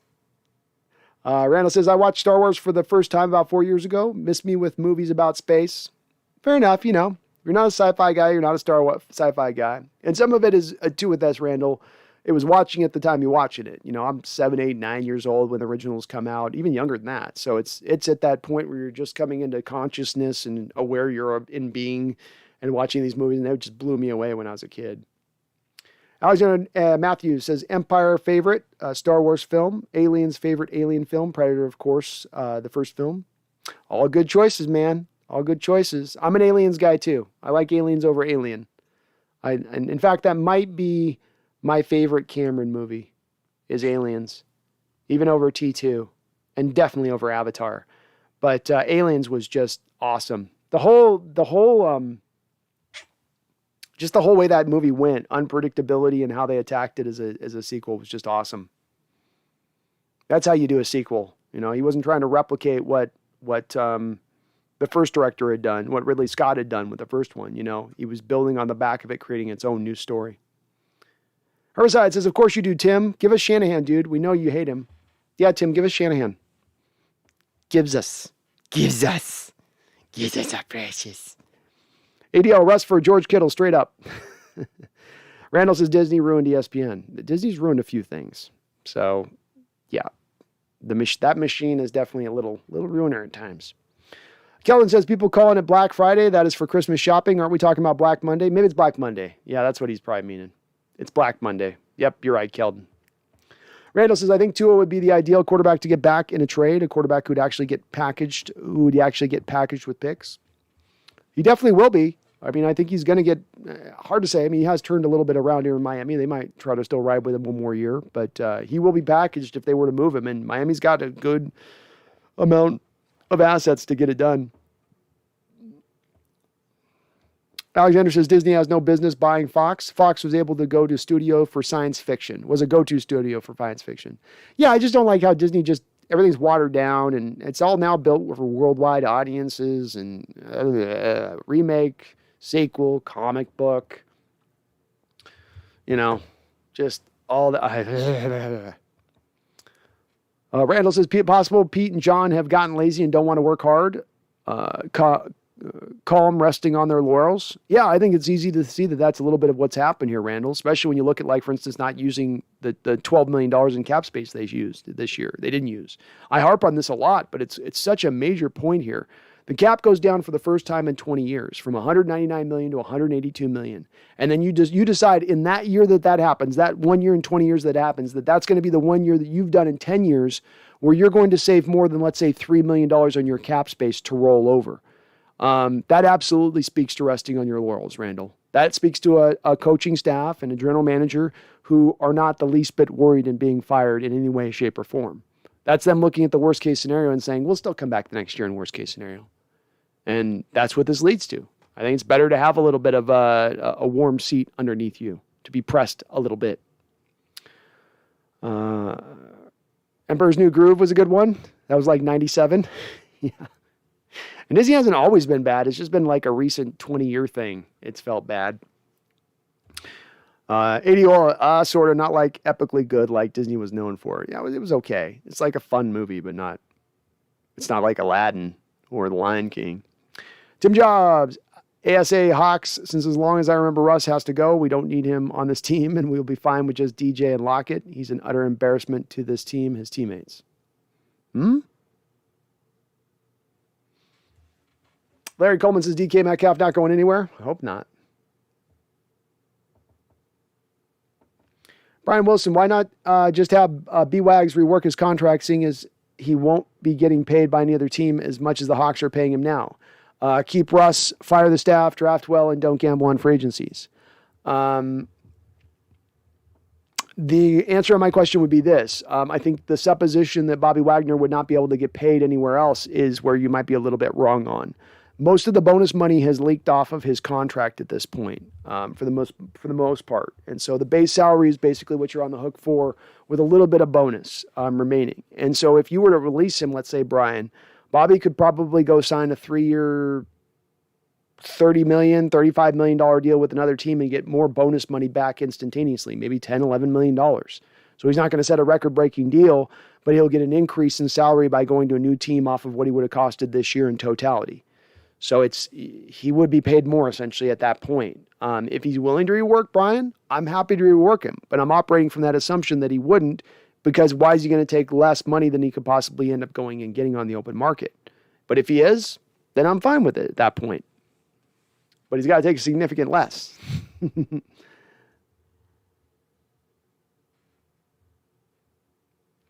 Tim says to teammates, while his teammates are working, he spends his time being phony on social media, trade Russ for picks and an offensive lineman. Well, it is looking likely at this point he's going to be moved. So can't speak to the phoniness, but it's going to be moved. GoX05 says, watching the Alamo Bowl, both these running backs got me interested in the draft, Travis Dye and Kennedy Brooks. I got to look into them. I'm always a little bit late on the running backs, which I should probably watch them a little bit sooner than I do, but we'll be taking a look at them. We'll be getting into the running backs here. So we're just getting started in the season of prospect breakdowns and whatnot, but I will be taking a long look at them. Corey Hallbach, DK reminds me of Dez Bryant. A lot of people want to dog Dez or let's say T.O., but Dez and T.O. were damn good. DK has a bright future. He just needs a leader to show him the way to go from a good to great. Very well said, Corey. And I agree with everything you said. I think that there's a lot of, I've always gone to, I think DK is a little bit of the modern Terrell Owens, not in the off the field stuff, the on the field stuff, and that they have very similar skill set. Big plays waiting to happen. Sometimes the hands can get a little bit dodgy, absolutely freakish, physical freak shows. They do have that in common. I think even a little bit more than even Dez. Whereas Dez was a little bit of a bigger receiver, but those guys were legit 6'3 plus, type guys. I think people look at DK and they just see that physical build and they're expecting Calvin Johnson. Anything short of Calvin Johnson is a failure in a lot of people's eyes. And I think that, to your point, you got to get more hung up on what he can do rather than what he can't do. And when you look at that, I think you'll see a guy that's more beneficial to keep on your team, a guy you want in the long-term future, rather than that being a guy that you want to move on from. Larry Coleman says, Gronk's getting old. He is. He is indeed. Larry Coleman, Russ has small hands. I don't think Russ has small hands. He's got big hands. As Hovan says, Russell does have big hands. That guy doesn't know what he's talking about. Yeah, Russell got big hands. I remember that. He's got some big dogs. He's got some big meat hooks. And this we do agree. Tua's injury situation has, even though Randall does bring up a lot of great points in regards to that, in regards to bringing in a guy like Tua, man, the injury stuff with him, the Bo Jackson hip injury he sustained. I mean, he's kind of a ticking time bomb a little bit with some of those injuries. Charles Riley with another $5 donation. Thank you, Charles. My God, you're so kind. Says Brando, what surprises me most when I listen to the local yokels on 710 is they're sure we'll keep Diggs, which I assume them thinking Bobby leaves. Yeah, I mean, I can't think of what the thought process on it. And I've had a few conversations here with people that I hear often in my chat, we got to re-sign Quandre. And then I say, okay, you're going to spend $30 million on your secondary. Walk me through that. Not your secondary, on safeties. $30 million on safeties. Understanding no team in the NFL does that. It's rare that even NFL teams pay one of their safeties, much less you're paying two safeties. Hard for me to see on that. Hard for me to see. And if the Seattle Seahawks were going to pay Quandre Diggs, they would have done it prior to this point. They would have done it in training camp if that was going to be the intention. But I would probably reckon to guess here that the Seahawks are very well aware of the fact that the safety position is devalued, that paying two safeties top-end market price is not a good way to build your roster. As I've said before, you paid Diggs, and Bobby does, let's say Bobby does remain on this squad, and you're paying Diggs, and you're paying Jamal, and you're paying DK, and you're paying Russell, and you're paying Tyler. That means that's about $110 million of your salary cap on 5 players. What? How are we going to build the rest of our roster? The math doesn't to me add up, and I can't see how you bring down. And again, if you're going to do it, you would have done it prior. You wouldn't be waiting to the end of the season to do it. You would have done it prior. You wouldn't have adjusted his contract to allow him to then go spend money on insurance this year so he has injury protection so that if he gets injured, he's got a couple million coming his way. You wouldn't have done that if the intention was to just sign him to a contract extension. You would have just signed to a contract extension. You had no bonus money on Quandre's deal this year, right? He was in the last year of his deal, but all the bonus money got swallowed up on the Detroit deal. So if you wanted to redo a deal with him then, you just tear up his new contract. There's no dead money. You just start right off the scratch point with it. And Seattle didn't do it. There was no talks of it. They had negotiations and the negotiations fell apart. Seattle just said, we're not offering a deal because they're not going to pay both safeties top of the market.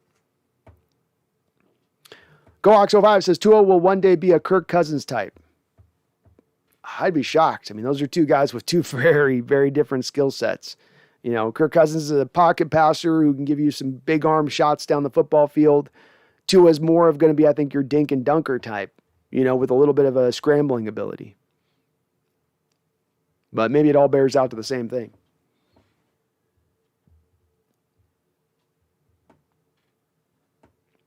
Ethan Tech World says draft picks are arguably more of a gamble than free agency, especially in the higher round picks. Agreed. I think that there's definitely an element of truth to that. And it's become more so now than I think it was prior. I think it's more of a recent thing where there's a little more certainty in free agency where it used to be completely, I think, uncertain. / a bad way to go. I think 15 years ago, if you're trying to doing more of your roster building through free agency, that would be a poor approach. But I think it has improved with time. It's improved with the people, with analytics coming into play, less of a gut instinct, less of reputation-based signings. ADL Williams, I thought it only means greater than if the open sign is facing the number. I think he was meaning greater. He was meaning that both Tua and Russell had bigger hands, is what he's trying to say, ADL. That's what I think he was pointing to with his greater than. That both Russ and them being they're smaller quarterbacks, but with the bigger hands, that helps them.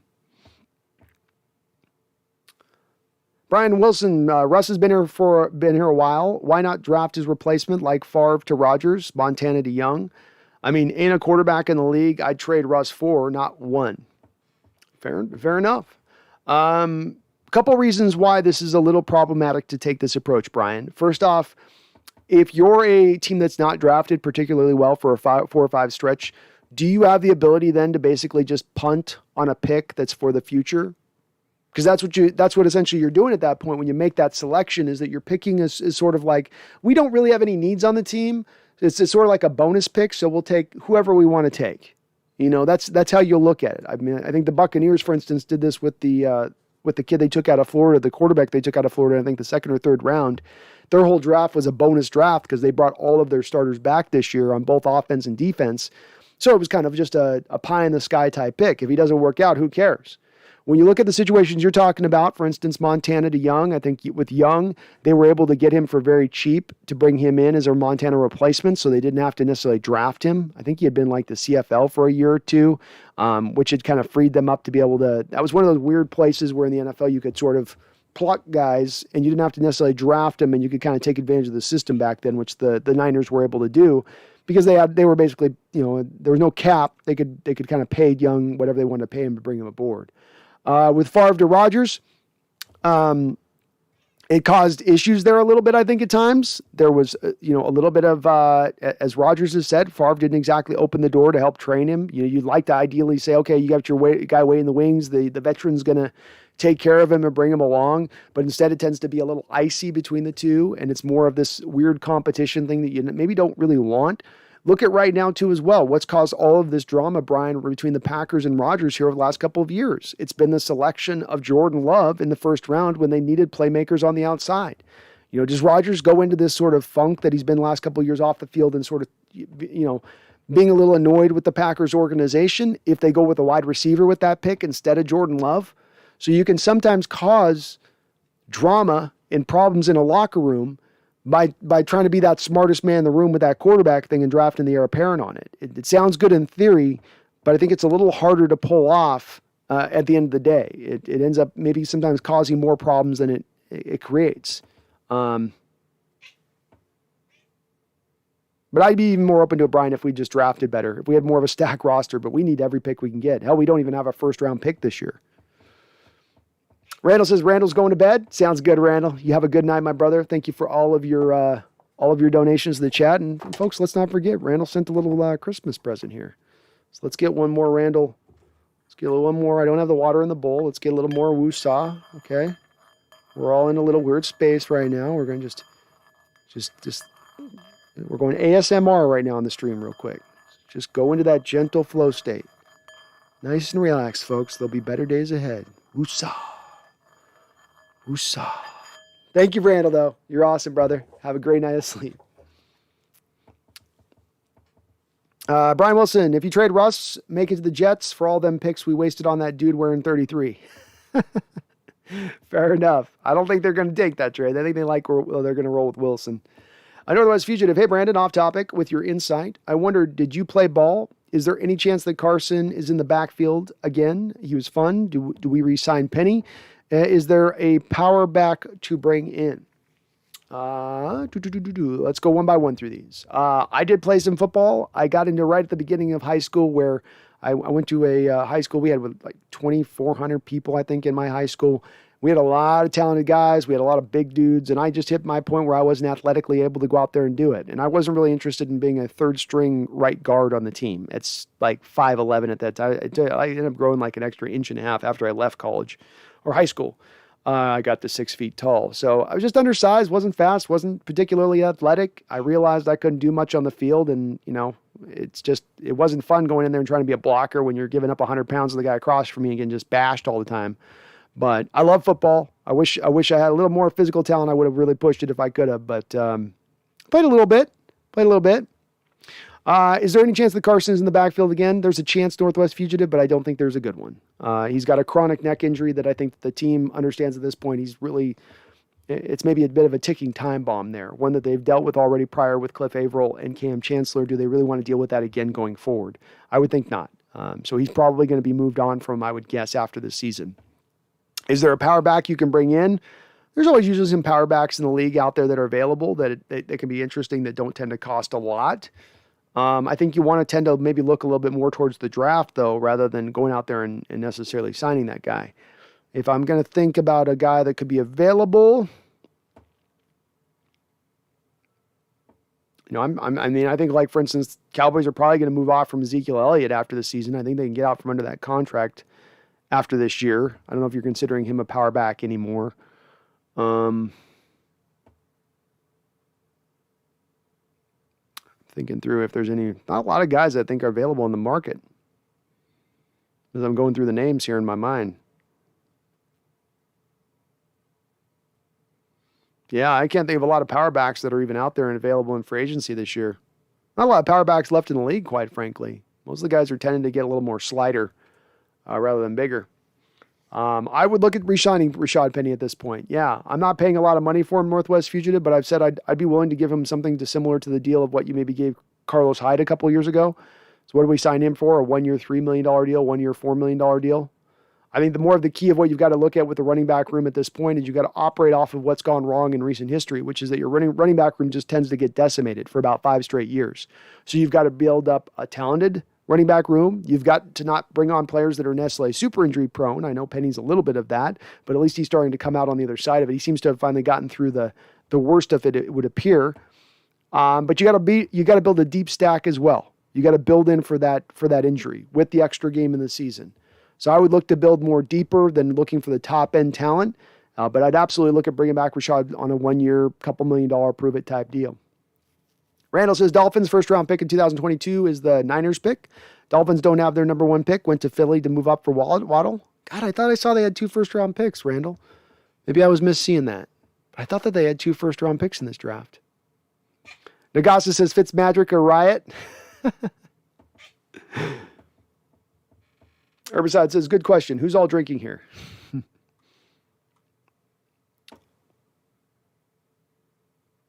Oh, the other Russell that used to play for Oakland. Jamarcus Russell. Okay, Alexander Matthews. All right.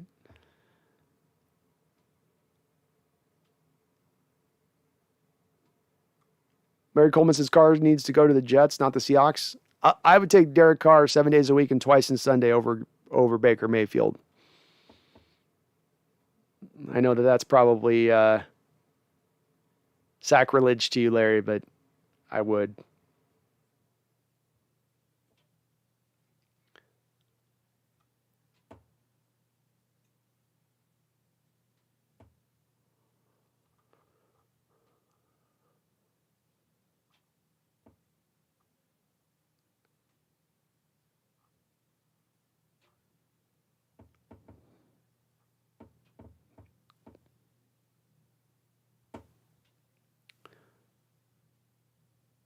Van Turner says, Tim, hand jobs reminded me how much I hate the 49ers. We got some good 49er trolling going on in the stream today. I got to give the 49er fans some props today. Bringing a little bit of some troll action. Okay.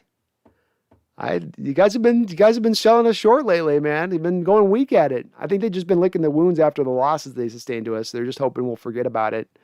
But you guys, you got it all off season, 49er fans, and I say that with ultimate respect, especially you, Keldon, because you're cool. You guys don't get to hit us unless you go out and win the Super Bowl and the wild card this year. You're going to have to be quiet through a whole offseason because we got you twice. It's just kind of the way it works. If we beat us twice, I'd have to shut the hell up and take my lumps. Doesn't matter if you're ahead of us. You're ahead of us by one team in the division. You're in third place, not fourth place. Ooh. Ooh. Certainly not a place to get up on the soapbox and declare your greatness.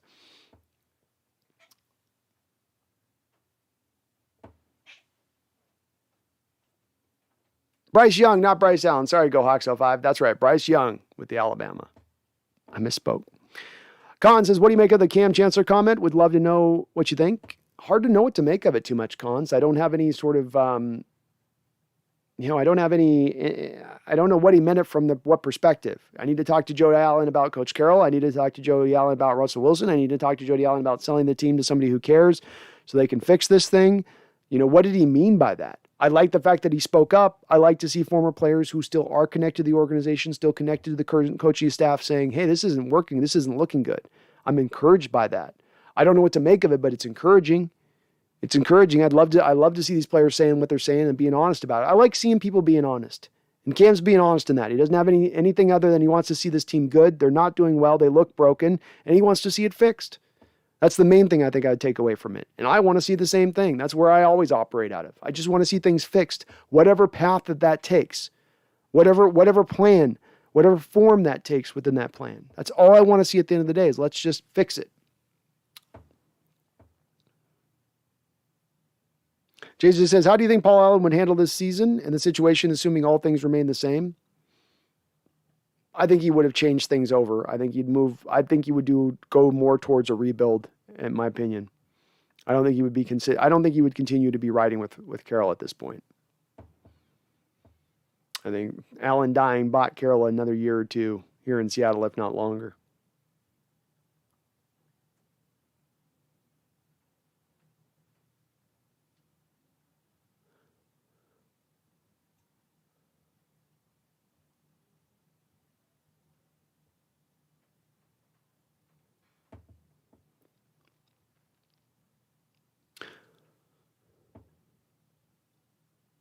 Larry says, I'm going to do a sports show soon over the summer. Look out. All right, man.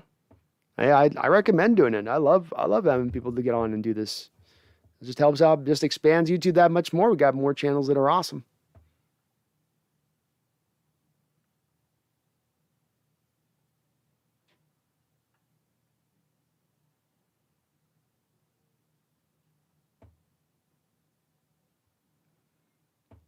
Guys, don't feed the trolls. Feed the trolls. You just give them more size.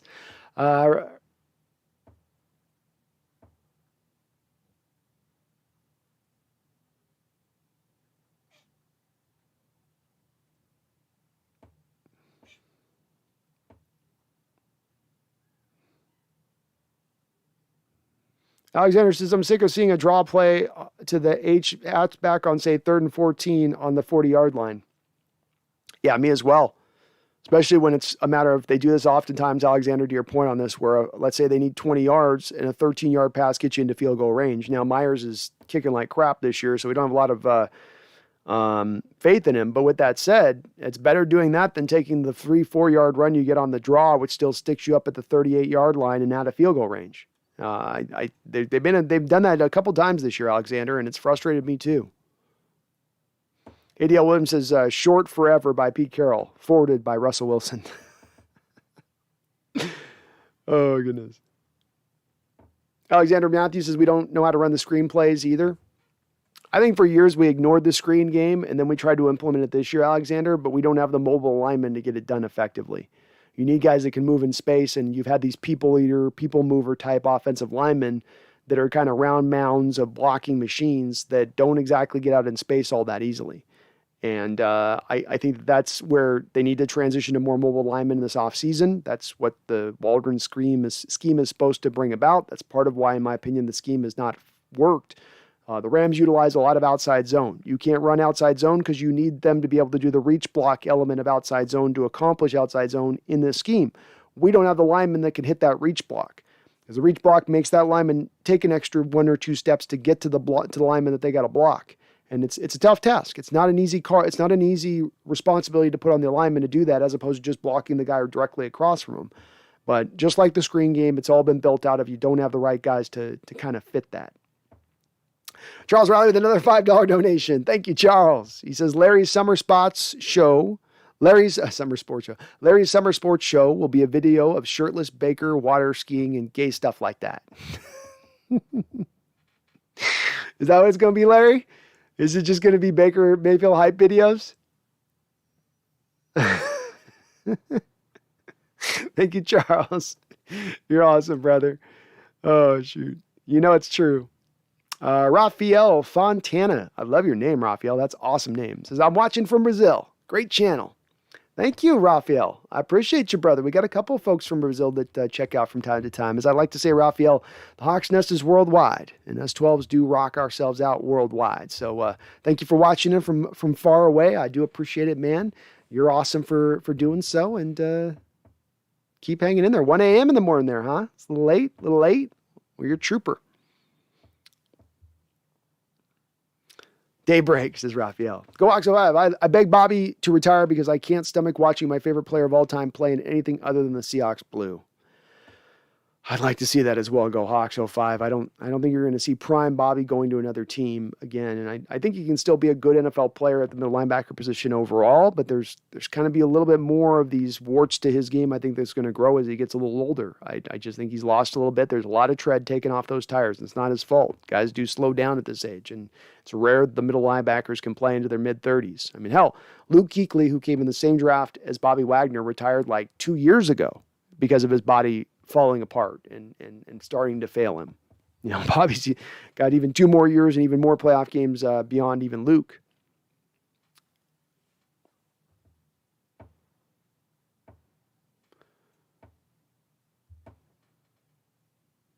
Raphael says, unfortunately, no, I'd like more content about football in Brazil. Hell yeah, man. My country focus is only on soccer. It's no good. Yeah, soccer's always a tough one for me, Raphael. But it'd be cool if Brazil did some more of these sports. You know, I feel like this a little bit with Australia. For instance, we got a lot of Australia contingent that come in the chat, and I'm just like, I feel like it's natural for Australian to start, you know, with the rugby background that they have to really enjoy and to kind of glom on. I know that, you know, football is very much an American sport in certain respects, but I've always thought that the door should be open there for it to go worldwide, just because it is such an amazing sport and so unique. You got to learn it and understand it a little bit to start to appreciate a bit in what you're watching. But once you do, man, it'll hook you. And I'm glad it's hooked you, Raphael. I want to like soccer, dude. I really do. And I don't know if you got to read Coach Carroll's book. I don't know if it's going to give you a whole lot, but it'll probably give you a little bit of a view into his mind, I guess. ADL Williams, I enjoy the international NFL games. We should get back to that. I definitely like the South America and the Canada games. And we start getting into Britain. You're putting so much on these players at this point with the travel. You really are. You got the Thursday night games, the Monday night games, short schedules, and then you're going to have them go all the way out into Britain on a given week too. It's kind of a brutal.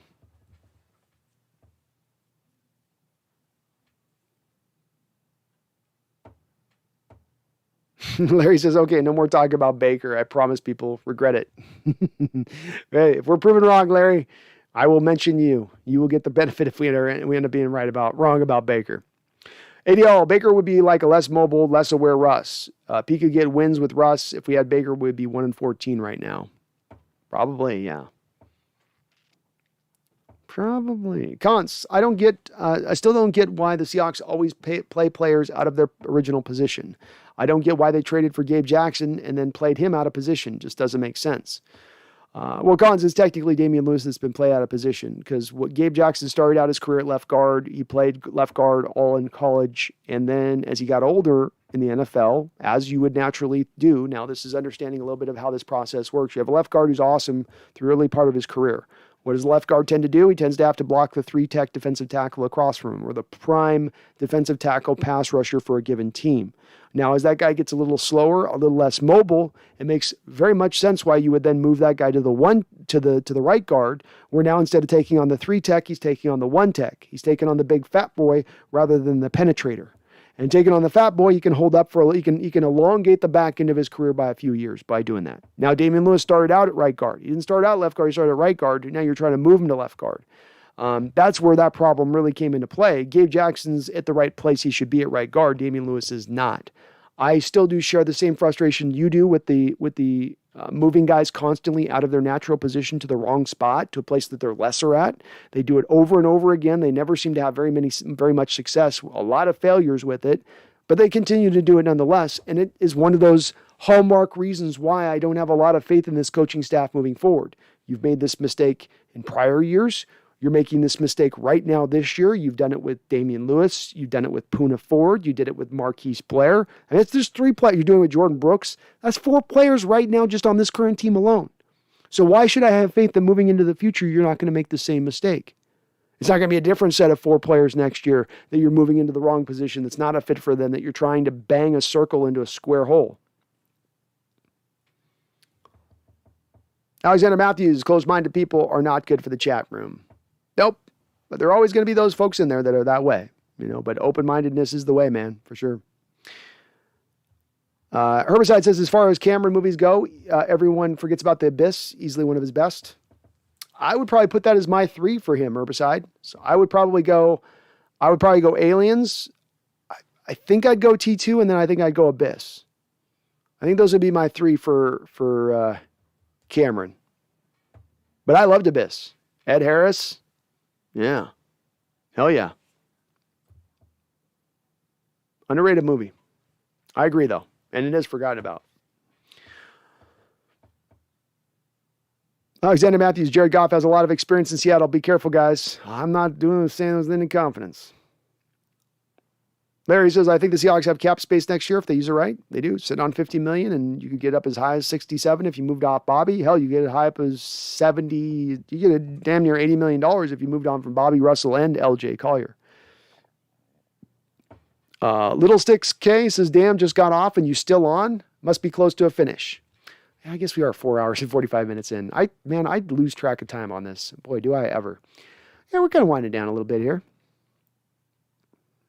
Chat's pretty active tonight. I love seeing it. Haran.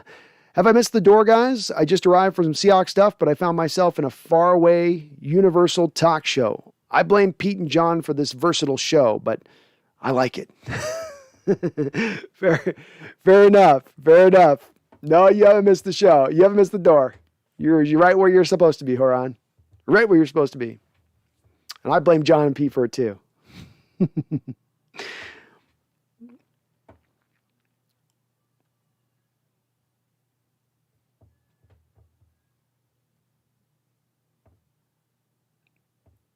Herbicide says, I'll throw snowballs at the Seahawks if I want to. Hey, it's if you're going to take that risk and get high, you might get arrested, but if you can get away with it. You guys remember too the Holmgren's final game in Seattle, where I think one of the players tried to throw like an ice chunk for the Jets, tried to throw like an ice chunk at the fans because they were throwing snowballs at him. It doesn't snow in Seattle. Like when it snows, we're going to start throwing snowballs. It's just it's natural. Ethan Deckerwell just rewatched Once Upon a Time in Hollywood. My oh my, what fun and hilarious movie. If I'm not mistaken, Brandon, you are a big Tarantino guy. The DiCaprio rage scene is pure gold in that movie. I liked it okay. Ethan, I'm in a weird state with Tarantino. I'm in a very odd state with him. One of my favorite directors of all time, definitely probably favorite screenwriter of all time. And a guy who is really well talented. But I find myself gravitating towards his earlier work rather than his later work. And I think that right about Jackie Brown time, things started to, for me at least, go in not as much an enjoyable direction. He's still, in every movie he has, there are still scenes that have that same Tarantino feel to them where you're like, this is Tarantino. But, Reservoir Dogs, Pulp Fiction, those are like perfect movies to me. There's no fat to those films. There's a lot of fat on current Tarantino movies. Just go take a look at Death Proof, for instance. So I'm a little torn with him. I feel like sometimes he needs a second partner. I think Roger Avery helped him out a lot, for instance, with Pulp Fiction stuff and as being that kind of guy there. But yeah, I just, the later stuff just doesn't resonate as much with me, man. It just doesn't. I don't hate it. I still think he's very talented, but some of it's just, I did like Once Upon a Time in Hollywood more than I liked the Furious 8 or the Unsavory 8, whatever that movie was. That was absolute crap. But I just wish, I don't know with him. I wish he'd tap a little back in that old spirit where it's like sometimes he's just going a little bit too much for the stylistic stuff and not just telling a story at times. As he's aged, I feel like a little bit. But he's still awesome and still way better than most of what's out there, which is absolute trash. Alexander Matthew, DK's one big problem is he's trying too much to catch the ball with his body. Stick out those two hands and catch the footballs. Agreed. That's the place. That's the single spot he's got to improve beyond route running, beyond any of that other stuff. It's catching the football, getting better with his hands, being more consistent with his hands.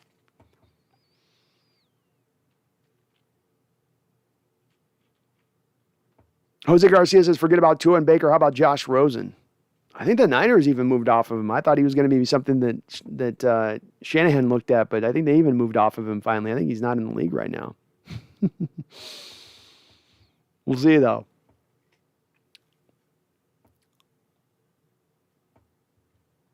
Yeah, you got to check out. If you haven't seen True Romance, you like Quentin Tarantino, that's another one to definitely check out. That's in that early years of stuff where he was in the zone there in that spot of his career, in my opinion. His True Romance is awesome. Stacked cast, too. Absolutely stacked. Another one to go check out that for Tarantino, if you like, that's one that a lot of people haven't, especially the younger audience that likes Tarantino, haven't seen, is go watch Four Rooms. Watch the Robert Rodriguez episode. That's 4 episodes made by 4 different directors. Watch the Robert Rodriguez episode. Skip the other 2. And then go to the Tarantino one at the end. His last bit at the end. You'll thank me later. Herbicide says, whatever, man. I even like Death Proof. Yeah, Death Proof lost me. When they did the first conversation with the 4 girls talking for 45 minutes on like a one shot and then do it again 15 minutes later, and they're not talking about anything, my eyes were a-rolling. Alexander Matthew, franchise tag is a way to go with Diggs, just asking. I think that they agreed with him when he was wanting that contract in the preseason to say, okay, we'll adjust this way for you and we won't franchise tag you. Seattle has shown very much a hesitance in the past to utilize the franchise tag, especially to sort of hold a player over the barrel. If they're going to utilize it, it'll either be at a lesser position they don't care about, like kicker, as they did, I think, when they first walked in the door here, or they'll do it on like what they did with Frank Clark, where they applied the franchise tag, but it was just to apply it to then eventually move him to get a return back as far as trade goes. They never intended to make Frank, I think, stay up under that franchise tag for a given season. So I don't think that they would be willing to do it, and I think they've agreed not to do it. Charles Riley with another $10 donation. Charles, man, I love you, man. You're awesome. He says, I feel like Larry will have summer sports video with Baker's wife on the shore, and he has to zip up Baker's life jacket because his shoulder is hurt, and we'll see sparks. Ooh. But does Larry move in for a kiss? That is the question. Larry, we're already planning your sports show this summer. We've got some scenes already about me and Charles, and we're spitballing this, man. We're spitballing this.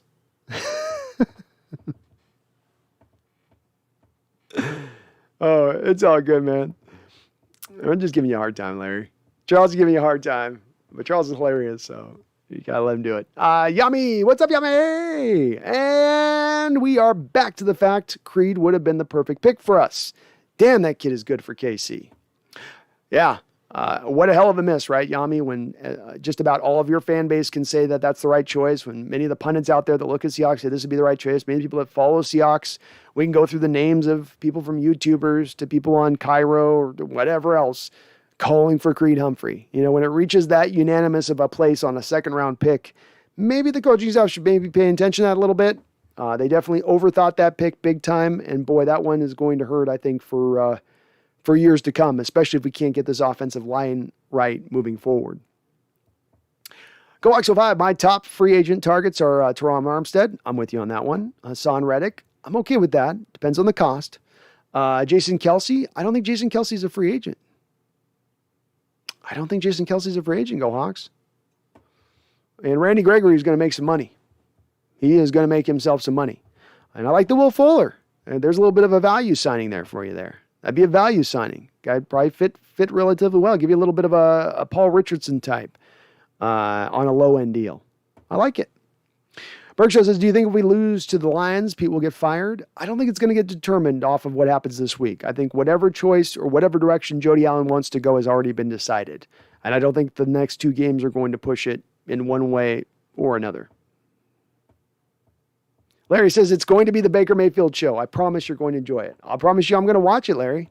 So I'll hit you with the like button. I'll hit you with a liker and a subscribe. Berg Show, if London got a team and had 2 away games in a row, do you think the team would stay in the States for the extra week to practice, which cuts down on jet lag? Yeah, very smart. I think that they would. They would definitely, to your point on this, Berg Show, have to get creative if they were going to add a London team from that respect. You couldn't expect them to be flying backwards and forwards every week. No one would want to go play for the team. And indeed, I think you're already going to have some players saying, I don't want to go do that. I don't want to do that much travel. No, I don't want to do that. It's going to be hard to do anyway, I think. I think you have a much easier road here doing it through Canada or through Mexico. But the NFL does seem determined at some point or another to get a franchise in London. Colin says, can you explain to me the 1 tech, 3 tech, and stuff like that? I have no clue what it means, but it seems important. It absolutely is important. And so you have 4 basic places on your offensive line. You have your... Let's start front to back. You got your blindside rusher, Cons, and in this defense, the blindside rusher is called the Leo defensive end. And the Leo defensive end, who's going to be on the right side of the defensive line there, he's going to be lined up about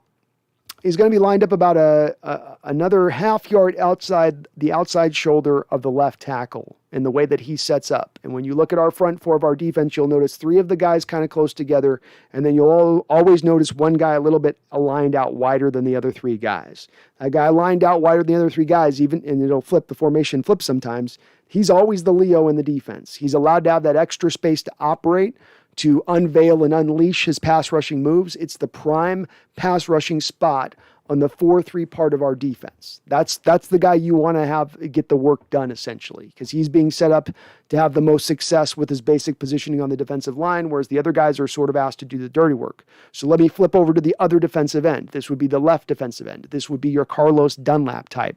This is also called the power defensive end. This can be a 4 tech. This can be a 5 tech. This can be a 4I, okay? So 4 tech, you're lined right up across from the right tackle at that point. If I'm in a 5 tech, I'm going to go kind of a little bit outside. You're not going to tend to do that in our defense. They're going to tend to be in the 4 tech position where they're right over the top of the right tackle, because you tend to have your Sam linebacker next to that 4 tech taking on the tight end at the line of scrimmage, okay? So the power defensive end is there to set the edge on the strong side of the offensive formation. He's there to make sure that he funnels the running back inside and that the running back can never get past his edge. The Sam linebacker is there to kind of help him a little bit in that role. If the Sam ends up being driven as the outside guy, it's his job to drive the outside leverage to push it back inside in the run game. The defensive tackles now, and again, all of this is just in regards to a 4-3 defense. 3-4 defense is a little bit more differently. But what you look at between the 2 defensive tackles, one is a 1 tech, one is a 3 tech. Okay, the 3 tech is going to be aligned. He tends to be aligned next to the Leo. And when he's aligned next to the Leo, he's going to be going opposite the left guard, of course, with the offense. The left guard is usually the pass protecting left guard. The right guard is usually more of your mauler. It's one guy's Steve Hutchinson, one guy's Chris Gray, right? Steve Hutchinson, your left guard, your prime guy, the right guard is your Chris Gray. You can get a little bit by with right guards, is what I'm saying. And the reason for this is this. The 3 tech will tend to line up right across from that left guard, heads up, a lot like you have your left defensive end lining heads up against the right tackle, okay? But with the 1 tech, oftentimes he's going to split his positioning when he lines up between the right guard and the center. He's going to set himself right between those. And most plays, the 1 tech is going to take on the double teams. He's going to be the guy, it's his job to, instead of penetrate and get in the backfield, he's got to hold his point of attack. He's got to not get pushed backwards. So it's 2 different skill sets. The 3 tech has got to be the penetrator, the guy that's usually more of your sub 300 pounder, right? More of your Aaron Donald type.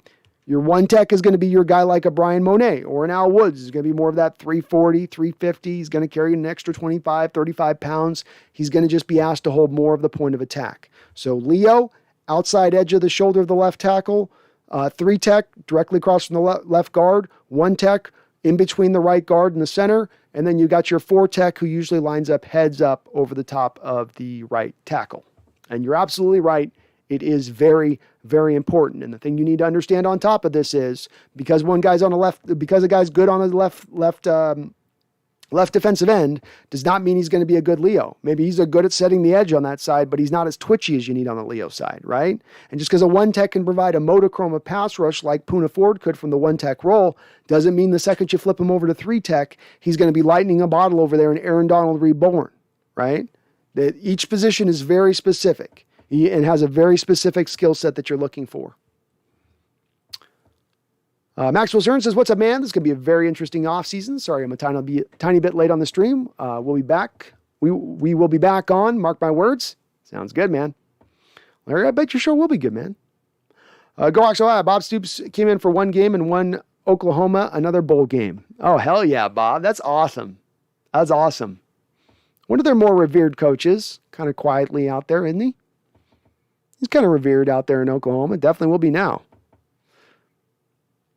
Well, Yami, my favorite play that year was when DK mossed Shaq in the Jacks game. Kind of one of my favorite plays too, Yami. I sure wish we'd seen more times where DK would get more opportunities to do stuff like that. And boy, what a throw by Gino to put it right there to let him go up and make that play. Awesome play by DK as well. It's a bit of awesome on both of their parts. But DK shows you he's got it in him in that kind of play, doesn't he, Yami? He shows you it's there in him. He can do it. He can do it. Can we get him there to do it consistently? Can we get him the opportunities to do it there? This is where we come to targets where people go, well, maybe there's just no targets for DK. Hey, I'm at the 4-yard line. I got one-on-one with DK on the outside. Let's throw a fade ball and see what happens, right? That's about manufacturing targets and touches for a player with the talent level that DK has. Not for sale. What's good, bro? How you doing, my guy? So Pete said there's no reason to blow it up after one bad season. Is it delusion or dementia at this point? Or a bit of both, right? Not for sale, maybe a bit of both. It's quickly, I think, I'm not going to apply dementia because I don't know if I've seen enough other symptoms of it and I'm not a doctor, but I definitely can apply delusion because I don't need to be a doctor to apply that. It's not a medical condition. It's living in an alternate reality other than the one that you're facing. And Carroll has shown us over the recent years, and it's gotten worse in recent years, where he's constantly, as I say, looking and finding silver linings in the seventh rung of Dante's Inferno. You got to call it for what it is. And I think it's so important in this respect, not for sale, as I go to again and again. It's so important because you'll never fix anything if you constantly just make excuses or cover up what is the reality. And they've been doing too much of that lately. His comments indicate they're going to continue to do that. And it's part of why I don't have a lot of faith in Coach Carroll at this point. You made mistakes prior for years now. You made those same mistakes, those same exact mistakes this year right now. Why am I to believe you're not going to continue to make them into the future? Go Hawks Survive. Tarantino movies have one thing you can depend on, an intense zoom in on women's feet. Tarantino's got himself some big time women's foot fetish. There's no doubt about that. And he's not shy about it. And I almost think now it's to a point, it became such a meme that he just does it anyway now, just because he knows he's kind of known for it. But yeah, man's got a weird, never understood that fetish myself. There's so many other beautiful parts of a woman's body to get obsessed with that for the feet to be the thing you lock in on. Always thought that was a little bit odd. Little bit of an odd one there on that. But hey, to each its own. Whatever floats your boat, as they say, right? Herbicide, I will never watch it, Larry. I view your name now like an ad on YouTube. Can't wait to skip it over. And I agree, Herbicide. Feet people are kind of creepy to me too. I can get behind certain fetishes, but creepy feet people get very close to like furries for me. You're getting into kind of a furry lane of things where I'm going, really? We got to go to this place of it? The foot? Feet? Yeah. Go Hawks Survive. 0 tech. Heads up over the center. 1 tech outside shade of the center. Inside guard. 2 head up guard. 3 tech outside guard. 4 eye inside tackle. 4 tech heads up. 5 tackle outside. Yep. That's the basic way it's run. Though essentially, of course, go Hawks over on the blind side. You're running basically like what would be a 5-tech, similar to a 5-tech technique on the blind side rusher, but they technically call it Leo. It's kind of semantics at that point. And we do run 0-tech, but we only run 0-tech when we're running a bear front. And a bear front you'll have is 3, basically, you have your 3, like a 3-4, but you're adding an extra basically men on the line at that point. So you've got to your point, your 0-tech straight up over the top of your center, and then you've got your defensive ends aligned 1 man outside over on either side of him. Seattle runs some bear stuff, so they utilize a little bit of it. Herbicide, good question. With a left-handed quarterback, would you have to flip your guards and tackles? Yes, you would. Yeah, you would need to put more of an onus because you're going to tend to want to throw to the strong side of your strong arm of your quarterback. So the statistics show us that right-handed quarterbacks tend to be more accurate when they're throwing to the right side. When they have to throw back to the left, and Russell Wilson's actually odd in this respect. He's more accurate. He's one of the weird outliers at right-handed quarterbacks who's actually better throwing to his left than he is throwing to his right. Kind of odd in that respect. I don't know if it's his baseball background or what it is that allows for him to be like that, but it does help him in that respect. But yes, if you have a left-handed guy, you're going to want to throw to your strong side of your strong-armed of your quarterback, the not strong arm, but the whatever their arm is that they throw with. So if you throw to the left and know he's going to be more accurate throwing to his left because he's a left-handed quarterback, you're going to then want to build your offensive line to the strength side of that as well to protect him. So your blind side rusher is going to be on his right side, and et cetera, et cetera. Cons, Russ for some reason always throws 50-50 balls to smaller receivers instead of DK. Just doesn't make sense. It's an astute observation on your part, Cons, and I've seen the same thing. I don't know why either. You're throwing to 5'9" Tyler, 5'9" D. Eskridge, a shade under 6 foot Freddie Swain, Penny Hart, but DK can't get himself one trust throw that's accurate over like 3 or 4 games. Huh? Charles Riley with a $5 donation. Thank you, Charles. My God, Charles, you got like a 140 on this stream, my guy. You're awesome. This is Brando. If we have a lefty quarterback, does that reverse the offensive line, meaning our right tackle needs to be Dwayne Brown and such? Makes sense or not? Well, excuse me, I need a little water here. Jesus.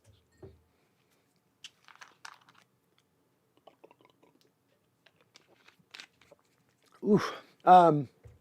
It is, but what you wouldn't do, Charles, of course, is you wouldn't take Dwayne Brown and say, okay, we got Tua, and now I'm going to move you, Dwayne, from left tackle to right tackle. You would go find a good right tackle who is a good pass protector, right? So you wouldn't get what would be your traditional right tackle. You wouldn't get your Brandon Shell type, right? Or your Breno Giacomini type. You would be going for more of a guy that was very well talented at that right tackle position. So a guy that jumps out to me would be like Elaine Johnson with the Philadelphia Eagles. You would look to have that guy fitted to your right tackle spot, a natural right tackle, but a right tackle doesn't fit into the normal mold of what right tackles are. The left tackles are your dancing bears. Your right tackles tend to be more of your mauler, bully types. So yeah, you would need to get more of a pass protecting centric right tackle, but you wouldn't flip a left tackle to right.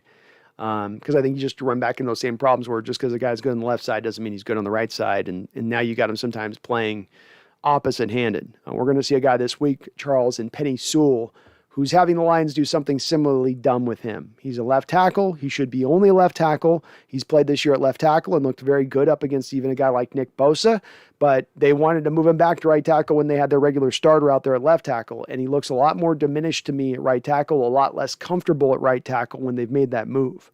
But yes, you would definitely flip. You would flip your formation as well, I would say, Charles, on top of this, on top of needing the good right tackle. You would do a lot more formation flipping to where the strong side of your formation would be leaning more towards the left-handed side of the line rather than the right-hand side. So instead of your tight end tending to line up on the right-handed side, he'd line over up on the left-handed side predominant amount of the time. So that would be the other thing that would change a little bit. Very good question, though. Larry says, I can tell you how Seahawks can get better on my show. Sounds good, Larry. I will check you out, buddy. You can count on it. Herbicide, I trust Lockett's hands more than DK. I mean, it's fair enough. Maybe that's fair enough. But I think DK's got some other freakish elements that Tyler doesn't. I think DK's faster. DK's obviously bigger. DK's got a bigger catch radius. But But Lockett's got some things that he does a little bit better.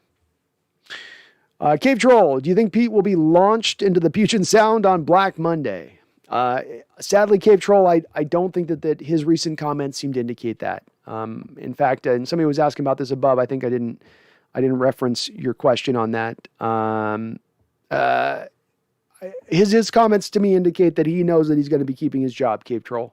I don't think he comes out and talks all about how this was just a 1 year off, that their foundation, their philosophy of their foundation is solid, that he is in lockstep with Jody Allen, and that they're on the very same page.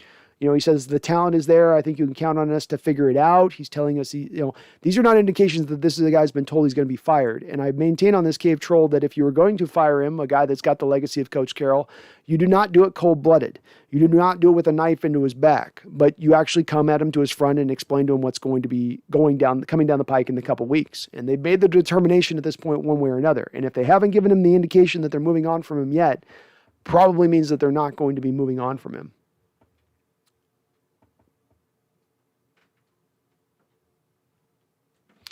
Khan says this chat has made this dream go somewhere I never thought I would see. Talking about foot fetishes, don't understand it, but some people really enjoy feet.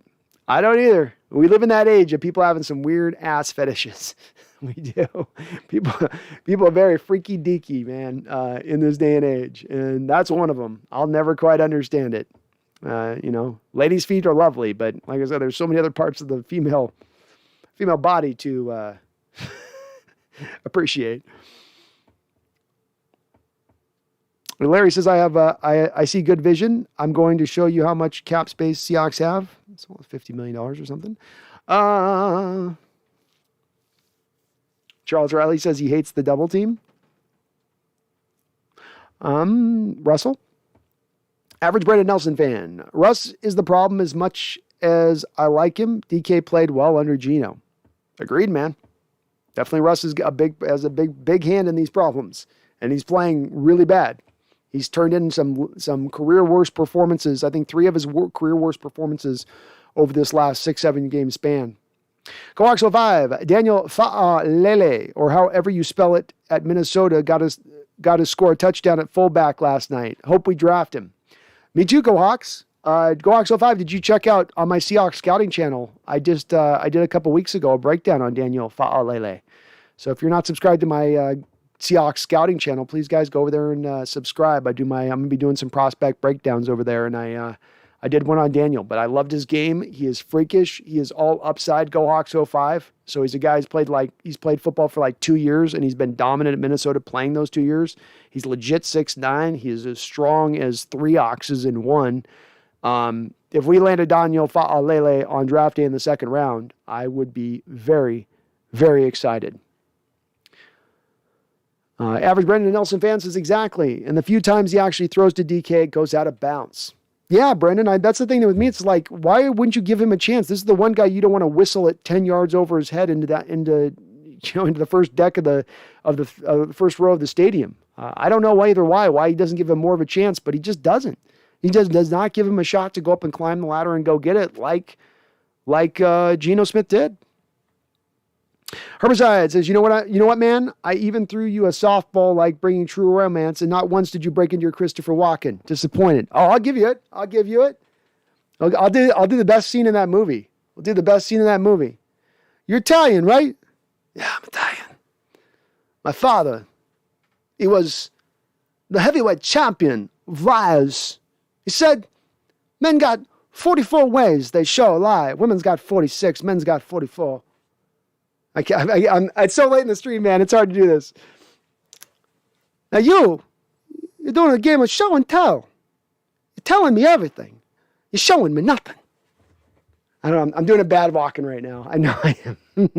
That's my favorite scene of all time, though, Herbicide. That true romance scene between Christopher Walken and Dennis Hopper, where he's like telling him about the Moors conquering Italy.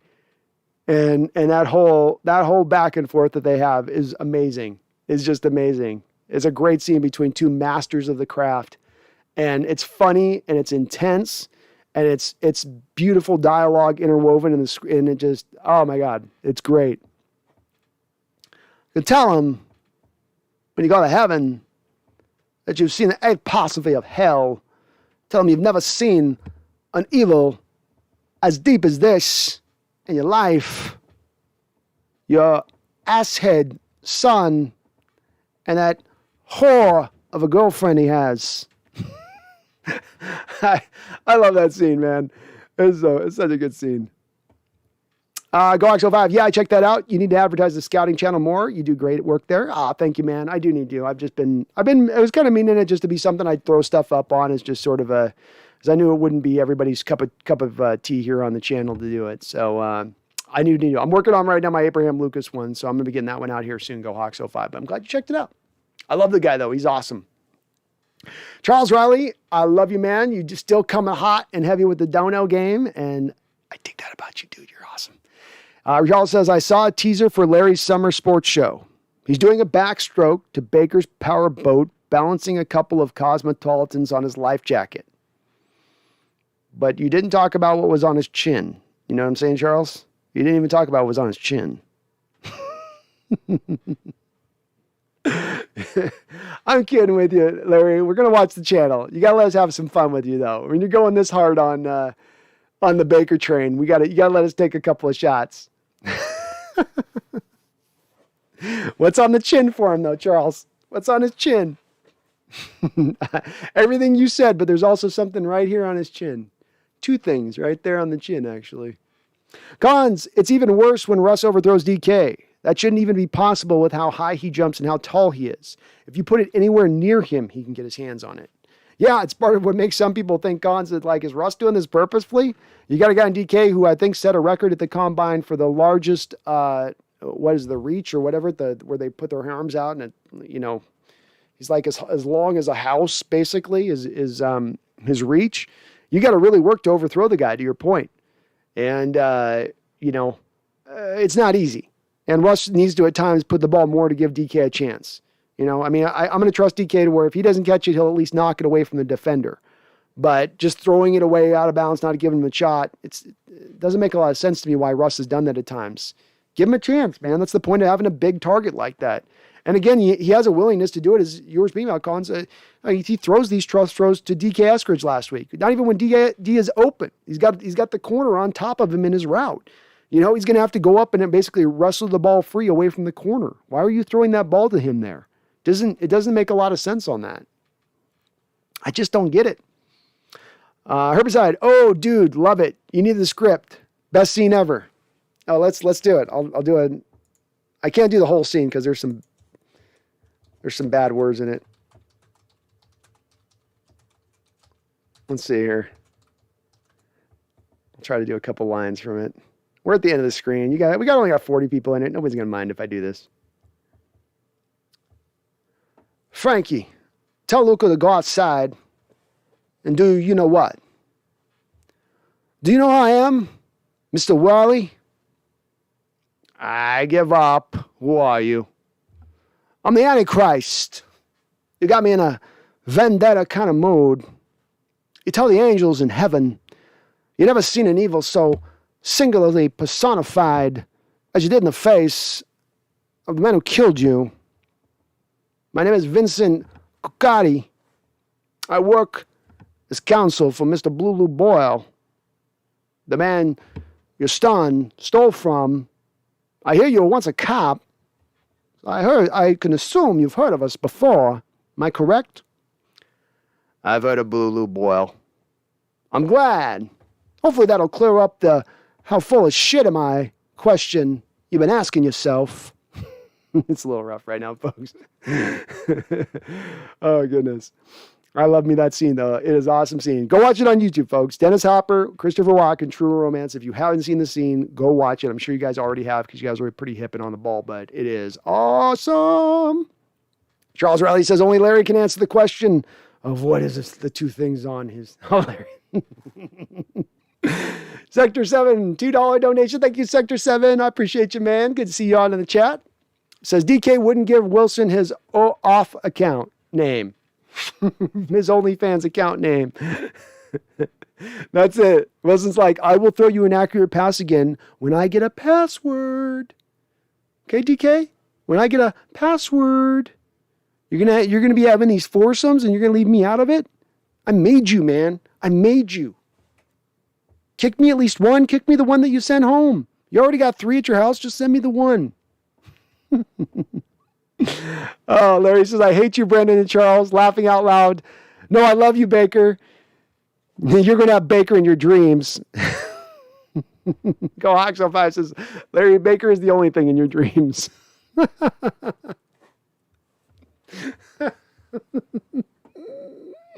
Oh, God. That's awesome. ADL Williams says, drop those N-bombs, my man. Yeah, I ain't that gonna go that much in character, ADL. I ain't gonna go that much. I have a son about your boy's age. I can imagine how painful this must be for you. But Clarence and that bitch whore girlfriend of his brought this all on themselves. I implore you not to go down the road with them. You can always take comfort in the fact you never had a choice. I love that. I'm going to watch this scene after this. You guys get me going on this all day on this. Khan says, DK doesn't want Russ to see the movie he made with Sierra.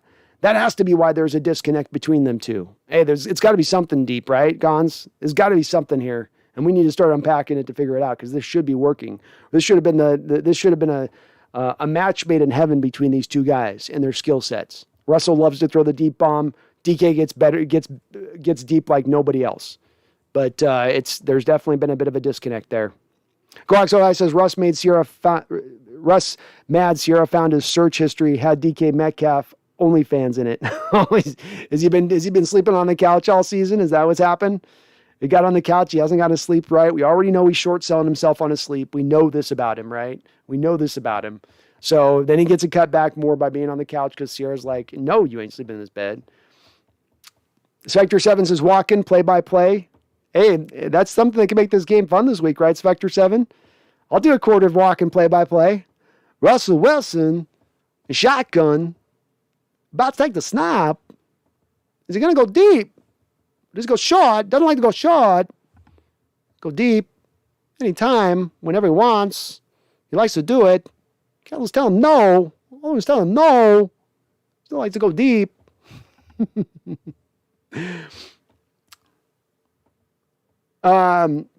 Daniel W. says, never heard of Tromance. I just looked at the Sicilian scene. Gonna have to watch the movie. Daniel, if you watch the movie, you will be thanking me for sending you to watch this movie. And by the way, if you like Gary Oldman, one of Gary Oldman's greatest scene, he plays a guy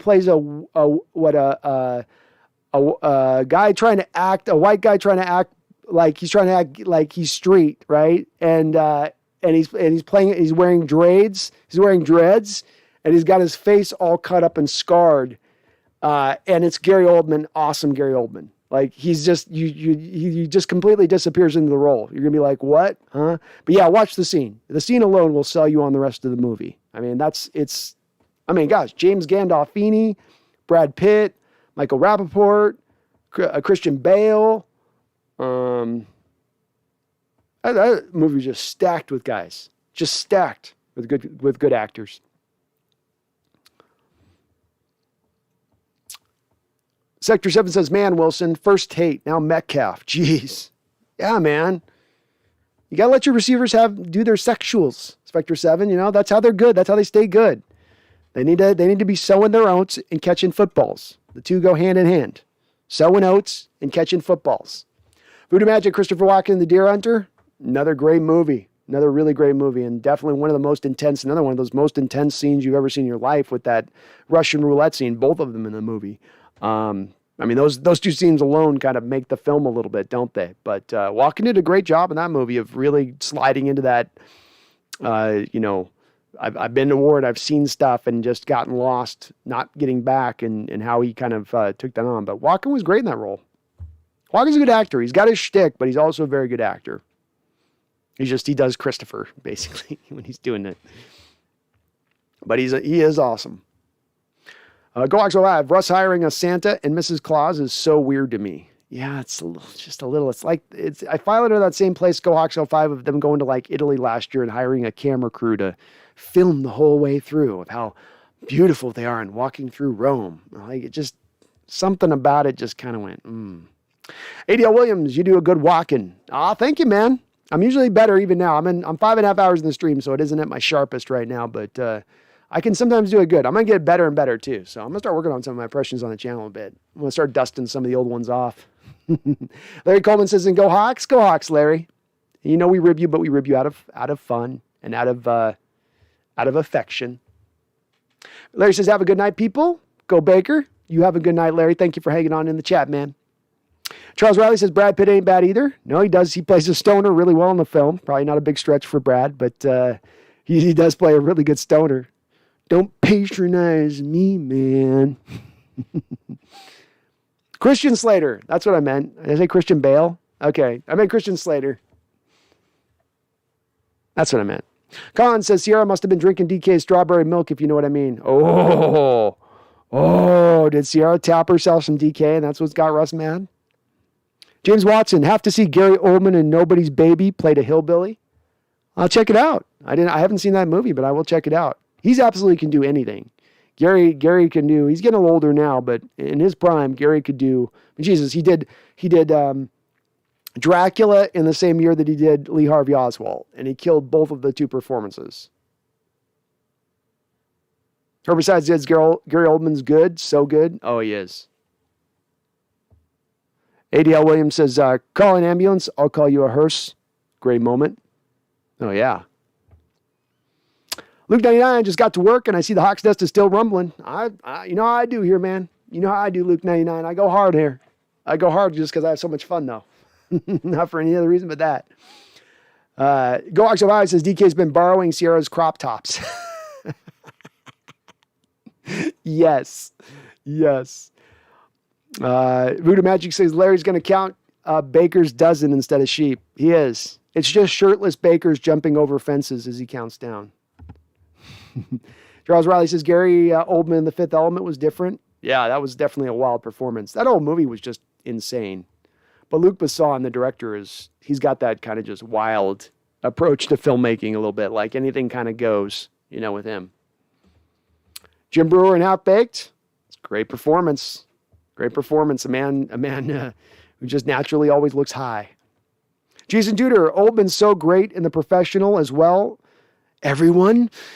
Everyone.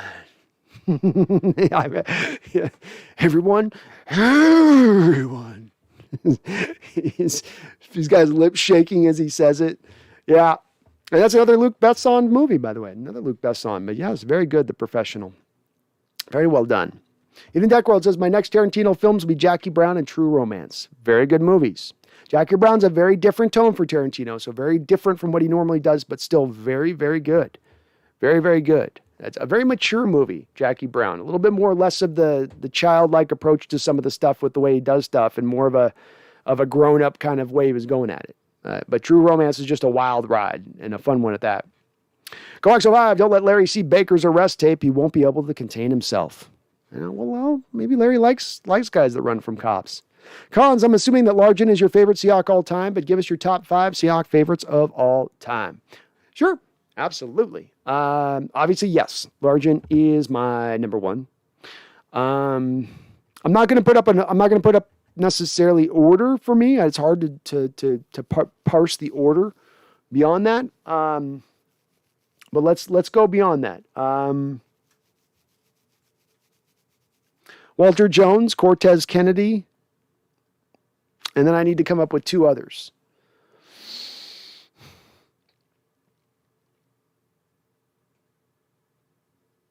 Man, and these are just favorite, maybe not the best, but I would probably gravitate towards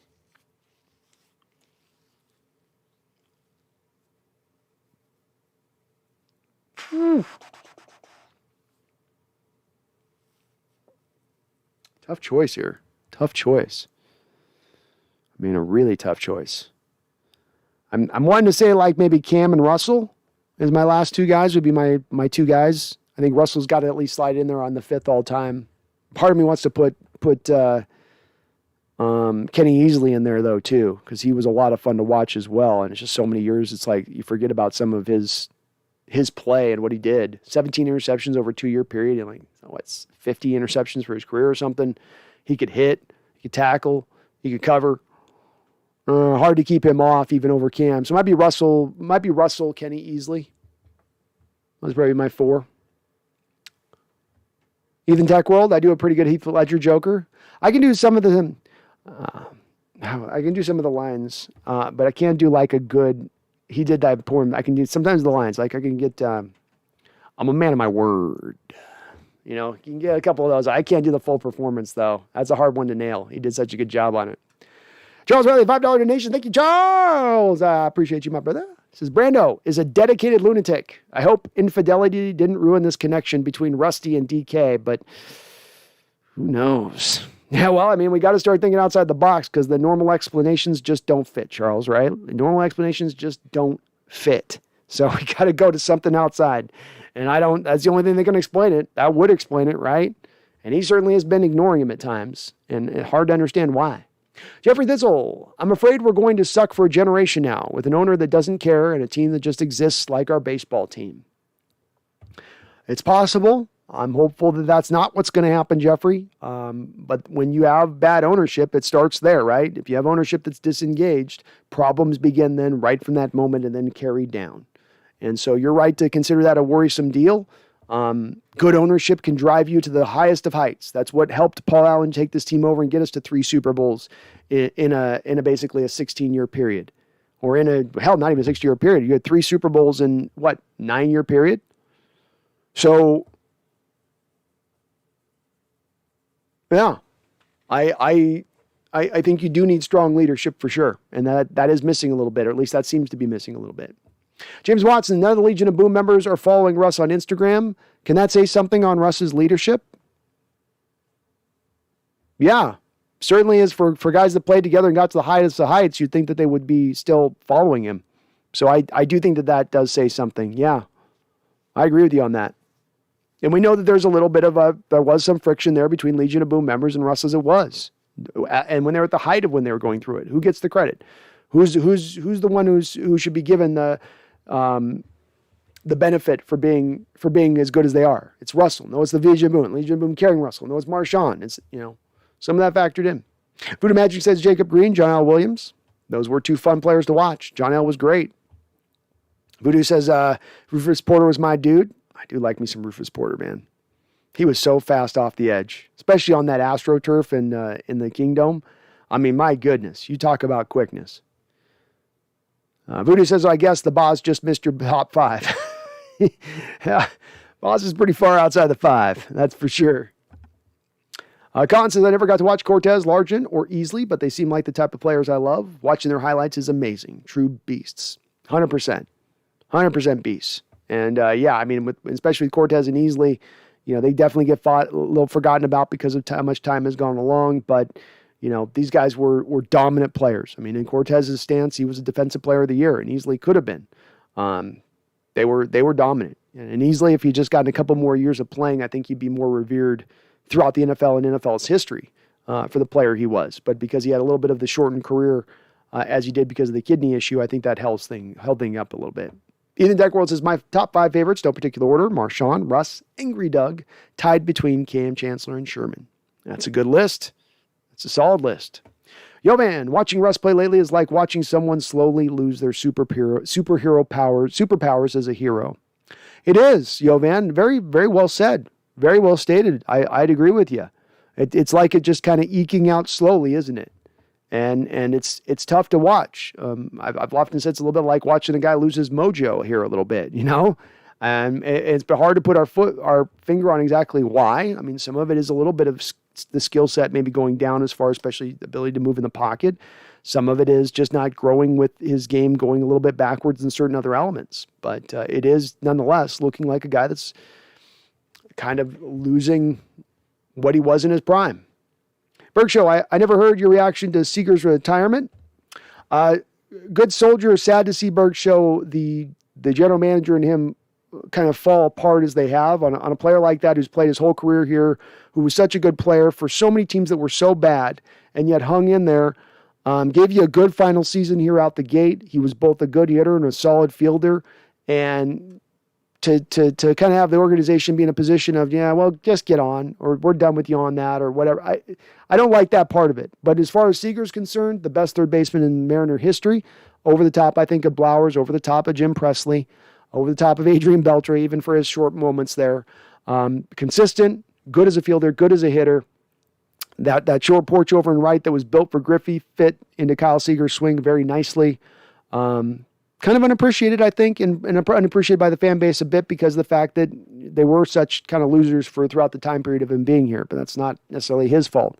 And let's also face it, he had to play his entire career not in a hitter's park, but in one of the best pitcher's park in all of baseball, which is going to impact your stats as well, and has probably kept him down a little lower than what he should be on his all-time marks. But still a very solid player, best third baseman in Mariner history.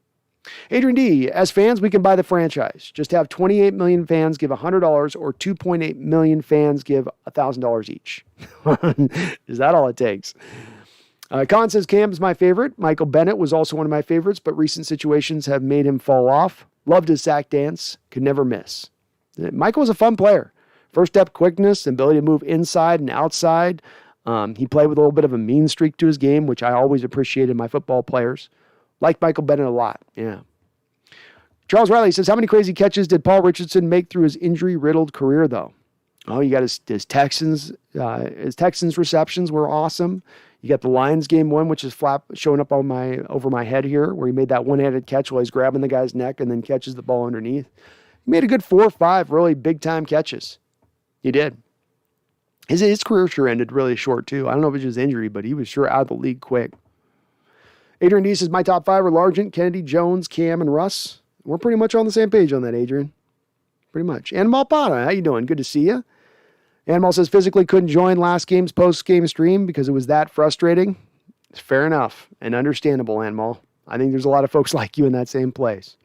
Yo, man, I think the Seahawks should play more nickel packages on defense to adjust to the pass-happy league next year with more man coverage. I'd love to see it, Yo Van. We've played a lot of nickel this year, I think, but we've often played that nickel when we've faced 4 wide receivers, and teams have attacked us in that way. Sure, it'd be nice to see us have more of a dime package built for next year specified to that. If we're going to go to more man coverages, as you're advocating for, and I'm in favor of doing, I think you do have to go get some man cover corners at that point, and you've gotten more traditionally zone-based guys. Luke 99, I know this is kind of controversial, but do you think with all the cancellations throughout sports with 100% vaccination rates, you're going to start seeing players start to just say no to a third booster? Yeah, I think it's going to impact how many guys are willing to do it at this point, because they're going to start to be like, how long am I going to keep taking this stuff into my body? We got is there going to be a 4th, a 5th, a 6th booster with just perpetuity? So yeah, I think there may be some that start to, but when it comes down to losing millions or taking a booster, I think majority still end up taking the booster. When it's all said and done, that's a lot to lose out on, and your short life is so short in football. I think maybe other sports you see it in, Luke 99, where the contracts have been guaranteed, guys have made a little bit more money. That'd make a little more sense. Berkshaw says, but why would he retire at 34? He's leaving a lot of money on the table. Lots of teams need a third baseman. Do you think the Yams will retire his number? Hard to say with some of the animosity between the front office and Seager as it's exited out. I think it's more of what we're seeing is more natural here, Bergshaw. I think baseball falsely inflated as us in fandom how long guys should be playing into the depths of their career. And the steroid era prolonged a lot of guys to play into their late 30s, when the body actually does start to naturally kind of fall apart as you get into your mid-30s. That's how baseball played out for years. You get in your mid-30s, you're not going to be the best player you've ever been at 35 years old. You're not going to have your best statistical season at 38 years old. You're going to start to become lesser and lesser and lesser. And if I'm as a player start to know that, yeah, I can go out there and I can make money, but I'm not going to be the player I was. My body's going to be hurting more than it's ever hurt. I've already got millions in the bank. Makes a lot of sense to me why more guys wouldn't retire more at that age, knowing that that's all that's at play. You got to play 162 games every season in baseball. That's a lot of games. That's a lot of traveling. I could understand why guys at 34 would be like, look, I made my $150 million. I'm straight. I'm good. I'm going to call it a day. Voodoo Magic, what's your prediction for the score for the Detroit game? I have no reason to build this off of Voodoo. I'm completely pulling this from my butt.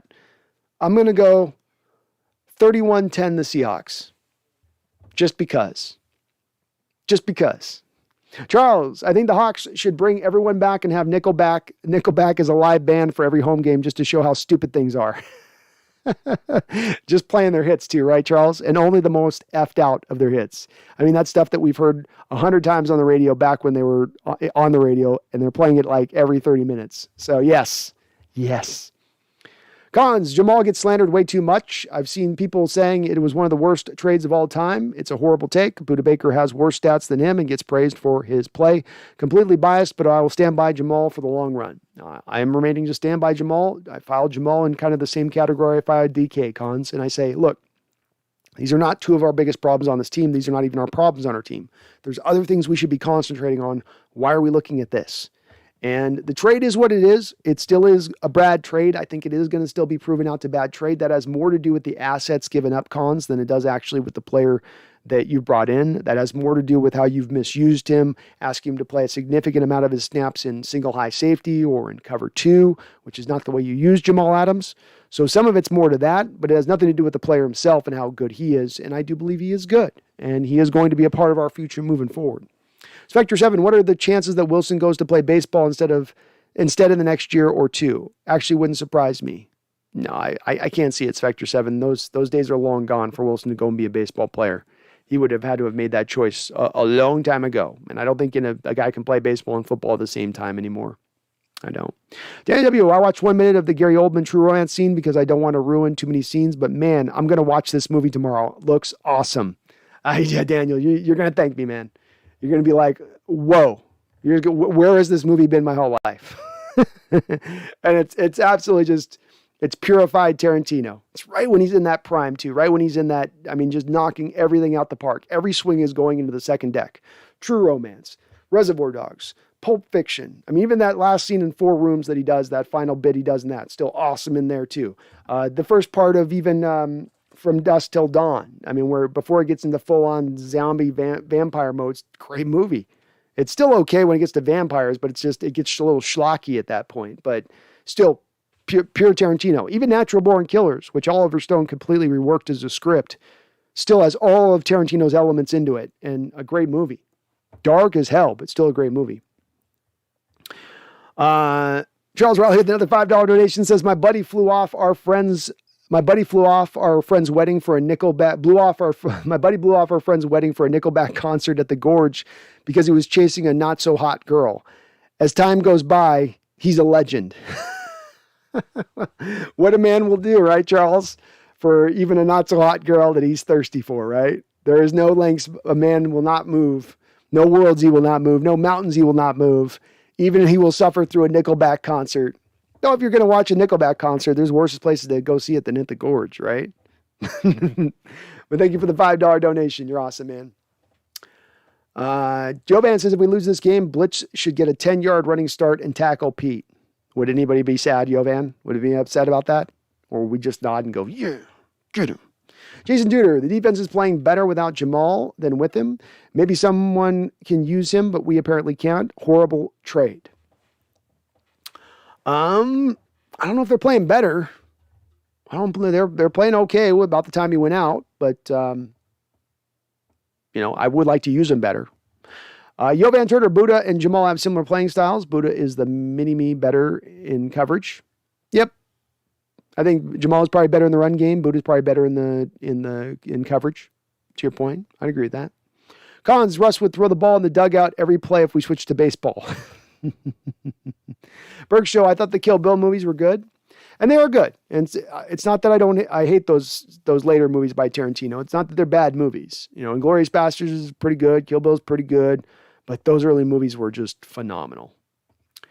Jason Tudor, True Romance was only written by Tarantino with Roger Avery, not directed, but totally feels like a QT film for sure. Oh, it was the perfect pairing. And one of the sad parts for me about that, because I thought that was a really great pairing, is you have Tarantino in the script there. And then it's with Tony Scott, Ridley Scott's brother, who is really underrated, by the way. Tony Scott, a guy that made Top Gun, a guy with a very great visual eye as well. But you take that that Scott visual eye and you pair it with the Tarantino story and dialogue, and it's like match made in heaven. I mean, just perfect. Perfectly balanced as all things are. Cons, defense is playing better without Jamal because we are playing horrible teams. Thank you. Yes. Agreed. Animal Potty, you probably already discussed this, but what do you think of Cam's tweet? Do you think Cam's tweet has any impact on this team's future? I don't think it has any impact on the team's future, but it's good to see Cam speaking up and saying this isn't good. This needs to be changed. Something is broken right now, which is what I think his tweet indicates. I don't know where he's throwing shade, if it's at Wilson, if it's at Carroll, if it's at just Wilson, if it's both Wilson and Carroll. But he's throwing some shade, and I welcome it, Animal. It's good to see former players speaking out. Shows they care. Shows they bleed blue and neon green, as we all do. And I'm glad to see it. They've got something to lose on the line with this too, Enmo. There's connections these guys have when they speak up back with the team, and that you don't necessarily want to undo a gravy train that exists for the rest of your life by speaking out in a certain given moment, but they're risking that. Gets me nodding my head and say, yeah, I appreciate that, Cam. And again, part of the reason why I think he was such a great leader with this team. Being a great leader is sometimes speaking up at times when it's not always popular to do so. And Maul says, the sad thing is that I am 99% confident Pete won't be fired after the season. I'm the biggest Russ fanboy out there, but he has been pissing me off this year. Me as well. Me as well. And I've been trying to back up Russ to go forward. We should build around Russ, get the offensive-minded coach, get Carroll out. He's not been making me look all that good in saying that. I'm pretty much at the point 90 to 99% is a good way of putting it, Animal, and I'm at the same spot, especially considering Carroll's recent comments about not needing to rebuild. They've got everything in place. They've got their plan, trust their philosophy. That indicates he's probably not going to get fired. Luke 99, a Nickelback concert now. That is true romance. Brando, says Charles, give me the odds that DK sleeping with Sierra has something to do with this. I got to give it 15%. Not a high likelihood of happening, but we got to face it. It's a possibility. It's a possibility, right?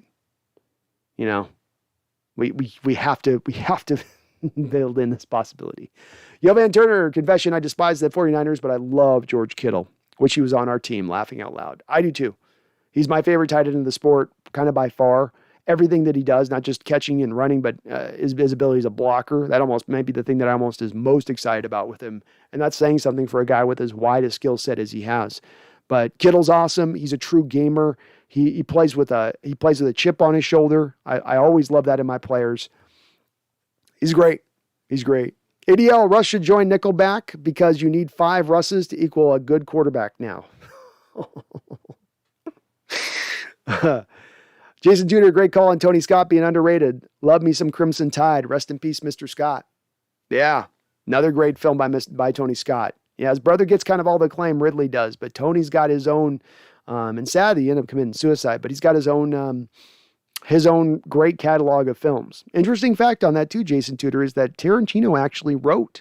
He did some script cleanup on Crimson Tide. And if you watch very closely on some of those scenes, you can find which scenes it was that he had his little bit of his intonement. I think he's uncredited, but he actually had some. He did some script cleanup on that particular one. Herbicide says opening scene of Inglourious Bastards is as good as anything Quentin has ever done. Agreed, and that's kind of what I was saying on these back half of these movies on the end of Tarantino's filmography.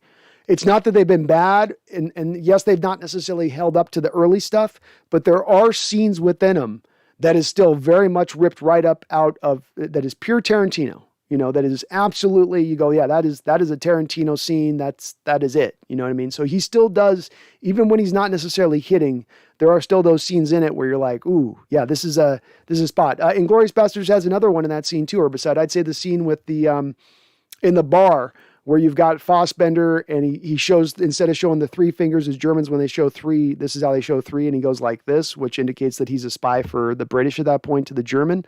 Another one of those, that's purified Tarantino type scene, but he just can't quite put it all together and cogently like he did when he was early on in his career, in my opinion. Even Tech World, every once in a while I rewatch the Lord of the Rings trilogy, one of, if not the greatest trilogies ever made. Maybe if it weren't for Star Wars, they are very close. They are very close. I agree with you on that. For me, Star Wars still beats it out a little bit, but it's right there. It's right there. Matt Callaway, didn't Cam hold out for guaranteed money, then retire after that? He did hold out for guaranteed money, but then he had a neck injury, which required him to retire. And he didn't retire right after getting the guaranteed money. He retired after he suffered the neck injury in the Cardinal game. Ethan Deckwell, the opening scene is amazing. Oh, yeah, I love that. The montage in Lord of the Rings. Yeah, that was great. And a ballsy way to open a film like that. Berg Show, Tony Scott committed suicide in 2012. Jumped off a bridge. He did. Tough way to go, man.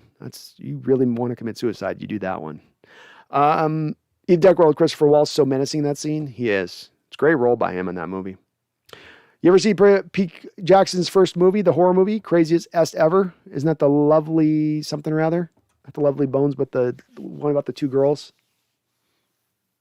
He's also got one called The Frighteners, like Michael J. Fox's last one. That's another one worth watching if you ever get a chance. Good movie. Charles Riley says George Kittle slept with his own little sister, but still has been productive. Did he? Wait, what? No, I'm wasted. Berg Show, Django Unchained was good. It was solid. It's in the same place for me as Inglourious Bastards, Kill Bill. They're good. They're solid. Are they at that epic level of his early stuff? Not quite, but good. Tony M., the Hawks Nest. I think I know what's wrong with Russell Wilson this year. It's slept on, but it's important to know that his injury isn't the only tough blow he's had to deal with in 2021. Wilson was very close with his mental conditioning coach, Trevor Moawad, who died in September. It's a solid point, Tony, on your part, and I've kind of heard it presented before. My issue does come a little bit onto it is kind of how fragile are you in your mindset if you need to have a mental coach with you at all times at the age of 33 years old, having played 10 years in the sport, and that his passing just throws you into disarray. I have a hard time on that one. You know, I can understand it being impactful. I can understand it, harming you a little bit, but to make you go completely off the rails, I'm not sure. And the other part of this, Tony, is that we got to remember that this bad Russell we've seen, this lesser Russell we've seen, is not just started this year. This started back halfway into the year last year. So this has been more of a 1.5-year trend, and I don't think Trevor had passed on last year. So I don't know if I can completely kind of put it all on that. Daniel W., I think Malik Willis will be the best quarterback of this draft in next year's draft, but if we replace Pete Carroll with, say, Josh McDaniels, I would think Carson Strong could be elite. Potentially. Got some worry about Carson in that knee. Hopefully it's okay. I think he's going to be one of the top guys to go off the board, Daniel, of these quarterbacks of this next draft. I think he might even be the number one kind of guy right there, wherever that number one is in the first round. But Malik is interesting. He's interesting. Luke 99, your knowledge of movies is almost as impressive as your knowledge of football. Just a hobby or part of your 9 to 5? I'm actually hardly watch any movies anymore. And when I do, I tend to watch old stuff if I do. I don't like the newer movies anymore. Hollywood's lost something. But back in the day, I was a big time movie file. In fact, Luke 99, my original passion when I started out, my dream was when I was my 21-year-old dude, I wanted to be a screenwriter. So I actually have about 10 completed screenplays. I've written a James Bond script. I've written a couple of them. So someday I'm going to do them on animation when animation comes along far enough to where you can kind of do it from home. So someday I'm going to animate them and make them. But movies are definitely sports are my original passion, but movies were right there neck and neck with it as I was growing up. Yo, man, this should be a game where the Seahawks go jumbo package and let the running backs go to work and dominate the Lions. Good confidence booster. Couple deep balls from Russ to DK and Tyler. More DK. I like to see it. I'd get more excited, Jovan, of just short intermediate stuff. I know he can do bombs away. You can beat the Lions going bombs away. Can we beat the Lions with just short and intermediate stuff that we want to build on, especially if Russell's going to be here in the long term? That's more of what I'd like to see. TJ says Seahawks versus Lions is the hottest ticket in the nation. Danny W., I understand what you mean with Quentin Tarantino, though his newer movies have a slow-paced cringe scene, like Hateful Eight had a scene where Sam Jackson made a dude blow him, and I was like, I was like, why? Yeah, I hated that scene, Daniel. It seemed like pure schlockiness, and that's where I go. It's a little.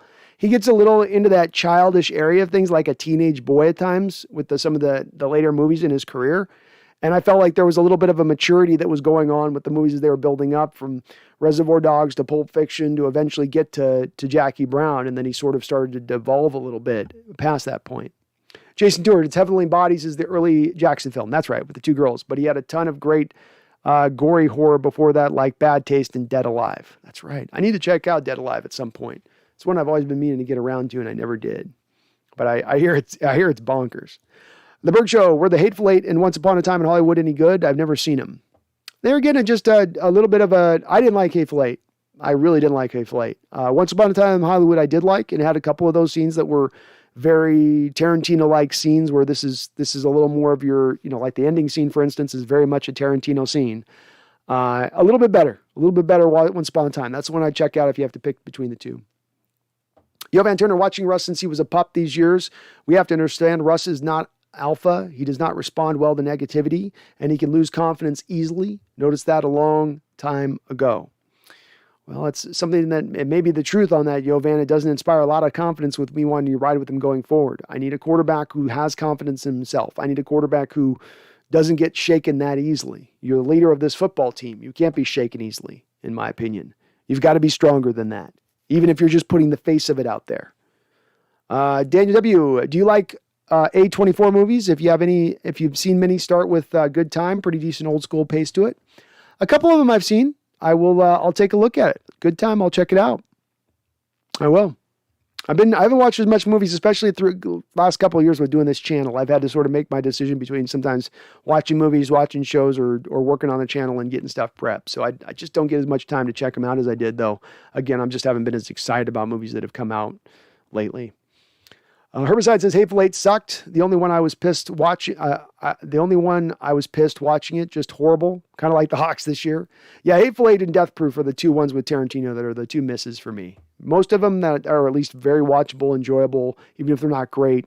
But those ones were just... Oof.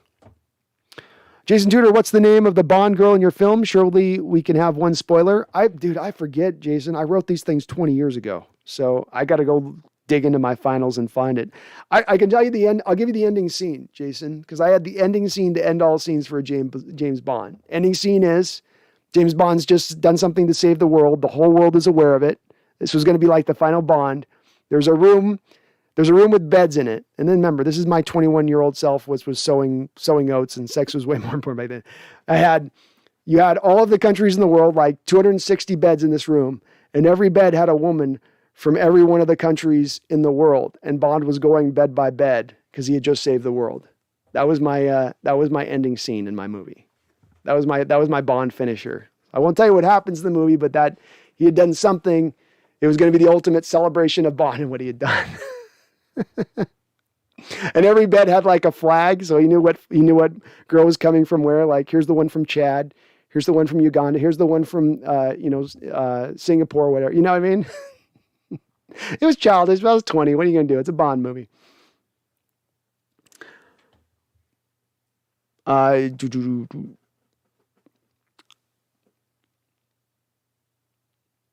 Go Hawks says that Hateful Eight scene may be queasy. Yeah, I didn't like it either.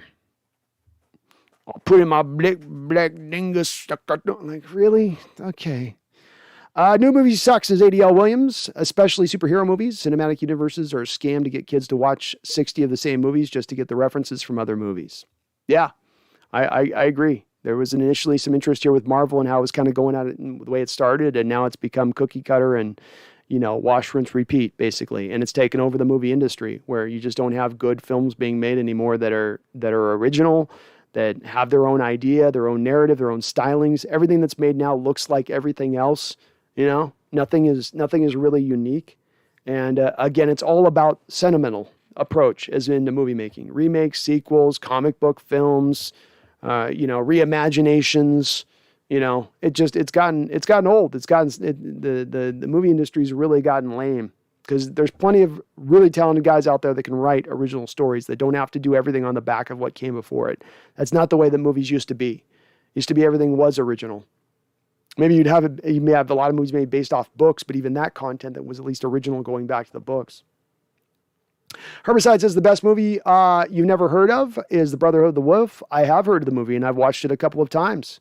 Some great fight scenes, a great job in the movie of sort of having this beast-like thing that you don't know what it is exactly. Very French kind of movie too, and its feel to it, which just gives it that sort of unique flavor to it. But yeah, great movie nonetheless. Tony M says, right now we're seeing who is not having the fun he used to have. But right now, Jason Tour said, second vote for Good Time. One of my favorites of the last few years. You'll like it. Uncut Gems 2, same directors. I've been meaning to get to Uncut Gems. That's one I've been missing that I definitely have meant to get to. I hear that one's a stress fest, but a good stress fest. But I will check it. Good Time. It's on my list, guys. I will take a look at it for sure. Tony M says, right now we're seeing who is not having the fun he used to have, but I don't see a guy communicating with his teammates the way he used to. He's not making the throws he used to make. Yeah, something just seems off in him to me, Tony. And I don't know that it's a physical limitation as much as it seems mental. And it's not to say that he's mentally not smart or whatever. It just seems there's something that's gotten hung up, something that's gotten caught. He's got a case of the yips, you know, like Steve Sachs with the Dodgers back in the day where he couldn't throw from second base on a grounder to first base to get the guy out. He'd whistle it 10 feet over the guy's head and he just could never fix it. Something like that's going on here. Bergshow says if we do trade Russ, it would make more sense for him to go to the AFC, maybe the Steelers. For me and Bergshow, it's about who's going to get you the most draft capital and be a place Russ is willing to go. Yeah.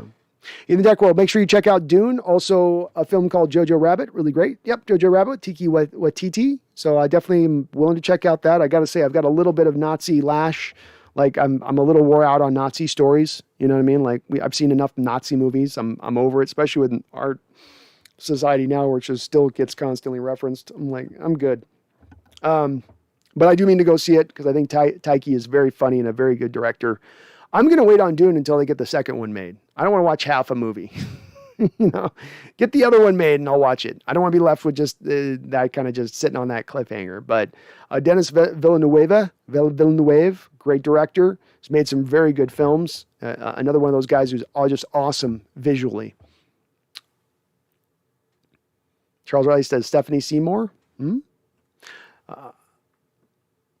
Tony Yemen says, it looks like Russ is playing tight. He's missing guys high, so I don't know if it's his technique, his mentality, or just him not having chemistry with his players. Hard to say. It feels like something connected to something mental to me, Tony, but I don't have a certainty on it. It's kind of unexplainable a little bit.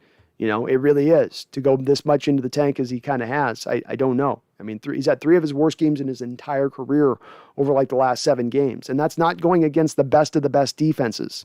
It's going against the Bears defense with no Khalil Mack. You know, it gets to unexplainable. Charles Riley says the un of sex. Stephanie Seymour. You guys liking my Bond movie? Ethan Deckworld says that sounds better than the most recent Bond film. So disappointing. It was a good little script. I wanted to just write it for fun. I wrote 3 scripts that what I called my 3 doomsday screenplays. I wrote 3 end of the world movies that all had 3 different ways the world ended. One was a biblical end, one was a fanciful Bond-like end, so to speak, and one was actually what's my other one that I did? What was the other one I did? Oh, one was like a World War III movie I wrote. We get invaded by China. And I wrote this 20 years ago, by the way. So kind of prophetic on that one. Luke 99, music just like movies has not been the same in a long time. Agreed. I grew up on everything from Alice in Chains to Outkast. Nothing close anymore. Nope. There's some bands out there that are pretty good, but stuff's pretty, again, very much like the movie industry. It all starts to sound very much the similar, you know. This sounds like that. That sounds like this. That sounds like that. It's hard to find as many unique voices out there. Yeah. Charles says Chuck Norris and Bruce Lee, 2 karate diehards. Yeah, very much, yes. Daniel, if you knew Russ had 3 elite years left, then becomes current state Ben Roethlisberger, would you want to keep him or trade him for 3 firsts now? Trade, Daniel. If he's only got 3 more elite years, then it's off the table. Yeah, no. I don't want to, because I got to, in that time frame, don't forget, Daniel, you're going to have to sign him to a contract extension. So even though he might be done in year 3, his year 3 might be the first year of the new contract extension you're signing him to based on the first 2 years of elite level production. Don't want to get into that boat. Cons, it seems like everything now is just a reskin of something that has already been done, whether it was for video games or for movies. Feels like where we have hit a point where creativity is very rare. Agreed. I think it's also just become financially, there's been a financial impetus at this point to create what's going to make money. And now what makes money is not necessarily what is creative. And it's a more safer route to go with a product that's in play. You don't take as many risks. And it helps them mitigate that risk. Sadly, though, it comes at the cost of creativity. 100%. And yeah, video games, movies, and music are all in that same place. And I love video games, but man, they have gotten so stagnant. And not even just stagnant, it has gotten worse. I mean, you go play this new Battlefield game came out. Like literally right now, you have the prior Battlefield game has more player count playing on it right now than the new Battlefield game that just came out 2 months ago. If that doesn't tell you right there how bad the video game industry has fallen on its own. ADL says trade him now while you can get something. Yeah, ADL's in the same boat I am. 3 years of production does not get you excited. No. Jason Jr., did you hear the report from Lock and Fora? Something about Pete not wanting to rebuild without Russ? I don't know, Jason. I wouldn't believe Jason on that necessarily because Pete just spoke in a press conference the last couple of days about not feeling they need to rebuild. So he doesn't even think they need to rebuild. He thinks they need to just retool. He thinks they've got their philosophy in place. They've got their players in place. They know how to fix this. So it doesn't seem like Pete even feels himself like they need to rebuild. Charles Riley says, Brando, who's the best Spider-Man?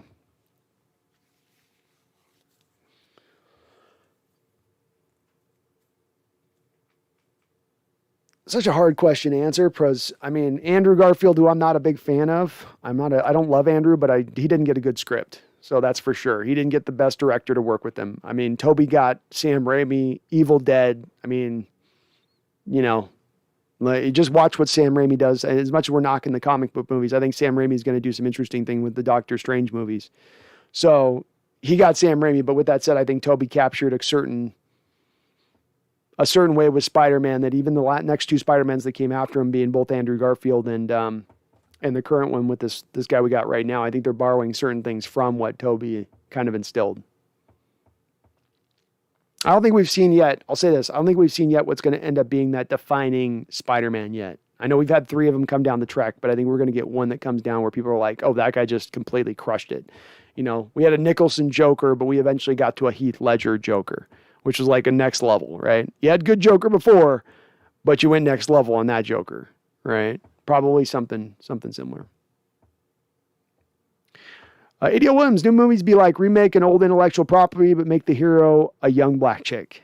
Yeah, that's the thing too, is they'll remake stuff, right, ADL, and they'll remake it not understanding what made it a success in the first place. They're just taking it in name and spirit, but they're not understanding what made the movie so good to people. They remove everything out. They really take it down, remove any of the danger of it. Jason Deere says, Black Cat sighting, it's a sign. The Seahawks season is going to suck. Uh-oh, where's the Black Cat? Oh, no. No, Xena, stop kissing the hat. Don't lick the hat. She looks back. What? Huh? Joe Van Turner, to be fair, Russell's life expectancy in the league was never thought to be long. It's been impressive. He's the reason you've seen guys like Colin, Cam, Kyler, Lamar, Josh, Patrick, and more. He's opened doors. He has opened doors, Joe Van. 100% agree with you. There's been guys that have picked a lot higher than they would have been picked if there had not been a Russell Wilson who had come onto the scene. And many of those guys you mentioned, especially Kyler. I'd even throw Baker Mayfield, who a lot of people thought drew comparisons to Russ coming out. He's not the number 1 overall pick in the draft if there is not a Russell Wilson that exists. Agreed. And to your point on that, that is the case. If you look at Russell being a guy that wasn't looked at as having a lot of upper level, like amazing physical traits necessarily, the overachiever guys I always tend to say don't tend to have as long the shelf life as the guys that have more of the freakish attributes to their game. JW, with that notion, can we admit outside Rodgers, Brady, all quarterbacks are washed 37-38 in this league? Breeze was average at 38, but everyone else is done. Russell turns 34 next year. Let's appreciate the time he had. Yeah, I was having this thought a little bit this last week as I was thinking about this too. We like to think, because we've seen a Manning get one last special year in Denver, right? You've seen Brady do what he's done. You've seen Rodgers doing. So you think that's a little bit of a rule of thumb when really it's more of an exception to the rule. And guys are going to age. Guys are going to be done. And it's the rare cat who can continue onwards. And even in guys' case like a Peyton Manning, man, he fell off a shelf when it went. And he needed a lot of talent stacked around him to still be good at the end. Like Brady's needing a lot of talent stacked around him to still be good at the end. So, yeah, I think that we more probably should operate from that thought process going forward. Ethan says, oh, the music today is awful. I think I disagree for most part on movies being the same, but music, absolutely. I'm jealous I didn't grow up in the 70s, 80s, 90s era of music. Yeah, it was good. It was so good. I still listen to it. I love it. Herbicide says, Paul Allen was definitely my favorite billionaire. Me too. Jovan Turner says, Paul Allen loved Russell Wilson. His death hit Russ really hard. I agree. Jason Tudor says, Garfield's best Spidey for sure. Movies were but he's so great. Loved him in The Social Network. It was awesome in The Social Network. And I wish I liked him more. Some kinds of actors, there's nothing wrong with Garfield. Just doesn't quite, there's something about his thing that it just doesn't quite give me. But I get why people like him. You know, it's one of those things. Like, I know I can see he's a good actor. Something doesn't quite jive. Doesn't quite jive. They did that with the Wonder Years. Yep. They play by the same script Hollywood does on these recreations. Joaquin Phoenix went crazy. I couldn't believe how crazy that stairs dance scene was. Joaquin is one of the best working currently. He is. He's great. I still take Heath Ledger's Joker over his, but I like what he did, and I like that he did his own unique thing. Herbicide says, still good music being, just got to look for it. It's out there. Black Keys, Queens of the Stone Age. I could tell you something about every genre. I like it. There's a couple of new guys out there that I like. I liked Arctic Monkeys when they came out. I liked Tame Impala. They're a pretty good band. There's a couple of them out there that are pretty good. It's not all bad. It ain't all washed. ADL Williams, I wasn't a fan of the new Joker. Heath Ledger just slobbered a lot. I dug it, man. I liked it. Daniel W. Music is really good today. There's more music now than ever. You guys are letting nostalgia get the best of you. You only remember the best of the bands back then. Population growth plus internet. Yeah, I mean, maybe. Maybe on it. I just, some of it, again, there's not enough of a uniqueness to it. A lot of it starts to sound very similar, I mean, it starts to sound like it all kind of goes together. Some of it's where pop music sort of lies. But admittedly, I'm old. Daniel, you get old. You're not looking at necessarily young artists, especially in the music game. That's just, that's the trend and the way it tends to go. Catch you tomorrow, Brandon. For sure, Brandon Nelson. We're going to roll out. 3 o'clock. 3 o'clock shot, my guy. Who do you want and think to win the Super Bowl? I want the Buffalo Bills to win the Super Bowl, TJ. They've been a long-suffering franchise. They had those 4 years of going to the Super Bowl straight in the early 90s. They've got a good team. They got a good enough team to go to the Super Bowl and win it. I like their attitude. I like how they play for each other. Just kind of a fun team. That's who I'd like to see. Who do I think is going to win it?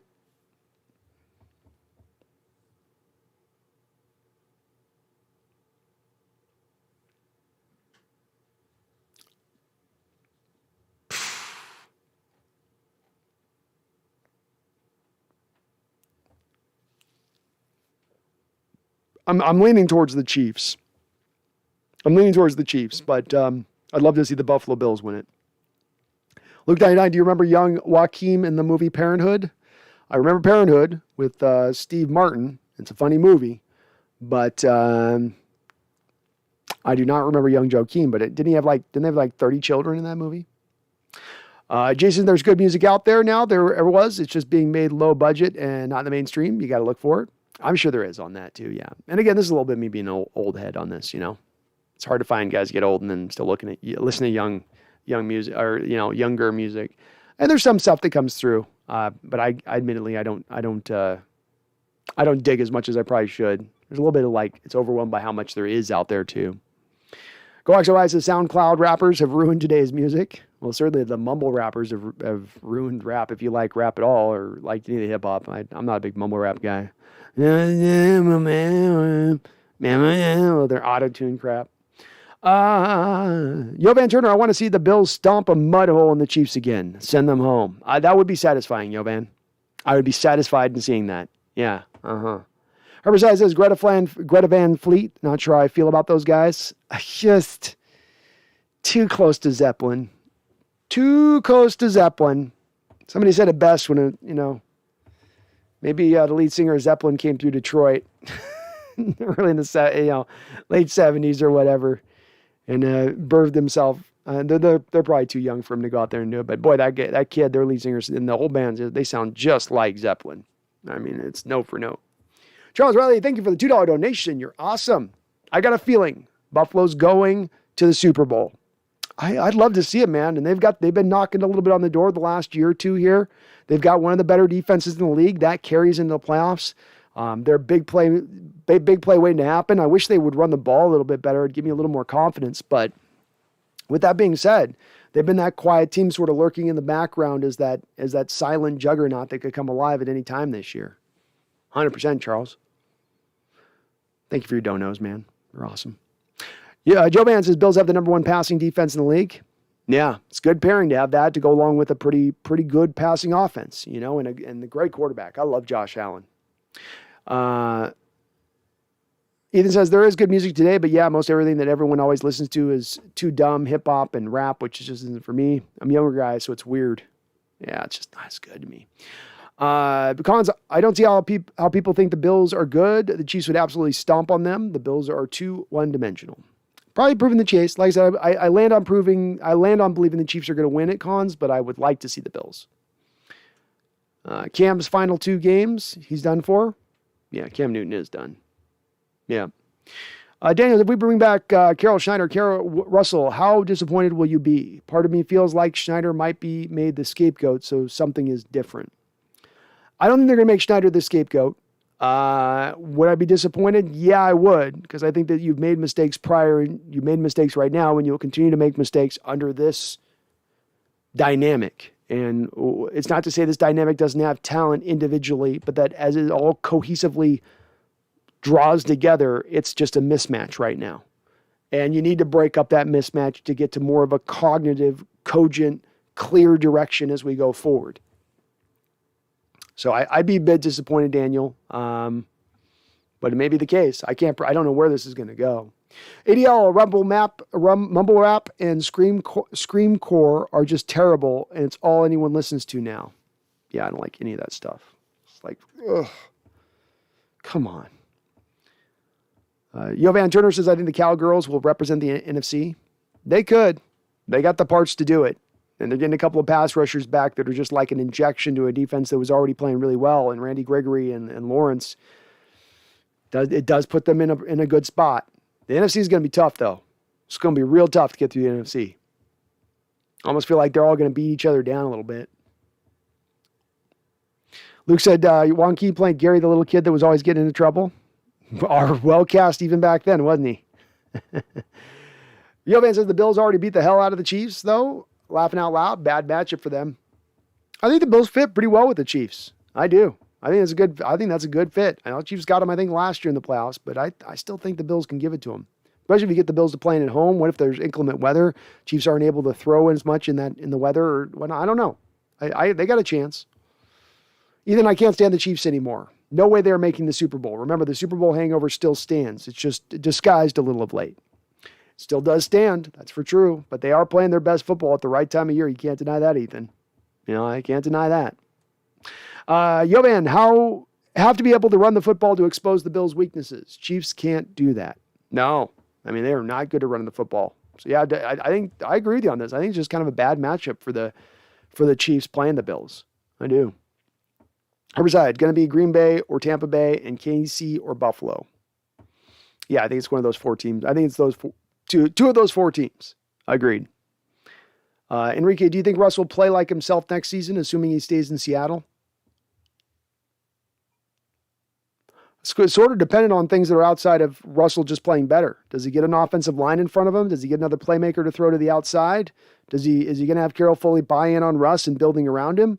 If they're going to do more of the same of what they've done in the past, then no.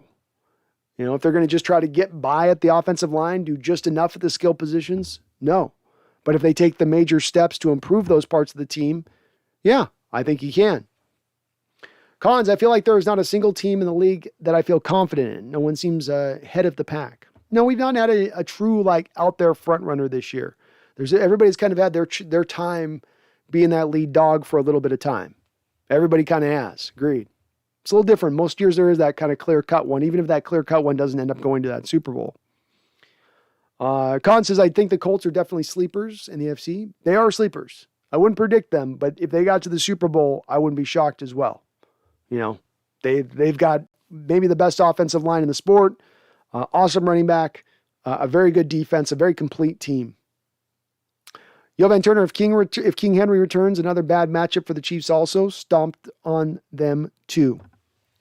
That would be a tough one as well. They'd be able to just run that ball out. And you have Henry coming back where if the foot's healthy, he's going to be fresh. I don't want to be the team playing that. You know, we got him fresh in the start of the year, and that was not good. Herbicide says Colts only got Taylor. Colts got a great offensive line, Herbicide. Like one of the best offensive lines in the sport. Legit. ADL, Aaron Rodgers' swan song, probably making the Super Bowl. Russ's swan song, 5-12. Very true. Danny W, do you think Russ has a final do you think Russ has to have a final good games? I'm talking 4 to 5 touchdowns versus a league worst Lions in a dome with controlled temperature plus warm Arizona for him to get his 3 first round picks in his trade value. No, I could be wrong on this, Daniel, but I still do maintain that Russell's going to get his 3 first round picks regardless of what happens over the course of the next 2 games. So he's going to be worth the equivalent of 3 first round picks when it's all said and done. I really still truly believe that. I don't think much is going to get determined over these next 2 games in any way, shape, or form. Goak says Titans deep sleepers. Henry's coming back. They are sleepers. If Henry's good, they are sleepers. TJ said, I don't like the Packers, but it's hard seeing them lose in the NFC Championship game so much, hurting Rodgers' legacy. Indeed, he's only been to 1 Super Bowl. I mean, even Russ has been to more Super Bowls than Aaron Rodgers has. Luke 99, what's really going to piss me off if he goes to another team and wins another couple of Super Bowls? That would be the case for me too with Russell Wilson. And part of the reason why, Luke, I've landed at saying we've got to build around him first with a great offensive line to determine that we've done all we can to get the most out of him and what he has to offer going forward, going in now and going into the future. But they've not yet done that for him. And it's been disconcerting. I would have liked to have seen it. Adrian says, I know this is about like 5 hours after, but do you know the article or Twitter handle of the stat with the defensive coverage on wide receivers? Adrian, do me a favor. Go ahead and if you got me followed on my Twitter, I'll post it back tonight. I saved it under my Twitter handle, but I will post it back onto my Twitter tonight. So just keep an eye on it, and I'll post it over there. So my Twitter handle is TheSeahawksNester, and I'll post it up. I'll get that stat. I should have actually just retweeted it anyway. So yeah, for sure. Enrique, I'm really miss DK and Russ's connection from early last year. Me too. Something's broken there in that relationship right now. I don't know if it's broken permanently, but it's broken at the moment. Go Luke 99. Do we think after game 1 would be talking about the Colts possibly being a sleeper? No, not necessarily, but we also thought, we were getting in them at the worst time of year for them. They were just getting Jake Fisher back at left tackle. Carson Wentz was coming off the broken foot with surgery. Quentin Nelson also had to have that surgery on his broken foot. So we knew we were catching him at kind of the right time a little bit as well. But no. Herbicide, I don't think Rodgers gets MVP no matter how much he wins. I think he's the front runner right now. Yo man, Aaron Rodgers' mullet and his broken toe will go down to the Cowgirls. Revenge for years of owning them. Fair enough. Ethan, the Colts have had a brutal schedule in the first half of the season. They have. And they were beaten up and battered a little bit to start the year off. They got healthy as they went along, and that's when they got at their best. I agree with Jovan. I think Rodgers is kind of a lock for the MVP at this point. Danny W, to be non-biased, I will say in the past, quarterbacks could get hits. So with QBs not being able to take demolishing hits, maybe we will see a new trend of quarterbacks playing well later. That is a possibility. It is. And it certainly has helped Daniel, some of these quarterbacks play later on who have already gotten into their 40s and playing. So it's already started to benefit that angle. I don't think without those hits being removed, we wouldn't have seen those quarterbacks get as late. I think something that knocked, for instance, Kurt Warner out was, sustaining those hits. He's getting in his late 30s and going, I can't get through this anymore. So yeah, very good point. Adrian G says, all right, have a good night. And I think that's a good spot for us. I am 6 hours, 23 minutes into the stream, and I think I've hit my moment. So let us call this a show here, guys. Get the last of our comments on in, and we will go ahead and wrap this up. Colts played us in the first game. Wasn't that hard? Nope. But again, you got the Colts at the right time of year. Danny W. Deftones, Mascara Slowed Reverb. Cons, the Colts will play the Titans role a couple of years ago in the playoffs. It will be a Colts-Chiefs AFC championship. An interesting championship. 2 different styles. An interesting matchup styling. TJ says, I don't want Wilson or Rodgers to go to a team that's recently won a Super Bowl. Me neither. I think Rodgers goes to the Broncos. That's my prediction on Rodgers. Broncos or Steelers. That's my prediction. That is my prediction. Go Hawks 05. Peace. Have a good night, man. Snowing hard in Seattle. All right. No snow here. They're predicted it here, but we've been pretty dry. It's too cold here to snow right now. But you guys in Seattle are getting hit this year. Roxanne. How you doing, Roxanne? So good to see you out in the chat. Always brings a smile to my face when I get to see you. And hey, you're dropping $10 donation to finish us off right here in the chat. You're awesome for doing so. It says the music the masses are fed is controlled by an algorithm of pitchfork employed by a monolithic music streaming services, gatekeeping songs, high scores, keeping all pop music sounding the same. Well, I'm glad it's not just me, Roxanne, because that's how it feels to me. You know, and I'm always a conspiracy-minded guy that leans in that direction of believing in that type of stuff being there anyway. But I think to your point on this, it's just gotten easier to cookie cutter these things. It's cookie cutter video games, cookie cutter movies, cookie cutter music, because you're removing the risk. You know your returns are going to be there on it, and it's taken this. It's oversaturated, frankly, the music industry with a lot of stuff that just kind of sounds the same. But a great point, Roxanne. Agree with everything you say on that. And there are those independent artists, as somebody said, you got to dig and pull around for them and stuff, but it's hard to do that. Who's got the time then? You know, it's what they say, SoundCloud, you have like 5,000 songs a day getting uploaded by artists onto it. Like, who can keep up with that? You know? But yeah, pop music at least used to be at least listenable back in the day. And now it's just, again, it all is just the same. I mean, can you guys tell the difference between a Dua Lipa and a Hazley and they all sound the same, you know? They all went to the Lady Gaga school of, just, okay. Katy Perry, it just sounds the same. Jason Jr., good night. All, and please, God, don't lose to the Lions. Yes, please, let's not lose to the Lions, okay, Seattle? Do one thing right this year. Beat the Lions. That's all we're asking. We don't ask for Super Bowls this year. We don't ask for playoff appearances. We ask for you to beat the Niners twice and blow out the Lions. Okay? Give us that. You can lose next week in Arizona, fine. At home again, whatever. But at least take down the Lions this week, right? Right? Roxanne says, go Hawks. Regardless of the record, still my team. Roxanne, I know you ride and die with this team. I know you're with it, and I'm right there with you on that. We are riding and dying in the end. It doesn't matter if we don't win a game at all this year. We go 0-17. I don't care. We're still 12 for life. We're still riding with this team until we die. And that's how it is. And that's what I love about you, Roxanne, on top of being so kind and supporting this channel. One of my OGs on the channel, Roxanne. One of my OGs. Con says, thank you for the stream. Kept me busy. Love it, Cons. I appreciate you watching. Herbicide says, nothing in Everett. Oh, it's just a matter of time, It's coming your way, man. It's drifting north. Luke 99, because Rodgers is not jabbed, I could see the NFL pumping the brakes on giving him the MVP. The NFL has become very political. It has become very political, sadly. Not happy about that. Danny W., if you were to investigate and give your takes on conspiracies the way you investigate and give your takes on the Hawks, I would 100% tune into those shows. 5 hours of conspiracy talk. Love it. I thought about doing something like that at some point, Daniel. I'd have to do it on one of these alternate sites. You can't do it on YouTube, of course, because, or I'd have to stick to certain conspiracy topics that wouldn't get triggered, but I'd love to do it. And, I have been, I've been looking into this stuff for years on this stuff. So I love conspiracies. It just interests me in such a deep way, but, I might do that at some point, Daniel. That might be one of them. It's something I've been, thinking about doing in the background for a while. The Seahawks channel takes a lot of time up, but, I'd love to do it. Because it's my favorite topic. It just tickles the brain for some reason.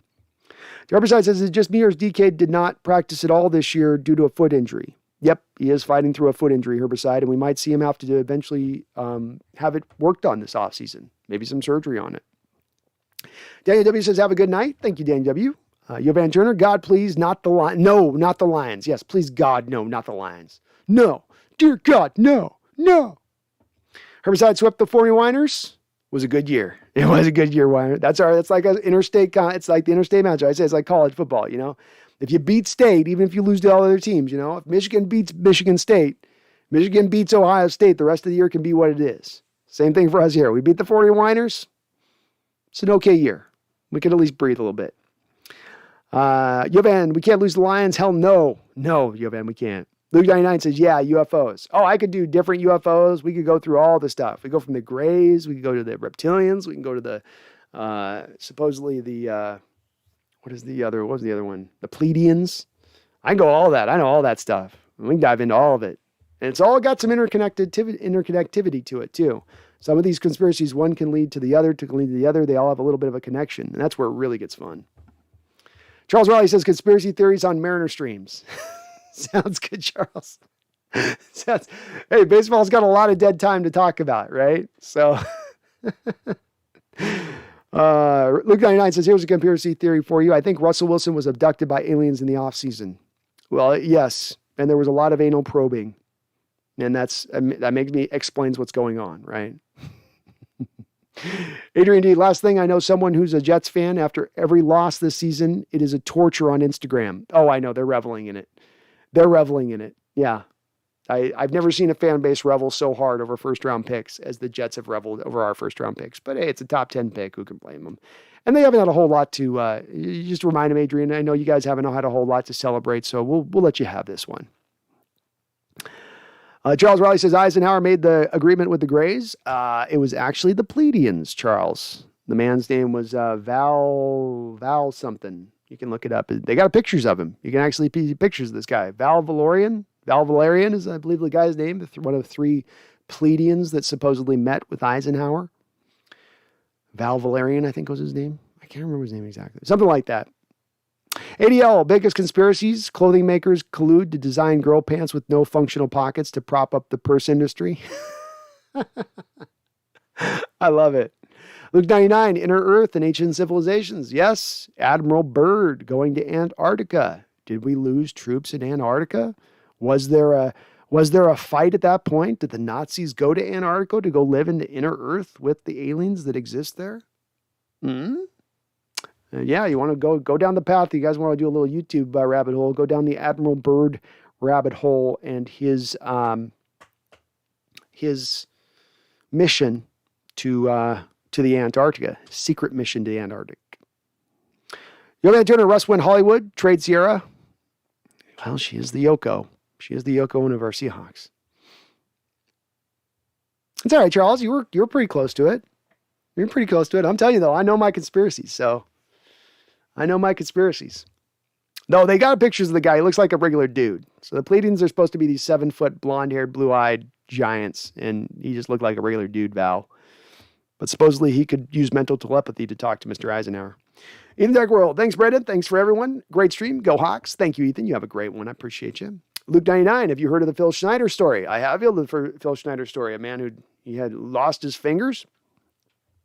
And you can find some of his videos recounting his having done, he does a couple lectures where he talks about the supposed fight that happened in the underground tunnels in New Mexico, where supposedly there has been some inner workings going on between the military of the United States and the aliens in the underground facilities in New Mexico, and that there was supposedly some tiff that occurred, a little bit of a firefight that occurred. Mr. Freeman, I believe Phil got 2 of his fingers blown off.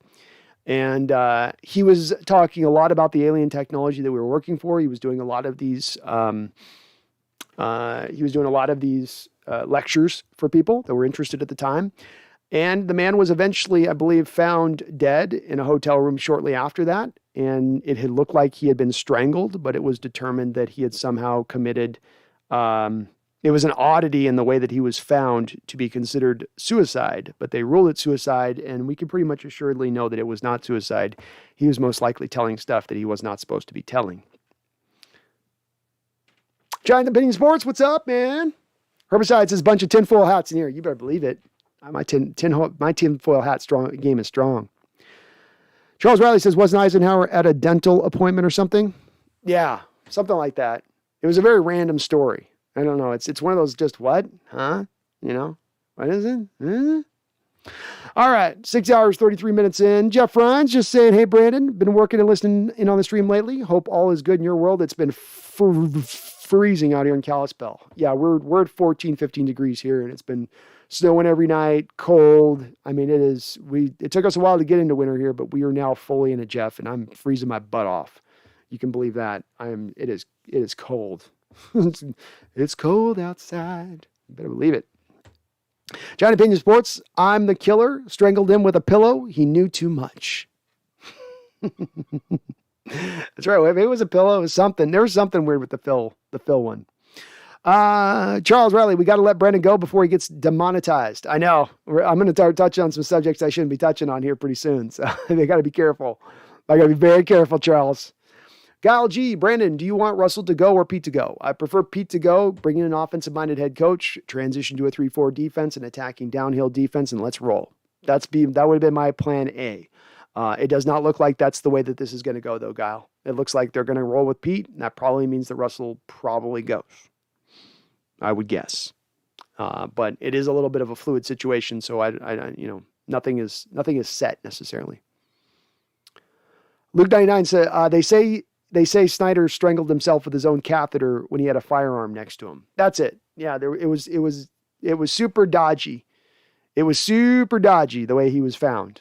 And definitely looked like it was covered up.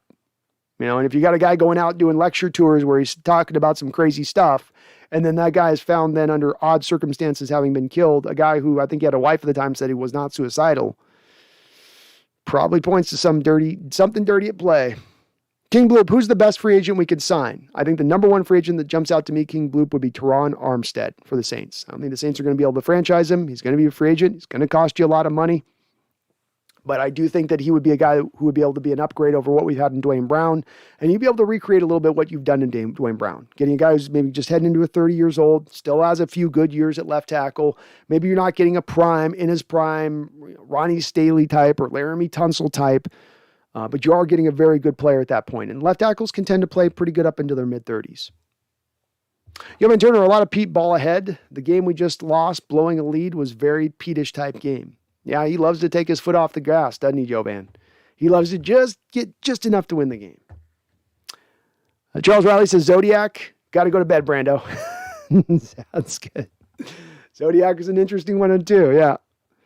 I don't know if there's as much conspiracy on the Zodiac one. I think that's he was a prolific serial killer who was just a little bit ahead of the police at the time, and they didn't have the same stuff in play they do now. They did determine, I think, who it was, though. Herbicide, we're going to get a bunch of trade picks for Russ, and Pete and John are going to waste them. Bummer, man. It's possible, Herbicide, and that's the way I think is likely to go if you do move Russ at this point. I don't have a lot of faith in these guys to fix this if they move on from Russ. Just don't. ADL Williams, plot twist. Russell and mental coach are shape-shifting lizard humanoids. Oh, okay. Well, it explains some things. That would explain some things. That would absolutely explain some things. Jovan says he likes playing with food and gets ate by food. Classic Pete. Yep, classic Pete, man.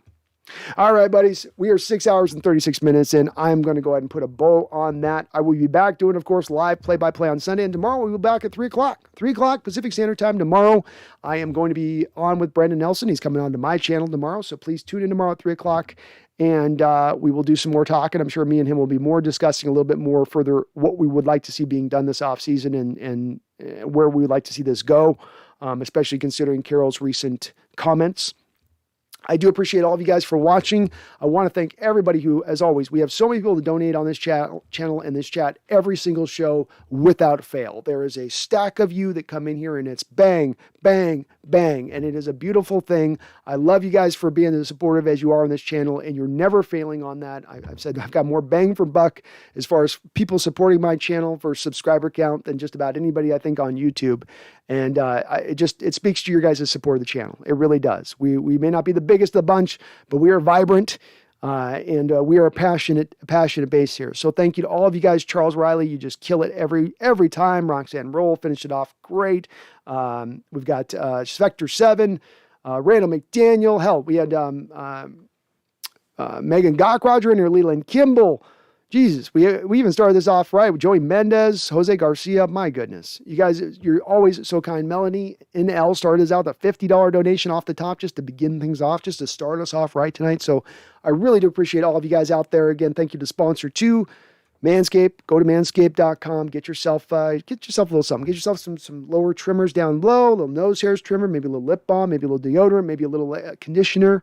A lot of products over there. A lot of useful items. And you can get 20% off free shipping using my code NEST, N-E-S-T. Thank you to Manscaped for sponsoring the show. Folks, we're in dark times here. We've lost the Bears. Our quarterback looks broken. Our coach looks a little bit lost, looks a little unwilling to be innovative. We don't know what's going to happen this offseason, and dark times do indeed at times seem to be ahead of us. But don't get dissuaded in that. Don't lose your faith. I know you're not losing your faith. I don't need to tell you this. You're already not doing it. You're keeping that faith because you're true 12s. You're true fans. You're not bandwagoners. You're those folks who ride or die with your team no matter what. But I'm going to remind those few who might still exist out there and be listening to me right now, you keep that faith. Don't get caught in the dregs. Don't get caught in the negativity. Don't get caught in the certainty that this can't get turned around. We are in our darkest day. We may lose to the Lions this week, but that does not mean we cannot rebound. Let me remind you one more time. You can bounce back as quick in the NFL as any sport there is out there, faster than any sport out there, and we may once again rebound very quickly. We may once again be back on that mountaintop much faster than any of us ever think was possible. So don't lose that faith, man, 12th woman. You keep that faith because bright days will come back again. Winning will come back again. And guess what? We're going to win ourselves a Super Bowl here again sometime soon. You better believe it. Thank you to everybody watching. Please do hit the like button if you like what you're listening to. And don't you ever forget, baby. Never forget now. Keep that faith. Keep believing. We will be back. And don't you forget, go